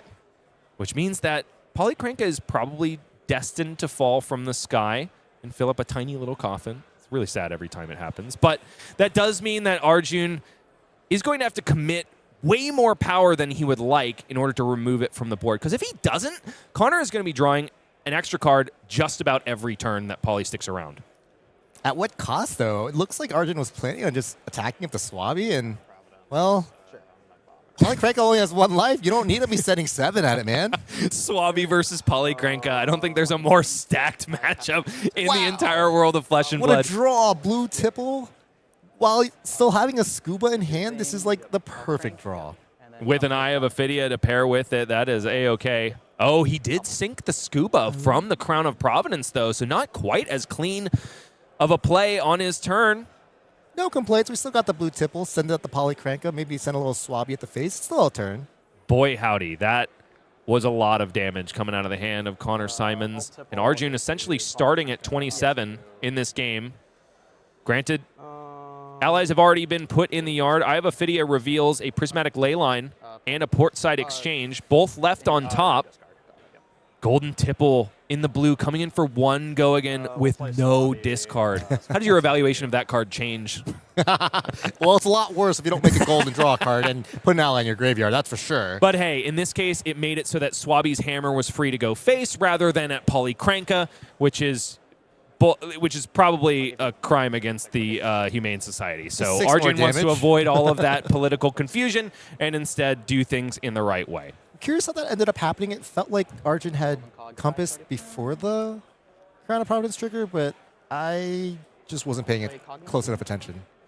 Ooh. Cog in the machine, a fantastic start for Connor Symons. 2 golden cogs are going to be created here. Has the opportunity to keep Cog in the machine in deck, but instead it's A-okay to generate extra action points and also crank twice, triggering Puffin Hightail and allowing Connor Symons to draw a card. Cog in the machine is one of those power cards that on its face doesn't do anything, but as long as it's jiving with Puffin Hightail, it is A-okay. Palantir Aeronaut, the first copy found and immediately put in the Banish Zone to pay for the boost cost of this 0-60, which comes in for 4 go again. This is going to be so clean. Using the power of the Teklo Foundry Heart, Connor can play out his entire hand. There's a Dovetail and a Throttle, which would require 3 more resources, which he can send all at face. He has an extra action point from playing what we affectionately call high octane at home, the cog in the machine. It's just a clean turn of lots of damage and being able to use both those cogs to likely Spitfire and shoot that Swabby.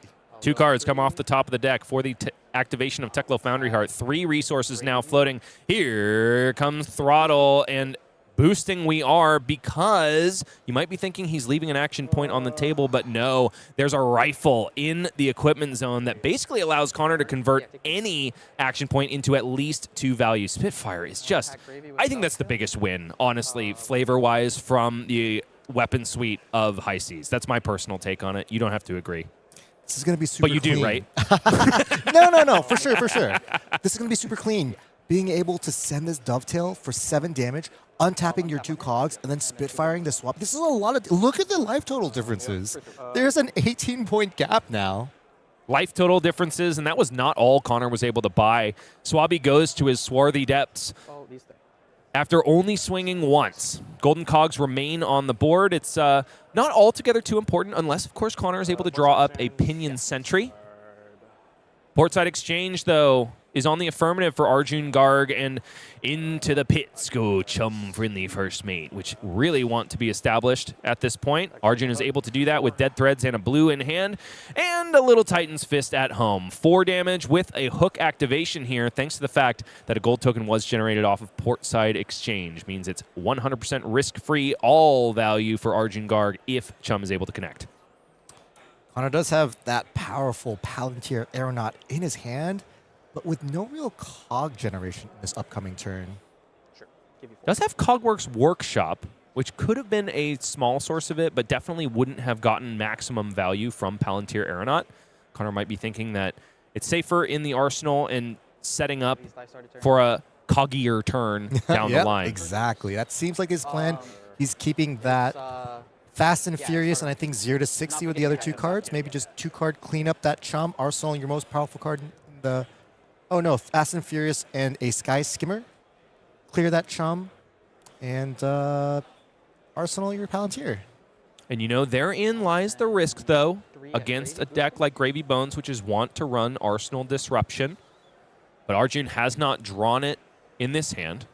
No Gravy Boats to be spoken of. There is a little bit of extra defensive capability. Blood in the Water could get into the mix here.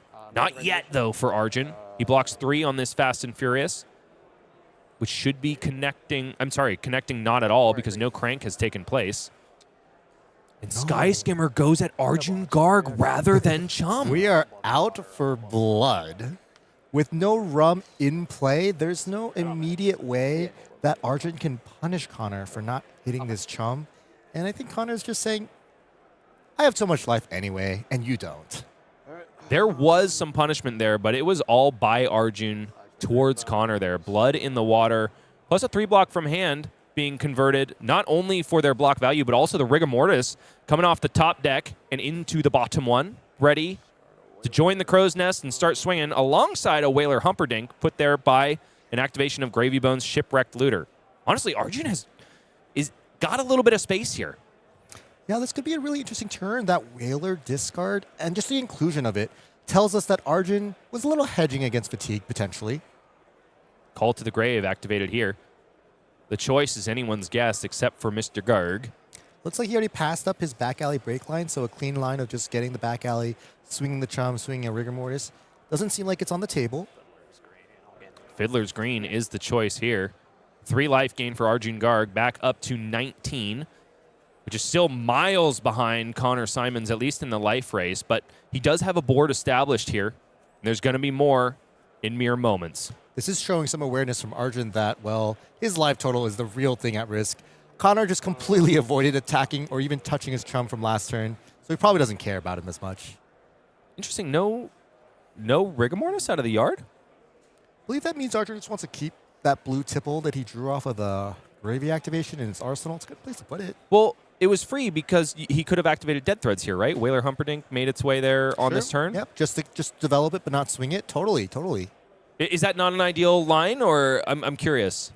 It's interesting. It depends on the school of thought you have on this matchup. It depends on what you think is your lose condition. If you think your lose condition is getting fatigued, it's definitely not a good play. In this case, it seems like, Arjun was maybe thinking he was at risk of dying at 16 and got that 3 life, and then maybe not committing the Rigor Mortis might be a misplay here, but if that's the only ally that you can play, maybe keeping it around for maybe a future hook or future loot to hold could be a better play as well. So, or Arjun just didn't see that line. Maybe, you should be kind of playing these games. Oh, I don't know about that. I like sitting in the Crow's Nest alongside Rigor Mortis and my friend Michael Feng. Back over to Connor, though. 30 plays 19. And the Mechanologist is back on the front foot. First copy of Copper Cog found in the hand. That is one of those very rare cards in Flesh and Blood that you can run as many of as you like, not just the preordained 3. Zipper Hit is the start to this turn. In the yellow variety means that it's coming in for 4 go again. Gravy Bones is the target, threatening a hefty percentage of the remaining life total of Arjun Garg. I still don't see a line where we have maximum capability of Palantir Aeronaut this turn. Might be saved for later once again. And the Conqueror of the High Seas clock keeps ticking. Arjun is going to find one before this game is over.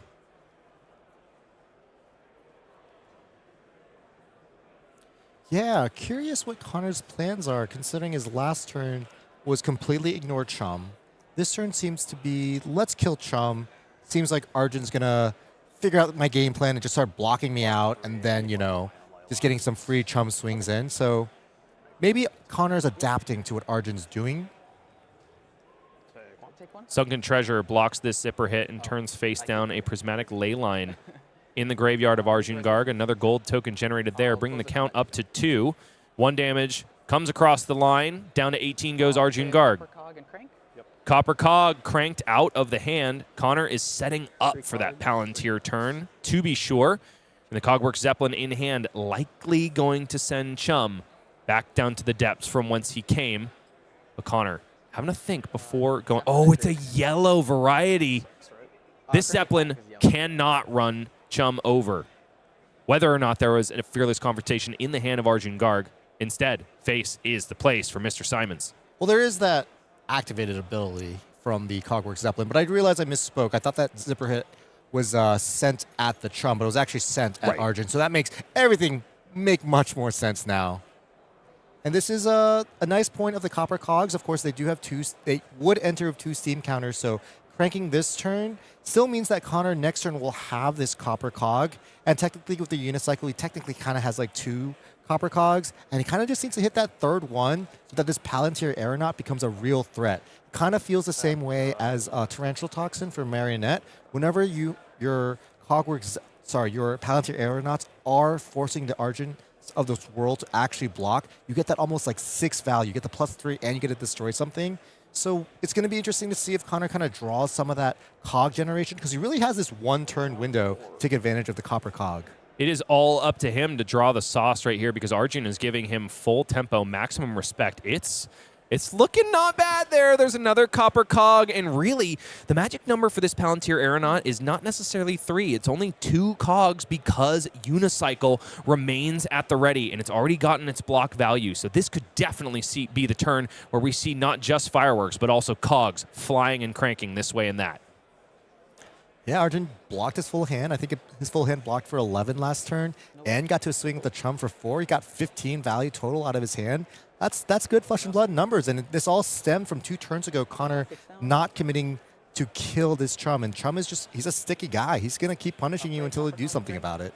And Connor has to do some serious punishing, because Arjun Garg has not only found his first copy of the Gravy Boat, but also Fearless Confrontation. Exactly the card you want to have in hand when your opponent is incentivized to kill a Chum. That being said, no allies in the hand means that Arjun can't force the issue. And if Connor keeps his offensive posture, it could be a bad situation for Arjun. This is a sick hand, though. He has a Conqueror, 2 blues, and some other card. It's the start of something good. And if Arjun is truly terrified about what's going on, he can kind of put Connor in a weird bind this turn because of Fluxers being a reaction and the fact that Connor does kind of need this Cogworks Dovetail to hit to untap his Copper Cogs to send that Palantir Aeronaut. So it's going to be an interesting turn. These are kind of the weird situations where it makes playing Puffin quite difficult, because you don't know what your opponent's going to do. You have to think about the possibilities. I definitely want to be on the Puffin side of this equation rather than doing the mental gymnastics you have to in Arjun's side of the table. Still doesn't know about that Palantir Aeronaut. Suspects that Arsenal card is quite good and requires some setup at this point, I think, because Connor has been sitting on it for about 3 turn cycles. But man, Cogworks Dovetail. This is the boat that makes me want to play Puffin more than any other card in the game. This is a tricksy card right here. Yeah. Thrice per turn instant, you get the opportunity to tap a cog and give Cogworks Dovetail either +1 or go again. But also, on hit, you untap all cogs that you control. So, there's a lot of tricks that can happen in that damage step, ladies and gentlemen. Absolutely. With Cogworks Dovetail, of course, you can also, let it hit and then do that thrice activation after the trigger, before the trigger of the when this hits a hero, untap all the cogs you control. Lots of cool, tricky things you can do because of the instant speed nature of that card. It's all pretty sweet on Cogworks Dovetail's text box, but the one thing that could be a little bit juicier against Gravy Bones is that Cogworks Dovetail is required to hit a hero in order to untap all cogs you control. Cannot get away with that while letting the blood of an undead ally. No, indeed. Arjun Garg lining up 2 cards on the block, Fearless Confrontation and the Gravy Boat, but instead it's a fabtcg that makes its way out onto the combat chain. 2 cogs tapped for Connor Symons, which means that this Skyboat is going to leak through for 1, but Arjun reaches for the quick dodge flexors, really heads up right here. Doesn't even know how good this is. It's time to cash in the unicycle, untap a cog, and give an additional +1 to this Cogworks Dovetail, which, I'm sorry, give go again to it because it would still be blocked out if it was +1. So Connor saving the turn as much as humanly possible, and Palantir Aeronaut must be deployed here for no extra value. Still unclear what who the target for this Palantir Aeronaut is. Oh, it was Chum-friendly first mate. Fearless Confrontation discarded for Arjun Garg, which means no, Chum remains on the battlefield. Fearless Confrontation absolutely getting more than the 3 printed defense value, more than the 5 printed offensive value, It simply got by 10 being value. thrown into the graveyard. It prevented 6 damage, and it let Arjun do a 0-card 4. Masterfully played by Arjun here. Boy, howdy. And on the next turn cycle, if Arjun is able to draw up an ally, pause for effect, which he doesn't, granted, but that can be changed with a Gravy Bones activation. Connor could be in a situation where he's forced to attack into the Chum once again. All of a sudden, Michael, these life totals are looking very similar. 22 plays 18. And here comes Connor with a soup up, a really juicy card from Bright Lights, but altogether made for Puffin because it'll gain go again if an item Connor controls has been destroyed this turn. That first copper cog didn't have any steam counters on it, went straight to the graveyard, provides go again for soup up. And Zipper Hit gets it by banishing a Sky Skimmer off the top of the deck. Take 2. This is going to be a really interesting turn cycle. Connor kind of sending some attacks to distract, to soften up Arjun's hand. All these attacks, they're all bait. We got the Cogworks Zeppelin coming in hot right after this with a real on hit, and it will really make Arjun regret a little bit maybe for blocking the distractors from before. But, I mean, it's been working so well so far, just blocking full hand, attacking of Chum. He's like cosplaying a Guardian, just block, block, block, hammer for 4, block, block, block, but much more efficient. In this case, he cannot simply do that because there is a non-blocking card in hand for Arjun. Eye of Ophidia has made its way into the hand, I believe, for the 2nd time this game. Maybe I'm thinking of a previous Gravy game. You're correct. He did play a Call to the Grave, grabbing a Fiddler's a few turns earlier, going from 16 to 19, and since then has only taken 1 point of damage, and has dealt, I think, 12 from 3 attacks with Trumps. It's been a good couple of turn cycles. I think Arjun's been masterfully navigating this and just punishing Connor on the turns that he needed to. Cogworks Zeppelin, this time in the blue variety, only coming in for 4, but threatening so much more. Oh, I'm sorry. Chum was the target? Yeah. Oh, for both of them? Both the 0 to 60 and the Cogworks Zeppelin. I think Connor just said, I've had enough. I thought he was saying, man, I got totally screwed by attacking into this thing. I'm never doing it again. Quite the opposite. I have Ophidia pitched here in order to draw a card off of gold. So Arjun is taking a look at the top 2, essentially choosing whether he'd like to draw one of them or not. Blue goes to the bottom. Oyston in the hand. Rethinking that opt, though. No. Both go to the bottom. New card drawn. Card is Scuba. Swarthy Sea Dog. Another crime against the animal kingdom, if it can be destroyed by Connor Symons. Oh, and here we go. Golden Tipple finally showing its stripes. Discarding Scuba, generating a gold token, and drawing a card for Arjun Garg. Turning Showing- on balance of justice. There's still some justice in this play. Fairness for Connor. Activate Gravy. Balanced as all things should be for Connor Symons, who has yet another copy of Copper Cog in the hand. I believe some Skyboats as well. This could be a monstrous turn out of Connor if he's able to get the cogs and the cranks to line up. Checking the top card of the deck. Fearless confrontation. Fearless confrontation found. Yeah, I think Arjun's turned the corner here. He's stabilized life totals. His chum got more value than maybe I've ever seen a chum on stream. And Connor's kind of, not a lot of copper in play, no arsenal. Maybe this balance of justice draw will help him get back in the game. It's a zipper hit in the yellow.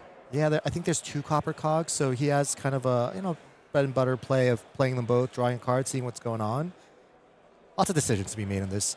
I don't know how that copper cog got another counter from earlier. Was there it came in a last Fast and turn. Furious There was a boosted. Fast and I see Furious, it. yeah. Okay. 6 damage here for Connor to contend with. Down to 15 he goes. We are at exact life parity now, folks. A far cry from where this game began. Connor Symons just fumbling a little bit on finding the cogs when he needs them most. In this case, could turn the tide. 15 plays 15 here. He's got a copper cog on board, which just lost a steam counter, a backspin thrust, and 2 more copper cogs in the hand. He could definitely play the whole turn out, pitching one of the copper cogs, planning on arsenaling the other one. He could also maybe risk it a little, playing 2 copper cogs. Connor going into a zen state. A little meditation. Trying to find the line. I love that. The mentality of this game is the most compelling part of it. I mean, Michael, you're here. You're in Connor's seat. You're X and 1. You've got 2 more rounds to play, including this one. You know that there's a chance you don't make day 2. How hard do you have to lock in right now? Pretty hard. Oh, he draws a red, a March of the Machines, off of the draw from Puffin, from cranking twice. But I think he was really looking for a blue here. 100% he was, in order to fuel the rest of the turn. Cog on the Machine, even though we consider it high octane at home, in this case, it's looking a lot less juicy because it will not draw a card. That Puffin Hightail twice crank ability on the hero text only can happen once per turn. But yeah, to answer your question, I would try my best to be locked in, I guess. It's round 6. It's been 5-6 hours of this. Player fatigue is definitely a thing, and Puffin is not an easy deck. Any hero, and all the Pirates heroes share this theme, you kind of have to play the odds of what you're going to be drawing off of the gold, off of the Puffin activation, off of the potential draw from the Balance of Justice. All of these things kind of, you kind of have to play around it and really just hope for the best, but plan for the worst. Sawbones. Pitch to Foundry Heart. Bleeding and descending to the grave. Offload 2. Yep. Off of a pitch of backspin thrust into the yellow zipper hit. And Cog in the Machine now used to activate Teklo Foundry Heart. This is not the way that Connor wanted this turn cycle to go, but still, after pitching 2 reds, going to ultimately be threatening 10 damage? Yeah. With the Spitfire activated after that? Yeah, well? so 7 from this and then 3 from the Spitfire because the zipper hit was sent at the Sawbones. Yeah, I guess I'm still counting it in the calculation. So you're absolutely right, though. 10 damage to face. But if that Cog in the Machine was a blue, this could have been Huge. avoided. The backspin thrust could be sent at face as well. Or Arsenal, depending on if the Cogwork Zeppelin is blocked out or not. I'll pass. Fully blocked out is that Cogwork Zeppelin. So no action point able to be generated off of the on-hit. Spitfire has to stay in the equipment zone untapped for now on Arjun's turn. Activation of Gravy Bones. Blue drawn and Sawbones Dockhand thrown into the yard. Yeah, that was a clean block from Arjun. Blocking 7 there, functionally blocked 10. So, if you're all about value, that was a great value exchange. Another Cogworks Zeppelin found in the hand for Connor Symons alongside a Golden Sky Warden. And I think we've entered that zone where Gravy really starts to shine. He's a well-stocked graveyard. He has a good health life total, and Connor doesn't have a huge life buffer. Every turn cycle, I can expect Arjun to start winning He just needs to put a blue in the graveyard. He has 2 gold. That's plenty for the rest of the game. He has lots of ways to punish now with that rum if Connor chooses to, avoid attacking a Chum or any ally at this point. And just lots of potential. And Arjun is keeping a Murderous Rabble in his arsenal, so even next turn, he can block with 3 cards, play the Murderous Rabble from hand, and still send a Rigger or a Scuba. Impressively played by Arjun this game. And Connor, he's been hit with some of that negative variance in this game, but definitely had some decisions in this game with that Chum and, killing it or not killing it that feel like have gone poorly for him. 1 Copper Cog is destroyed at the beginning of this turn. The other 2 left without a steam counter. Soup Up, now souped up with Go Again. Love that. 4 Go Again here thanks to the Copper Cog that died for its sins. 9 plays 15 here. Arjun has finally found a life surplus for the first time in this game, and also way more space than we ever thought he'd be able to coalesce. Yeah, just a really powerful hit as well. I think there was a Blood in the Water on the top of the compass. He has blue, Chum, Conqueror with the Murderous Rabble in his arsenal. He's in a good spot. Could it be the first time that we get to see a Gravy Boat resolved for Arjun Garg? Block 3. Would not come too late at all. Sawbones Dockhand committed to the defense here. Tap down for 1 prevention. 0 to 60. Boosting away a Copper Cog and coming in for 4 Go Again once again. No prevention floating for Arjun. No blocks declared. Down to 11 he goes. And here comes Cog, Works, Dovetail, namesake card of Puffin Hightail. If Puffin Hightail was an album, this would be the title track for sure. Same thing here. Connor sent some distractor attacks with no real on-hits. Kind of baited Arjun into doing some blocks, and now he's coming in with the boat with the on-hit. This has been the bread and butter plan that he's been doing every turn. But honestly, Arjun has cards to block, but I don't think he can really block 7 here comfortably, as that's how much you would really want to block to make sure this Dovetail doesn't become a 6 Go Again, plus a Spitfire activation. So it's going to be interesting to see if Arjun respects the block here, because this isn't just 5. It's another tricky Puffin play. This is actually more like 10 if you don't block it at all. And also because Sawbones has been committed to defense, Connor can do a little bit of pivoting once he's able to untap those cogs and just blast Sawbones out of the water with Spitfire. Absolutely. Which means he can get the full value. He can tap 2 cogs, give that Dovetail 7, get the activation of the Cogworks Dovetail to tap both, and then still give it Go Again in the damage step, and still have that 1 cog to Spitfire Sawbones for 2. So lots of potential here. You bring up a really good point. That's a lot of damage too. Arjun has been blocking really effectively, really efficiently his entire game, but this still represents a lot of damage. No blocks chosen here. Connor immediately snaps those 2 cogs into the tap position, makes it 7. Down to 4 goes Arjun Garg. Both of the cogs untap immediately in the damage step.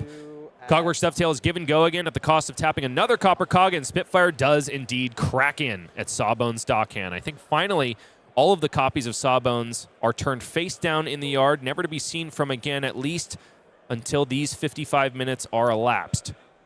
9 plays 4 now, but Arjun is on the play with so many cards to work with. Saltwater blue Swell on top. I'm wrong again. Yeah. That looked like a Blood in the Water, I swear. Seafloor Salvage joins Loot the Hold in the pitch zone thanks to Saltwater Swell. So only 1 on the combat chain, but 5 hefty resources in the pitch thanks to Arjun deciding to ride the wave. Yeah, there's still 14 potential damage left with the simple activation of the Gravy Bones ability and that Rigor Mortis. Connor doesn't realize it, but he's in a lot of danger. Grave danger, I could even say. I think he is becoming more awares nowadays because he is threatened with lethal damage here from this Gravy Boat. Sure, he doesn't have an arsenal, but dying is not ideal either. Is that a full red hand? It depends on the... No, that is a 4 on that Cogworks Zeppelin, I think, yeah, which means so it's a blue. Okay. Yeah. Also means that Connor can block a little bit and also still have some space because Cog in the Machine is going to assuredly draw a card for him on the next turn cycle. Arjun Garg closes the chain, puts yet another chum into, I guess, the zombie farm. That's why I was saying farm, I guess. I don't know. Yeah. Drew a not ideal arsenal in Sunken Treasure, so maybe he's now considering a pivot instead of attacking a rigor mortis, maybe attacking that chum. I don't hate it here, especially when you're at a very pesky, scary 4. Cracks the gold instead. Let's see what's on top. Arjun knows, but we don't. We're kept in the dark by the captain of the Blackwater. We need a compass to see his hand. It's not a snap choice, though. Okay. Arjun is definitely in the tank. Head in hands, trying to figure out the way to get this done. It's a gold-baited hook, an establishment of the Salty Sea Dog, and here comes Scuba, cracking in, turning a yellow in Connor Symons' graveyard face down. What a generous I'm sorry, guy. putting it on the bottom of the deck and generating a gold token. Back to a little bit of pennies in the hand is Arjun Garg. I'll give you 3. And another blocking card bought by Connor Symons. Down to 2 he goes, half the life total of his counterpart. It's 2 plays 4 going into the high tail turn. That really is going to tell the story of this game based on what is on top of the deck. Oh boy, here we go. Cog of the Machine generates 2 golden cogs. Both are definitely going to be cranked. Puffin Hightail activated here. Card is going to be drawn 2 action points. It's a Fast and Furious, which is not bad. It's not great. It's not bad. 3 at gravy, 1 action. Spitfire activation here. 3. Essentially go again because of the extra action point generated by the cranking of the golden cogs, 4 at gravy. which means that Fast and Furious gets to come in for 4.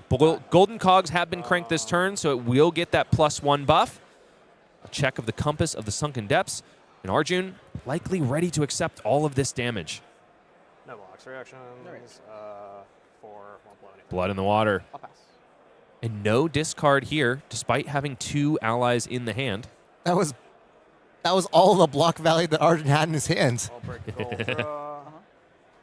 Okay, cycling away some of these allies is Arjun Garg. Does find the blue to get the turn started, and it's a juicy one if he can find a blue on top. Blue saltwater swell at the ready, but he doesn't like it yet, and good thing he didn't go for it there. A sink below was on top of the deck. Discard the sink below. I think he's out for blood. Who could blame him? His opponent's at 2. Discard this rigor mortis. Okay. Playing a little bit safer.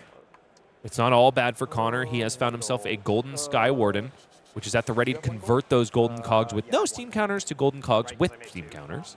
I'm sorry, 2 gold tokens, but also get a hefty buff on the defense end. 4 plays 2. Arjun rubbing every single brain cell together to put together a win here. A win here means that he is locked for day 2. Not much he can really do here now that he has discarded that rigor mortis. It seems like activating hook and sending the scuba might be his only line, but lucky for him, Connor's at 2, so that still takes a card. Is there any merit to pitching sink below for the saltwater swell and praying? I think the downside of it doing nothing and So not bad. taking a single card from Connor and losing your sink below might be a little bit too much risk for me to stomach. But you definitely roll scabs here, right? If I had one, I don't know if I'd registered this hero. It's not really... I've had my time with the scab skin leathers. I think I rolled 11 ones at Pro Tour Los Angeles, and I said never again. Ooh, an activation of dead threads here could mean going for the saltwater swell. Oh, it's risky, Arjun. No, he pitches away the blue. He's a good Sea Dog, and here comes Scuba, Salty Sea Dog. Another 4 damage coming across, threatening the life total of Connor Symons. And likely 2 gold. There's going to be 1 gold for sure from the scuba and potentially another gold.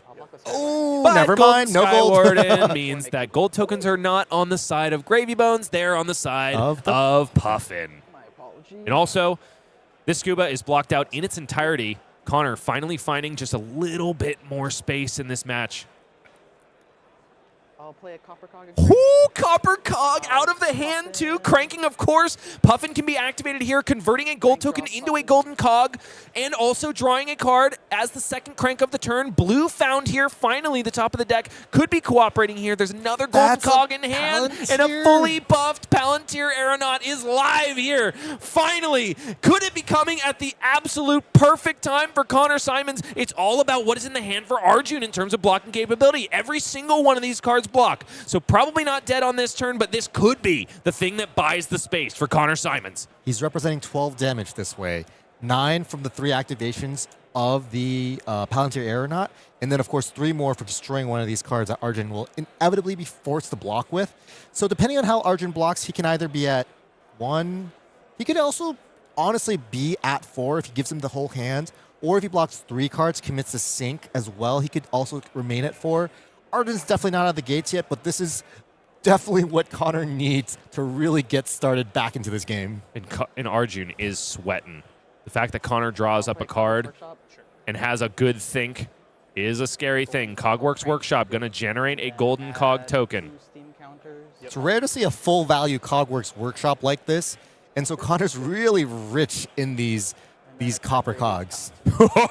Palantir Aeronaut, the scariest boat from the high seas. It's not a water boat, it's a sky boat, ladies and gentlemen, and it's mechanologist all the way. The defending hero must defend this with an equipment they control if able. Thrice per turn instant. Tap a cog you control. Gets +1 every time, but if you've activated it 3 times, destroy a defending card the opponent controls. And it's not the equipment that's going to be the juiciest one on offer here, Michael. No, indeed. It's going to be one of those 3 blocks that could put Arjun right back into the depths.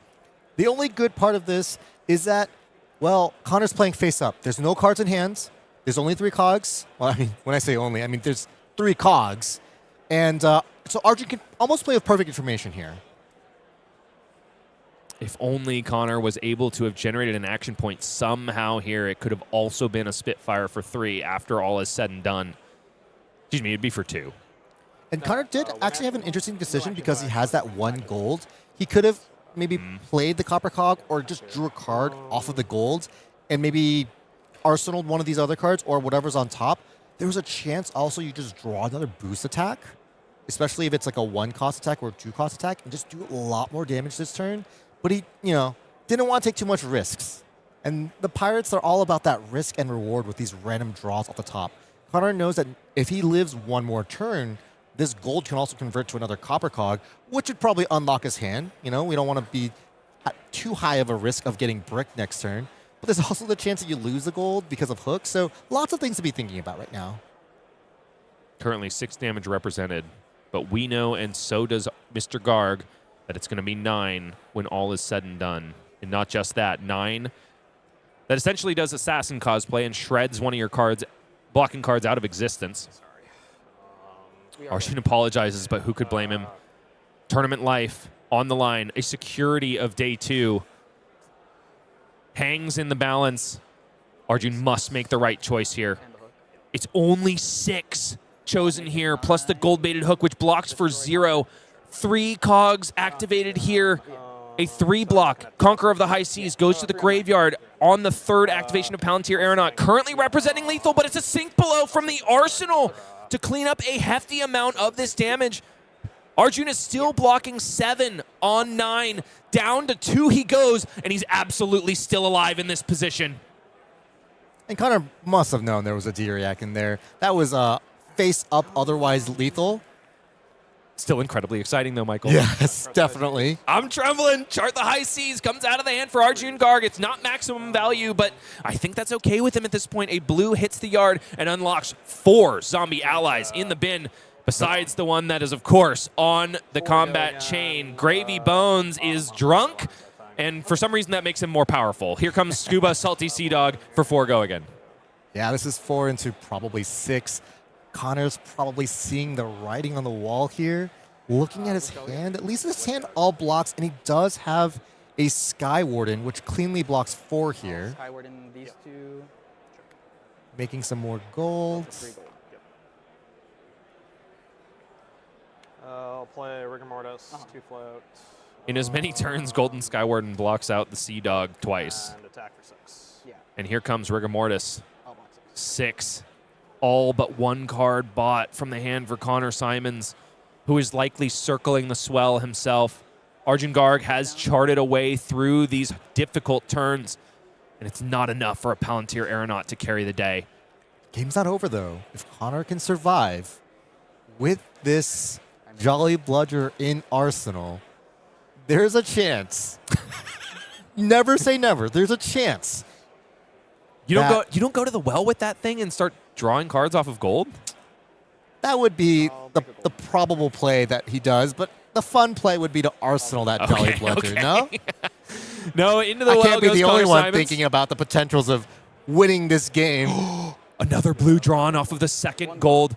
Could go into the well one more time and see if he can find something juicy.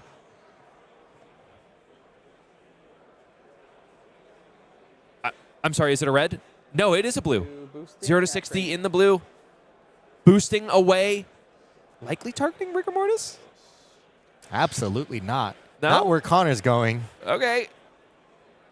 Oh, I'm so scared, Michael. 2 plays 2 here. Lethal threatened, but Arjun Garg has plenty of blocking cards. One of which does a break point. This one, however, blocked out by Jittery Bones, and only 2 cracking across with Spitfire. There falls the Rigor Mortis into the Watery Grave, face down. Arjun still absolutely with the tempo in his favor. 3 cards in hand. A Salty Sea Dog entering its lifespan of 4 turns. Oh boy, I think we just watched Connor count the cards left in his deck. I think there was like 5 cards left in deck. He's kind of in the unenviable position of losing both in board state, in life total, and in cards in deck. This is one of the reasons why I do like playing these Guardian-esque decks. You just feel like you're winning in every single category, and that feels awesome sometimes. The third Golden Skywarden in as many turns is going to be devoted to the blocks. Only blocking 3 here at the cost of a copper cog. Yep, not a golden cog, so no gold generated. Chain closed. Card drawn off of gold. Regenerates it thanks to the Riches of Trupledani, which has been pitched for the 3rd time this game, mind you. Rigor Mortis out of the crow's nest and into the fray. 2 cards bought from Connor Symons, who dwindles his deck, but doesn't dwindle the last 2 life points remaining. Activate Puffin. Puffin is activated here, converting a gold token into a golden cog. Crank. Draw Puffin. And a crank off the copper cog equals a Cogwork Zeppelin, which cannot be deployed here because it costs 2. Rigor Mortis sniped once again. Feels like we're in a time warp here. I feel like I'm watching Groundhog Day. Only instead of killing himself over and over again, Bill Murray is just blasting the same zombie over and over again. Oyston, Heart of Gold, thrown into the yard on the activation of a Gravy Bones. 2 plays 2 still here, and I have Ophidia likely to be pitched for the 3rd time this game as well. If this chart hits a blue, that's a Whaler swing right there for 11.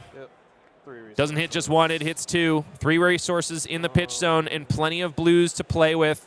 Arjun Garg can establish a Whaler Humperdinck and swing it. And what a way to finish this game off. Connor Symons does have blocking cards, but no, the fist bump is extended. It's just not enough. Whaler Humperdinck comes across the finish line, even though he has been waiting in the wings since the 2nd turn of the game. He's the one that gets it done. They say it ain't over until the fat lady sings. How about that, fat lady, for you?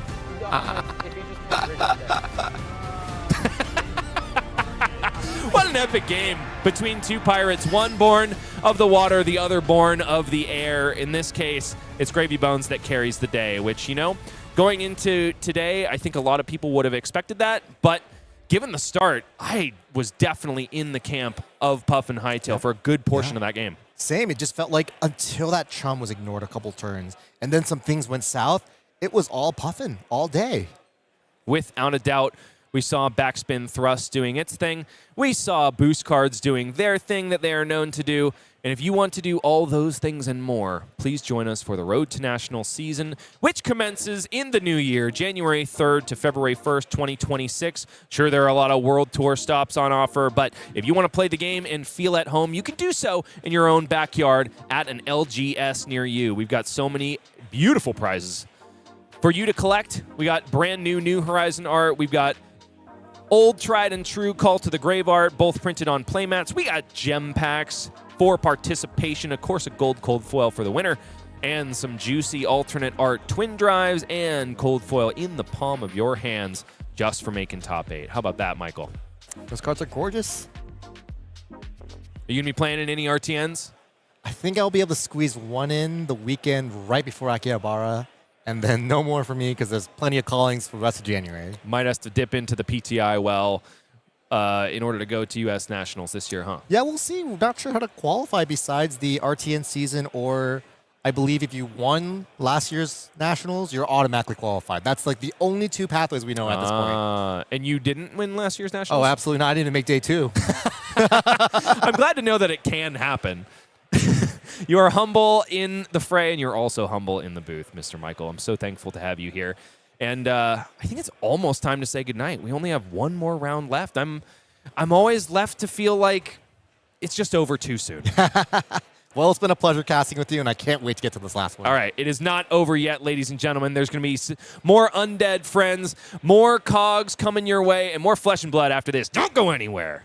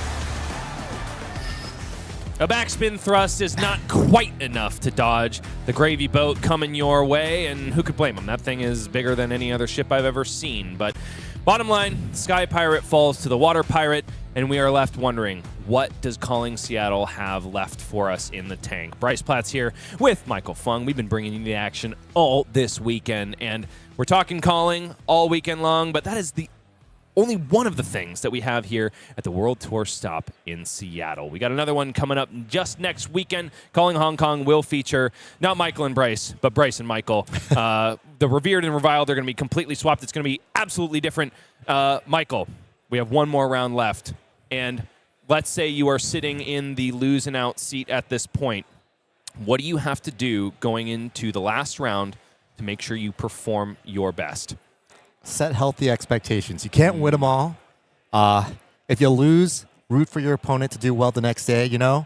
And if you do win, I like to apologize a little because I've just ended someone's calling run, you know? Like, it's an emotional time for some people. And Yeah, sure. I've been to a lot of these. I haven't made day two in a lot of these. I probably haven't made day two in more callings than anyone else, honestly. And so just try your best. Don't take it too seriously. Try to make some friends along the way. And, yeah. And also Can't be too unhappy with the result. And also make sure to write down the names of everybody that wronged you throughout the day, right? And keep it That by your only bedside. happened for Las Vegas. I promise I don't do that anymore. I'm a changed person. Do not kill Michael Feng because he will remember, ladies and gentlemen. He will remember.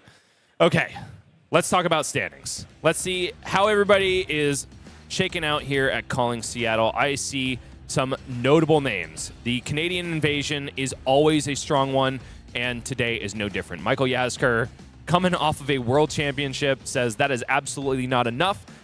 Even dabbing on the rest of us and posting his 80 in X before he lands in Seattle. It's the same one that won him the world championship, and it is doing very well today. Besides that, we got Gravy Bones. We got Brody Spurlock on Arachne Marionette, and we've got an undefeated Jarl in standings number 4. How about that? That's crazy. Hayden, go you, man. I can't believe you unlocked the code. A lot of notable names taking their first loss in the previous round. Charles Dunn falls to X&1. Christopher Aioli, X&1. Yuki Lee Bender, X&1. I believe the round before this, but nevertheless, fighting for not their day 2 lives, but rather their shot at top 8. Because even if you get to day 2 at X&2, you are less than comfortable in day 2 running for top 8. Really not that many Gravy Bones on this page except for Jimmy and Griffin. And of course, Jimmy and Michael back-to-back. They already made top 8 at Worlds. Looking for a strong showing here at the Calling.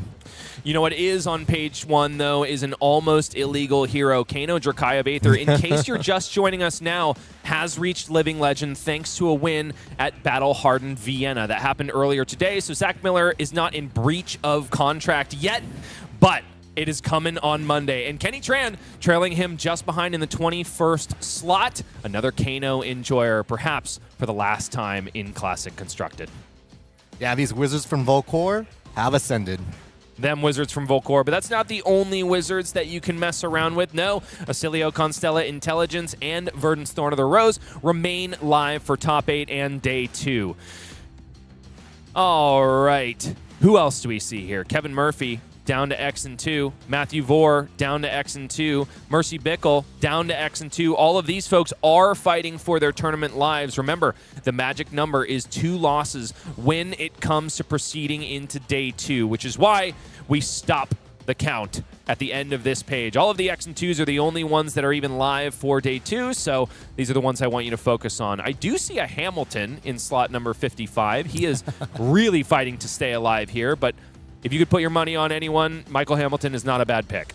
Yeah, closing out strong. We still have Fisher Johnson, our solo Marlin player with the perfect name. Love to see that. He's still alive. Fisher Johnson. Probably the mascot of the event for me at this point. Not only the best performing Marlin in the room, but also chef's kiss to the flavor text included in the name. Besides that, the majority of the Jarls are now sitting in X&2, despite a meteoric rise from a very cold hero. Seems like we might be seeing some tomorrow. For now, Florian, Rotwood Harbinger, is going to be the talk of the town, and also a little-known hero called Cindra, Drakaev Retribution. You ever heard of that one? Yeah. lost a lot of games to that hero, honestly, as Gravy Bones. It's been a year. It's been a year. We will see if that is going to be the fate for the Earth Runeblade, but only time will tell, and I'm rearing for some more action. Let's get on down there, ladies and gentlemen. Calling Seattle. This is the final round of the day, and oh no, it's Peter Buddensiek flying in from Las Vegas, a terror of my local scene, despite the fact that he doesn't live anywhere near me, but also the terror of calling Seattle. Hailing from Las Vegas, as I mentioned before, he is a Cindra worth his salt. This guy knows how to pilot ninjas, and Cindra is no exception. I definitely give him an edge in this game just for notoriety's sake and a history of winning to boot. But Tyler Kearney stands in his way with a whole host of defensive capability, courtesy of the elemental runeblade that is Florian Rotwood Harbinger. And these games can go fast and they can go slow, but wherever they go, don't go anywhere after the game, as we do have that awesome spoiler for you guys. Oh my goodness, that is some drip, Michael. We've got, is that a gold foil well-grounded? Definitely. That is a cold foil Barksian, a cold foil Face Purgatory.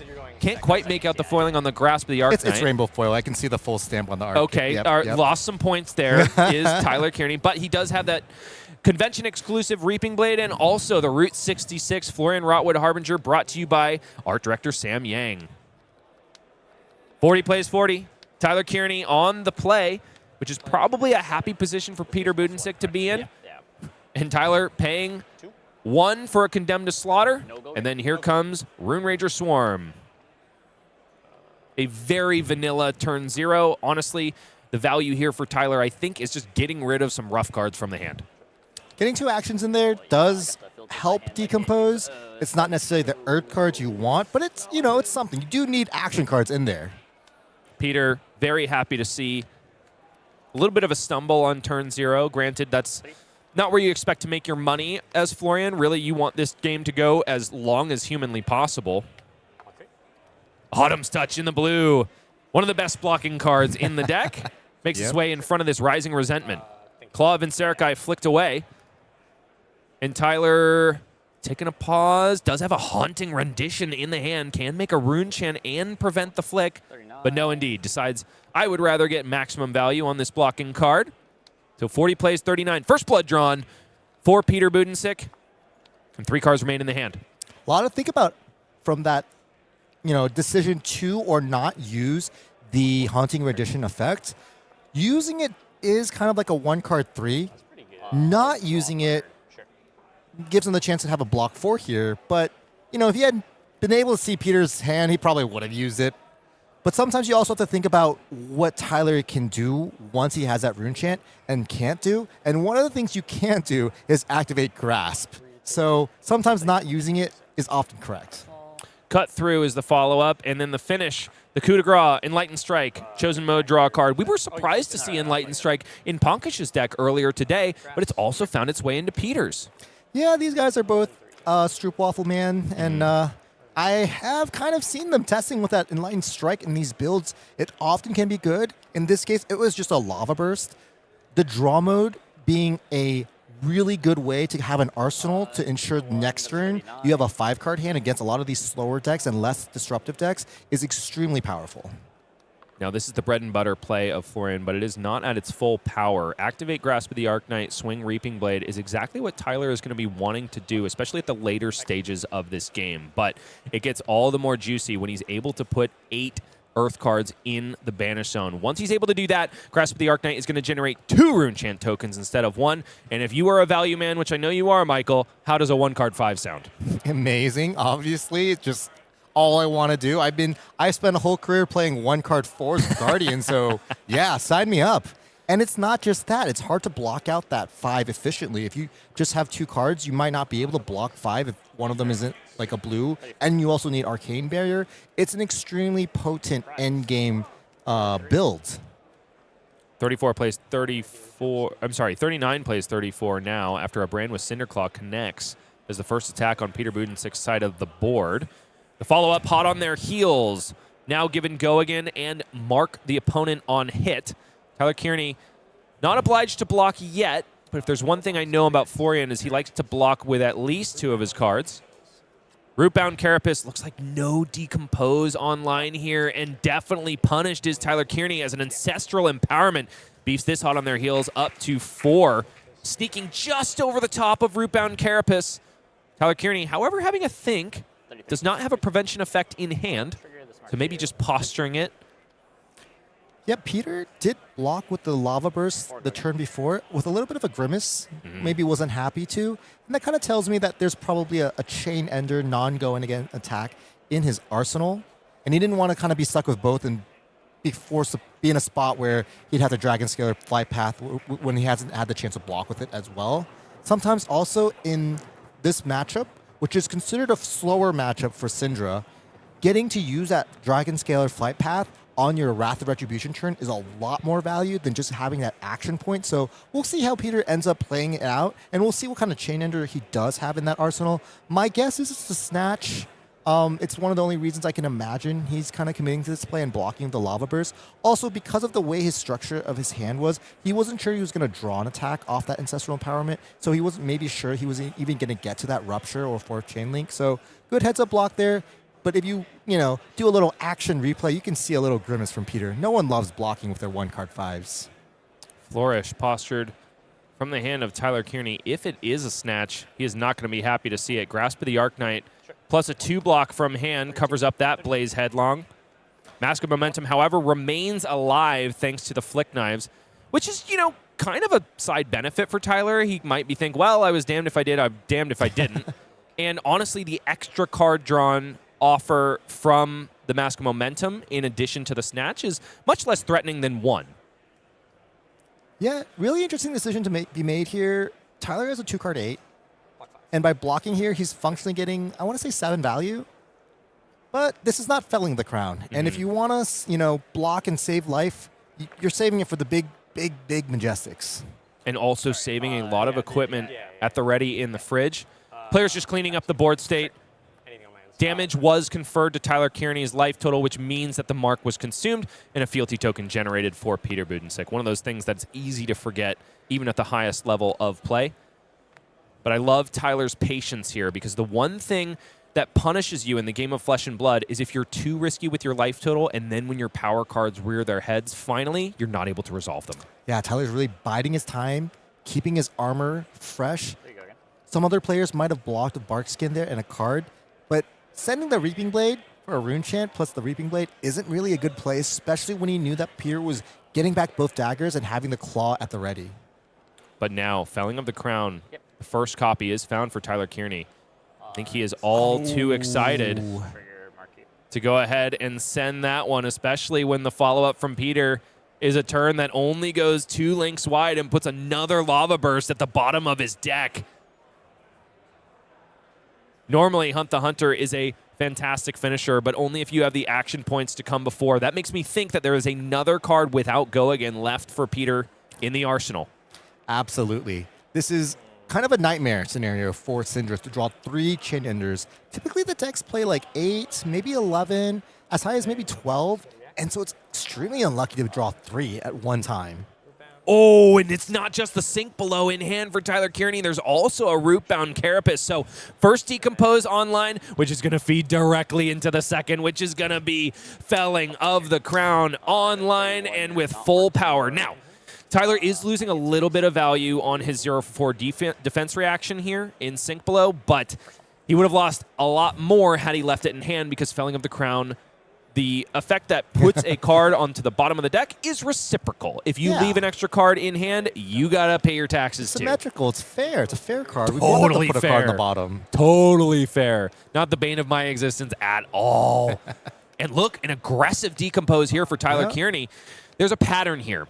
When the magic number is 8, and each Decompose trigger is putting 3 cards into your bin, of which 2 must be Earth, you can make a little bit of a risk assessment. If you want to go for the aggressive line, you can get online in 3 Decomposes, or 4 if you're bereft of Earth cards. Because Florian is going to take a pretty defensive stance here against Cindra, I think Tyler knows that he can go for efficiency on this decomposition mini quest. And the one thing that, is hard when you're trying to do this is getting Earth cards in the bin. And that's the one thing that Cindra can reliably help you on. If those cards can block, Cindra will help you find a way to put them in the graveyard. And this is one of them. Pain in the backside is the first attack action for Peter Buddensiek. 32 plays 31. Life parity still. And I think that definitely favors Florian, at least at this point in the game. 3 go again here with a threat of a little bit more. Yeah, I think that might be the last Earth card that Tyler has in his graveyard. So he has a Felling and nothing else. And so he's really incentivized to block with this Canopy Shelter this turn. Even though it feels a little awkward, feels a little weird, giving up a tick of armor here, he really wants to send that Felling for 8 and make Peter bottom another card. Flick Knives comes across here. Resource generated on Blood Splattered Vest, which is very interesting considering the context of Peter's hand. He's got himself an Art of the Dragon Blood and a Breaking Point, which will be free if Peter makes Art of the Dragon Blood Draconics, which begs the question, what is that resource for? Well, it seems like he does have that Chain Ender in his arsenal as well, so he's kind of like stuck with too many Chain Enders again, and so that resource could let him just buy back both daggers, because he'll only have 2 Draconic Chain Links, assuming he has a brick on both sides, his arsenal and his hand, and he's just sending the Breaking Point and buying back the daggers, potentially. It could also potentially pay for the Dragon Scalar Flight Path, which has now gotten its defensive value, especially potent if the card in Arsenal costs 1 and is Draconic, because Art of the Dragon Blood will make that bad boy free, and Peter Buddensiek will then be able to buy back his daggers for free. Breaking Point coming in here.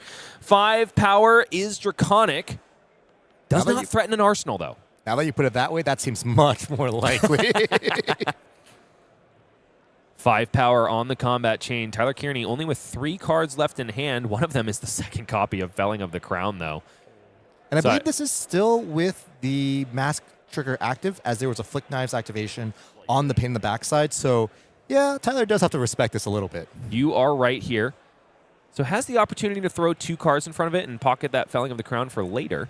Peter even did a little readjustment of his flight path. You know, just letting Tyler know that he's aware that it exists. Awfully charitable from Peter,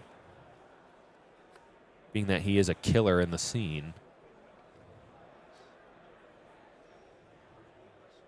Tyler in the mental meat grinder here. As I mentioned before, the magic number is X and 2 to proceed into day 2 of this calling. As is tradition at pretty much any calling, no matter how many rounds they are.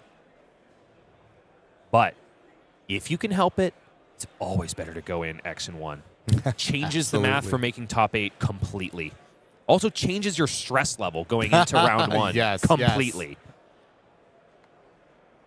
Condemned to Slaughter. Enlightened Strike. Lined up on the blocks. Will it be turned face up, though? With no other cards. Also has access to Well Grounded here. So could cover up all of this damage and prevent the mass trigger, even if he doesn't commit 2 cards. That Well Grounded, though, being a stay and play, stay and play equipment, is much more powerful for future turns, though, for potential cut-throughs, stranding them in their hand, for example. Instead, it's Barkskin of the Millennium Tree, lining up an Embodiment of Earth token, just in case Peter has got a 0 for 4. Tyler Kearney still has the opportunity to throw Condemned to Slaughter down for a whopping 4 defensive value, but no, it's just a pass from Peter, which is all fantastic for Florian here. Now gets to do the thing that every Earth hero wants to do in this game since the advent of Rosetta into the game. It's Felling of the Crown, a 2-card, at least 11. More than that. It's block 2 cards, then send 9, you bottom a card. That's the bread and butter of Florian. It's what you want to do every turn. Unfortunately, you can't do it every turn, but doing it twice back-to-back, I think before this second Felling of the Crown, I think Peter had an edge in this game, and now I think he's falling behind. The final Lava Burst, the quintessential Chain Ender for Cindra, found in the hand here, but the bottom card instead is a Snatch. Kind of a boon for Peter. Doesn't have to think about this affirmative combat chain quite as hard as he would have. Instead, he just gets to go 3 Draconic Chain Links, and then here comes Lava Burst. Still, he drew 2 Chain Enders, and we still think his arsenal is a Chain Ender. It's been a rough couple of turns for Peter. If there's one person to navigate the difficult hands of Cindra, it's definitely Peter Buddensiek. He's been playing this deck for quite some time now. Ignite, Kunai of Retribution, display loyalty. So far, what he's been able to put together, and still a Lava Burst in hand. If it's a 0-cost Chain Ender, or heck, even a 1-cost Chain Ender in the arsenal, Peter still has the opportunity to use that Dragon Scalar Flight Path for an immense amount of value. This Lava Burst will be coming for 5, but on hit draw, so, you know, still puts Tyler in a weird spot. Does he want to respect it? Does he not? Tyler has a little bit of information here. No resource bought from the Blood-Splattered Vest for Peter Buddensiek on that flick. And wow, he does have that Life and Arcane Seeds, which is by itself also a 5-card swing. So doesn't really want to block with that. Has to decide if he wants to maybe give the Sink Below plus a tick of armor. Maybe just a Sink Below and say, whatever, Peter, if you want to commit your boots, you commit them. Lots of interesting decisions to be made here. Well-grounded and interesting choice here, too. Just one of those cards that makes blocking math so much easier as long as it stays on the board. Yeah, both of his cards are worth 5. The blue, make a grasp, activate grasp and swing the sword, that's 5. The Arcane Seeds Life, that's 5. This Sink Below with the help with the chess, that's 5 in a potential draw. This is kind of, you know, we've entered Florian becoming a real hero mode. Literally does not have text until this point. Yep. And that's when you kind of have to turn the corner. You kind of have to draw cards like Arcane Seeds Life in any blue and cards that block. So basically most of the deck. It is Barkskin of the Millennium Tree, not cashed in for the maximum amount of value, but when you're preventing a draw, you are happy with that. And still, Peter holds on to the Flight Path and the card in Arsenal. What could it be? Tyler now has full steam ahead to do a real bread and butter Florian play with some extra sauce on top. It's going to be activation of Grasp of the Arknight, resolve Arcane Seeds Life to generate 4 rune chance and a little bit of extra life before swinging in with Reaping Blade for a whopping 6 rune chance and 3 physical. Yeah, this will ultimately be threatening 9 damage. Peter will most likely be converting that claw to prevent a rune chant. Take 5. Got an 18. Down to 18 goes Peter, and we haven't even talked about the physical yet, which is still on the combat chain. And it would be really sad to have to block here, because that would mean Peter once again, nope, doesn't block, never mind. No Peter, double Chain Ender, triple Chain Ender this time. Ooh. Got a really functional hand here. It's 2 Fire Tenet strike first. No Draconics other than that, but has the draw of Ancestral Empowerment to change that. Also has 2 Fealty tokens on board to fix that little issue. This hand is incredibly scary, though, and this is where Well-Grounded can have a lot of value. If Peter walks into this and flicks Tyler, giving Tyler that opportunity, he strands the cut-through in his hand. Yep. And more importantly, and he plays it face up here. well, Peter does have the opportunity to flick himself. That's true. That's Flick very knives true. does target a hero. So, That's very true. And in this case, it might be what he has to do, because this is sip. This is, the Well-Grounded is just there. It's like, it's hard to avoid. It's a known quantity for Peter. You have to imagine he has the reps to navigate through this turn cycle. He did crack a fealty here, but he doesn't have the Draconic Chain Links to Flight Path reasonably. Yeah. He could draw blue off the Ancestral, or at least, I guess, a yellow, if he were to try to flick Tyler and kind of, you know, play the game of chicken. But it's a little scary, I gotta admit. Very scary indeed. Does have an Ancestral Empowerment left in hand, so we can trade that card out for something a little bit juicier. Also, threatening Mask of Momentum on this chain link. Yep. Could be a good face Purgatory opportunity as well. Popping in the attack step, Well-Grounded is Tyler Kearney. A curious choice here, especially if you are privy to the little flick yourself trick. That definitely, I would want to flick targeting myself at this point. Definitely. But it's only 4 block for Tyler Kearney. 2 Canopy Shelters. Sure, it's going to generate 4 mites. But this is going to mean a card drawn for Peter. Not just 1, 2 after you resolve the Ancestral Empowerment. Card drawn is a Display Loyalty. Now online thanks to the fact that Cut Through has been made draconic. I don't see Peter thinking about the flick now. He doesn't You know, flick this is the himself last here. round of the day. Players have been through a lot of mental fatigue. And I'm willing to bet Peter's going to watch this stream later tonight, tomorrow, sometime later, and just kick himself a little bit for missing that. But, you know, it's been a screw long that noise. day. I'm going to find him after this and kick him myself. 4 Might tokens pop at the beginning of the turn for Tyler Kearney.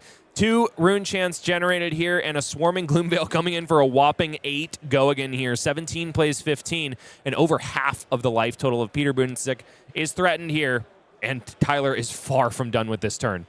You know, as a player who's been in these spots, I gotta say, it looks so easy for us to see the line, but sometimes in the midst of it, in the grind, in the trenches, it's so easy to miss, and I give Peter grace. I hope the stream gives him some grace for that. Not everyone can always be online 100% all the time. That's what we strive for, and that's why we practice and we play. We go to callings. I like to say these callings are just practice for the next calling, and that one for the next, and the next, and the next, until you get to the Pro Tour, and that's just practice for the next Pro Tour, the next calling. And so I give Peter grace. That was a hard line. He's kind of been drawing a little bit poorly. He's kind of maybe emotionally a little bit, maybe even a little bit feeling tilted this game from just the back-to-back fellings, the quick online that Tyler's been on, and you know, it's been a rough game for him. I give him grace. I commend you, Michael. That is a very revered stance to take on it. Here's a reviled one. Unforgivable. Peter, I'm coming for you. I'm just kidding. I give Peter a lot of shade, namely because he's part of my local scene, but the guy knows how to play this game, and any mistake of his has been made by me 5 times over. 3 now follows up this Swarming Gloomveil, a gorgeous Reaping Blade. Tournament convention exclusive. Gets 1 damage across after being blocked by the Mask of Momentum in the head slot of Peter Buddensiek. That was an insane turn cycle for Tyler. Once again, courtesy of that Florian ability. Each Canopy Shelter was worth 4. His blue was worth 5. This Swarming Gloomveil was worth 4. That was a 4 + 4 + 4, 17 value hand. And because Peter didn't have a claw, he actually took the full 17, was forced to block the Mask of Momentum to be at a reasonable 4 life. 4 now plays 13 as Oath of Loyalty comes across the line. No blocks declared there from Tyler Kearney, despite having a 0 for 4 defense reaction in the hand. Follow-up, Display Loyalty. Back to 2 fealty tokens is Peter. And another 3 damage accepted readily by Tyler Kearney, who has 2 defense reactions in the hand. Rootbound Carapace and Shelter from the Storm. Burning Blade Dance to follow up here. I definitely think this is going to buy a card from Tyler Kearney. He's able to close the door in this upcoming turn. Peter's only able to claw Vinserakai to prevent 1 rune chant, and Tyler once again has that clean classic hand of a blue and Arcane Seed's life, which represents 6 rune chants, and that should close this door for this game. Oh, but Peter does, you know, represent a lot of damage here with this Wrath. Wrath of Retribution going to have to threaten more than 16 realistically, in order to get Tyler Kearney into a spot where he can't resolve that Arcane Seed's life and swing Reaping Blade. Yeah, depending on what the arsenal is as well, like, this could be maybe you can't keep that Arcane Seed's life. We shall see. Could we finally find out what is in the arsenal of Peter Buddensiek? Trigger of Blood Splattered Vest here as the Kunai of Retribution connects for 2. Resource generated, and it was a breaking point after all. That makes a lot of sense. There's been a couple turns where just couldn't get that guy out. And the Dragon Scalar Flight Path could still be on the table when Peter loses this game, unless he decides to cash it in here. It's worth 2 if you're willing to give up, or sorry, 4 if you're willing to give up 1 dagger. Because if you flick the kunai, buy back the other 2 daggers, then send the kunai, then send the claw, that's a lot of damage, and that's going to push lethal here and really start taking cards out of Tyler's hand. Notably, this is no longer a mass trigger, so this is just raw damage at this point. And it's pretty face-up. Tyler has victory in his sights, just has to piece it together. Yeah, this is 10 more damage. This is 5, plus a flick is 6, plus the 2 dagger swings. So 10 more damage. If Tyler just kind of blocks Face Purgatory, it's a Super Iron Rod, is what I like calling it in that mode. And Super Iron Rod, yeah. I like that a lot. He would go to 4, or sorry, he would go to 1, taking 4 total damage. And as long as his Arcane Seed's life plus the Reaping Blade gets the job done, then he doesn't have to worry about getting flicked. Plus, the Arcane Seed's life does gain him a life. He'll be at a comfortable 2. I think he's just, making sure. It's the last game of the day. Just doing all the math. And who could blame him? Only about 20. Oh my gosh, math is so hard right now. Well, 20 or so players will be X1? No, I was about to say 20, less than that. 22 minutes elapsed in the game so far. Sorry, 27 minutes elapsed in the game so far. Has plenty of time to make this decision, so might as well make it right, especially when all he has to do after this is head out to a nice dinner and get some rest. He would have to commit the shelter right now, though. There's no other opportunity to get 4 value out of that shelter. Right. And is that a yellow? No. No way, right? It's a blue. It's got to be, right? Yeah, it's a blue. Okay. So good. We've been talking about this all this time, and maybe it's more difficult for him because he's just holding a yellow. Can you imagine?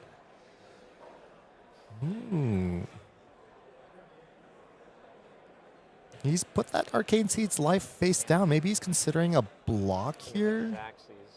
A very curious choice here. Let me redo that math. So Arcane Seed's life is... So Grass would make 2. Arcane Seeds would make 4. That's 6 rune chance. Yep. That is... And even if you have Claw, you would still take... Okay, well... That's a dead Peter. Even if Peter were to pop the Claw of Vinserakai, pitch 3 to buy it back, and then pop it again, that's still a dead Peter.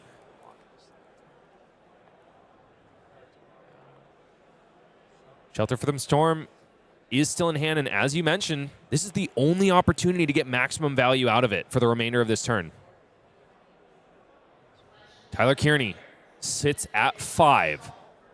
Glory in his sights, but fatigue in his head. Same as the man that sits across from him, Peter Buddensiek. It is hard to overstate how difficult it is to get the brain cells to do what they're supposed to at this point in the day. Oh, what I would pay to just know what's going on in Tyler's head here. There could be something that I'm just not seeing. I mean, like, maybe he thinks Mask of Momentum is still lurking. It's not in the graveyard. Maybe that's why Peter put his fealty tokens in the head slot, just to bamboozle his opponent a little bit. I don't think just that's kidding. What he's doing. Peter's I think above he just board. Realizes his combat chains are going to be the entire thing, so might as well make some space, right? I do like it. Peter's combat chain kind of looks like he started writing a happy birthday sign. Oh, yeah, but like ran out of space halfway. Too big of letters. Happy and then birthday. And now his Y is all squiggly and off to the side. Got to make it fit.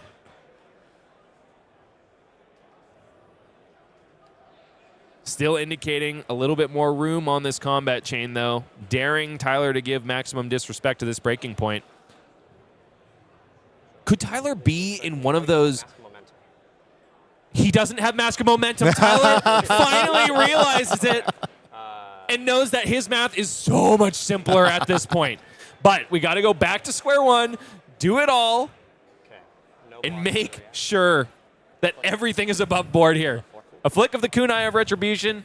Peter respectfully gives his opponent the time that he needs in order to make the right decision.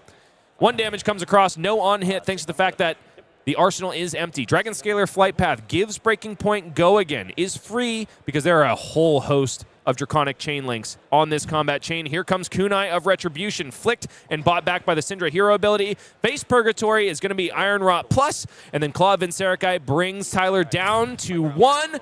All that's left to do is slam the door on Peter Buddensiek, which will not send him to the Shadow Realm for this tournament, but will make him feel a little bit less comfortable going into day 2. Grasp the Arc Knight activated 2 rune chance, but there are a lot more coming, courtesy of Arcane Seed's life. 1 life gained here, 4 rune chance generated, 2 instances of 1 upgraded by the Florian Rotwood Harbinger hero ability, which is now online, and Reaping Blade is gonna get it done here. 6 rune chance coming across the line. Peter only has the opportunity to block 1, maybe 2, but that is still going to be enough. Peter is realizing it right here, even if I do the incredibly unvalued play of Bot My Claw, buy it back, pop it again. It's all curtains for me right here. Fist bump extended, and Tyler Kearney closes out, calling Seattle day 1 the way it was meant to be done. Florian Rotwood Harbinger, definitely a dark horse for this tournament, is at 6-1 going into day 2.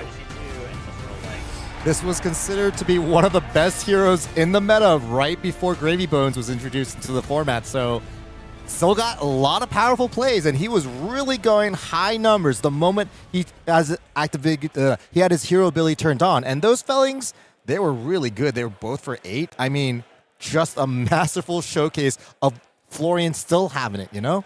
Florian has still got it. Tyler Kearney is proving it, and I'm sure there's a particular Japanese player that is really happy to see it. I'm talking about, of course, Tatsuya Okanishi, a masterful competitor overseas who just loves himself some Florian. But he's not here right now. Tyler Kearney is doing the job for him, and there are a lot of other really fantastic players closing out their day ones here in Seattle. Let's take a look at them right here and now. Michael Jaszczur doing it again. X and O. He is not just a one-trick. Well, I guess he kind of is a one-trick pony, but he can do it more than once. That's kind of the point I'm trying to drive home. We've also got Brody Spurlock in 3rd seed. I promise, ladies and gentlemen, we are going to show you some Jarl. That's coming up tomorrow because holy for holies, we've got a Canadian in the room, and not just anyone, a very frigid one, bringing Jarl Vitridi to this calling and going X and 1 on day 1. Speaking of other X and 1s, the brothers Kano remain right next to each other in the standings. Heck? Zach Miller and Kenny Tran are absolutely gem buddies. They're not fighting each other, but they are slamming the door on a lot of other heroes at Calling Seattle and giving us a little glimpse into why Kano Drakai of Aether has become a living legend. Kind of reminds me of like that, you know, together ape strong, it's together Kano strong. Ooh, ooh.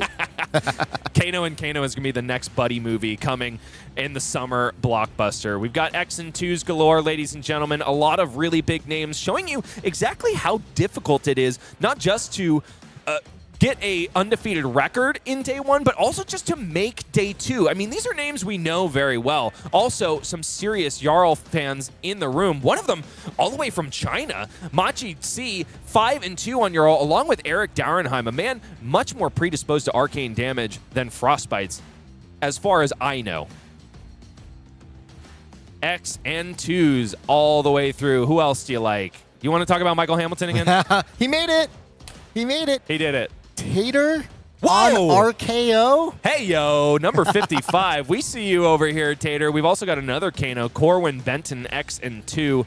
It's so much awesome going on at Seattle here. Unfortunately, Anthony Pham, my cohort, finally goes X and 3 and is out of the running for day 2. But there are kings to be made here in Calling Seattle. There are gold cold foil quick dodge flexors to be awarded, but Michael, there is some other business that we're supposed to take care of before we wrap up here. Don't tell me. It's there's something that people don't know about yet. Forget it. Tell me. The spoiler. We have a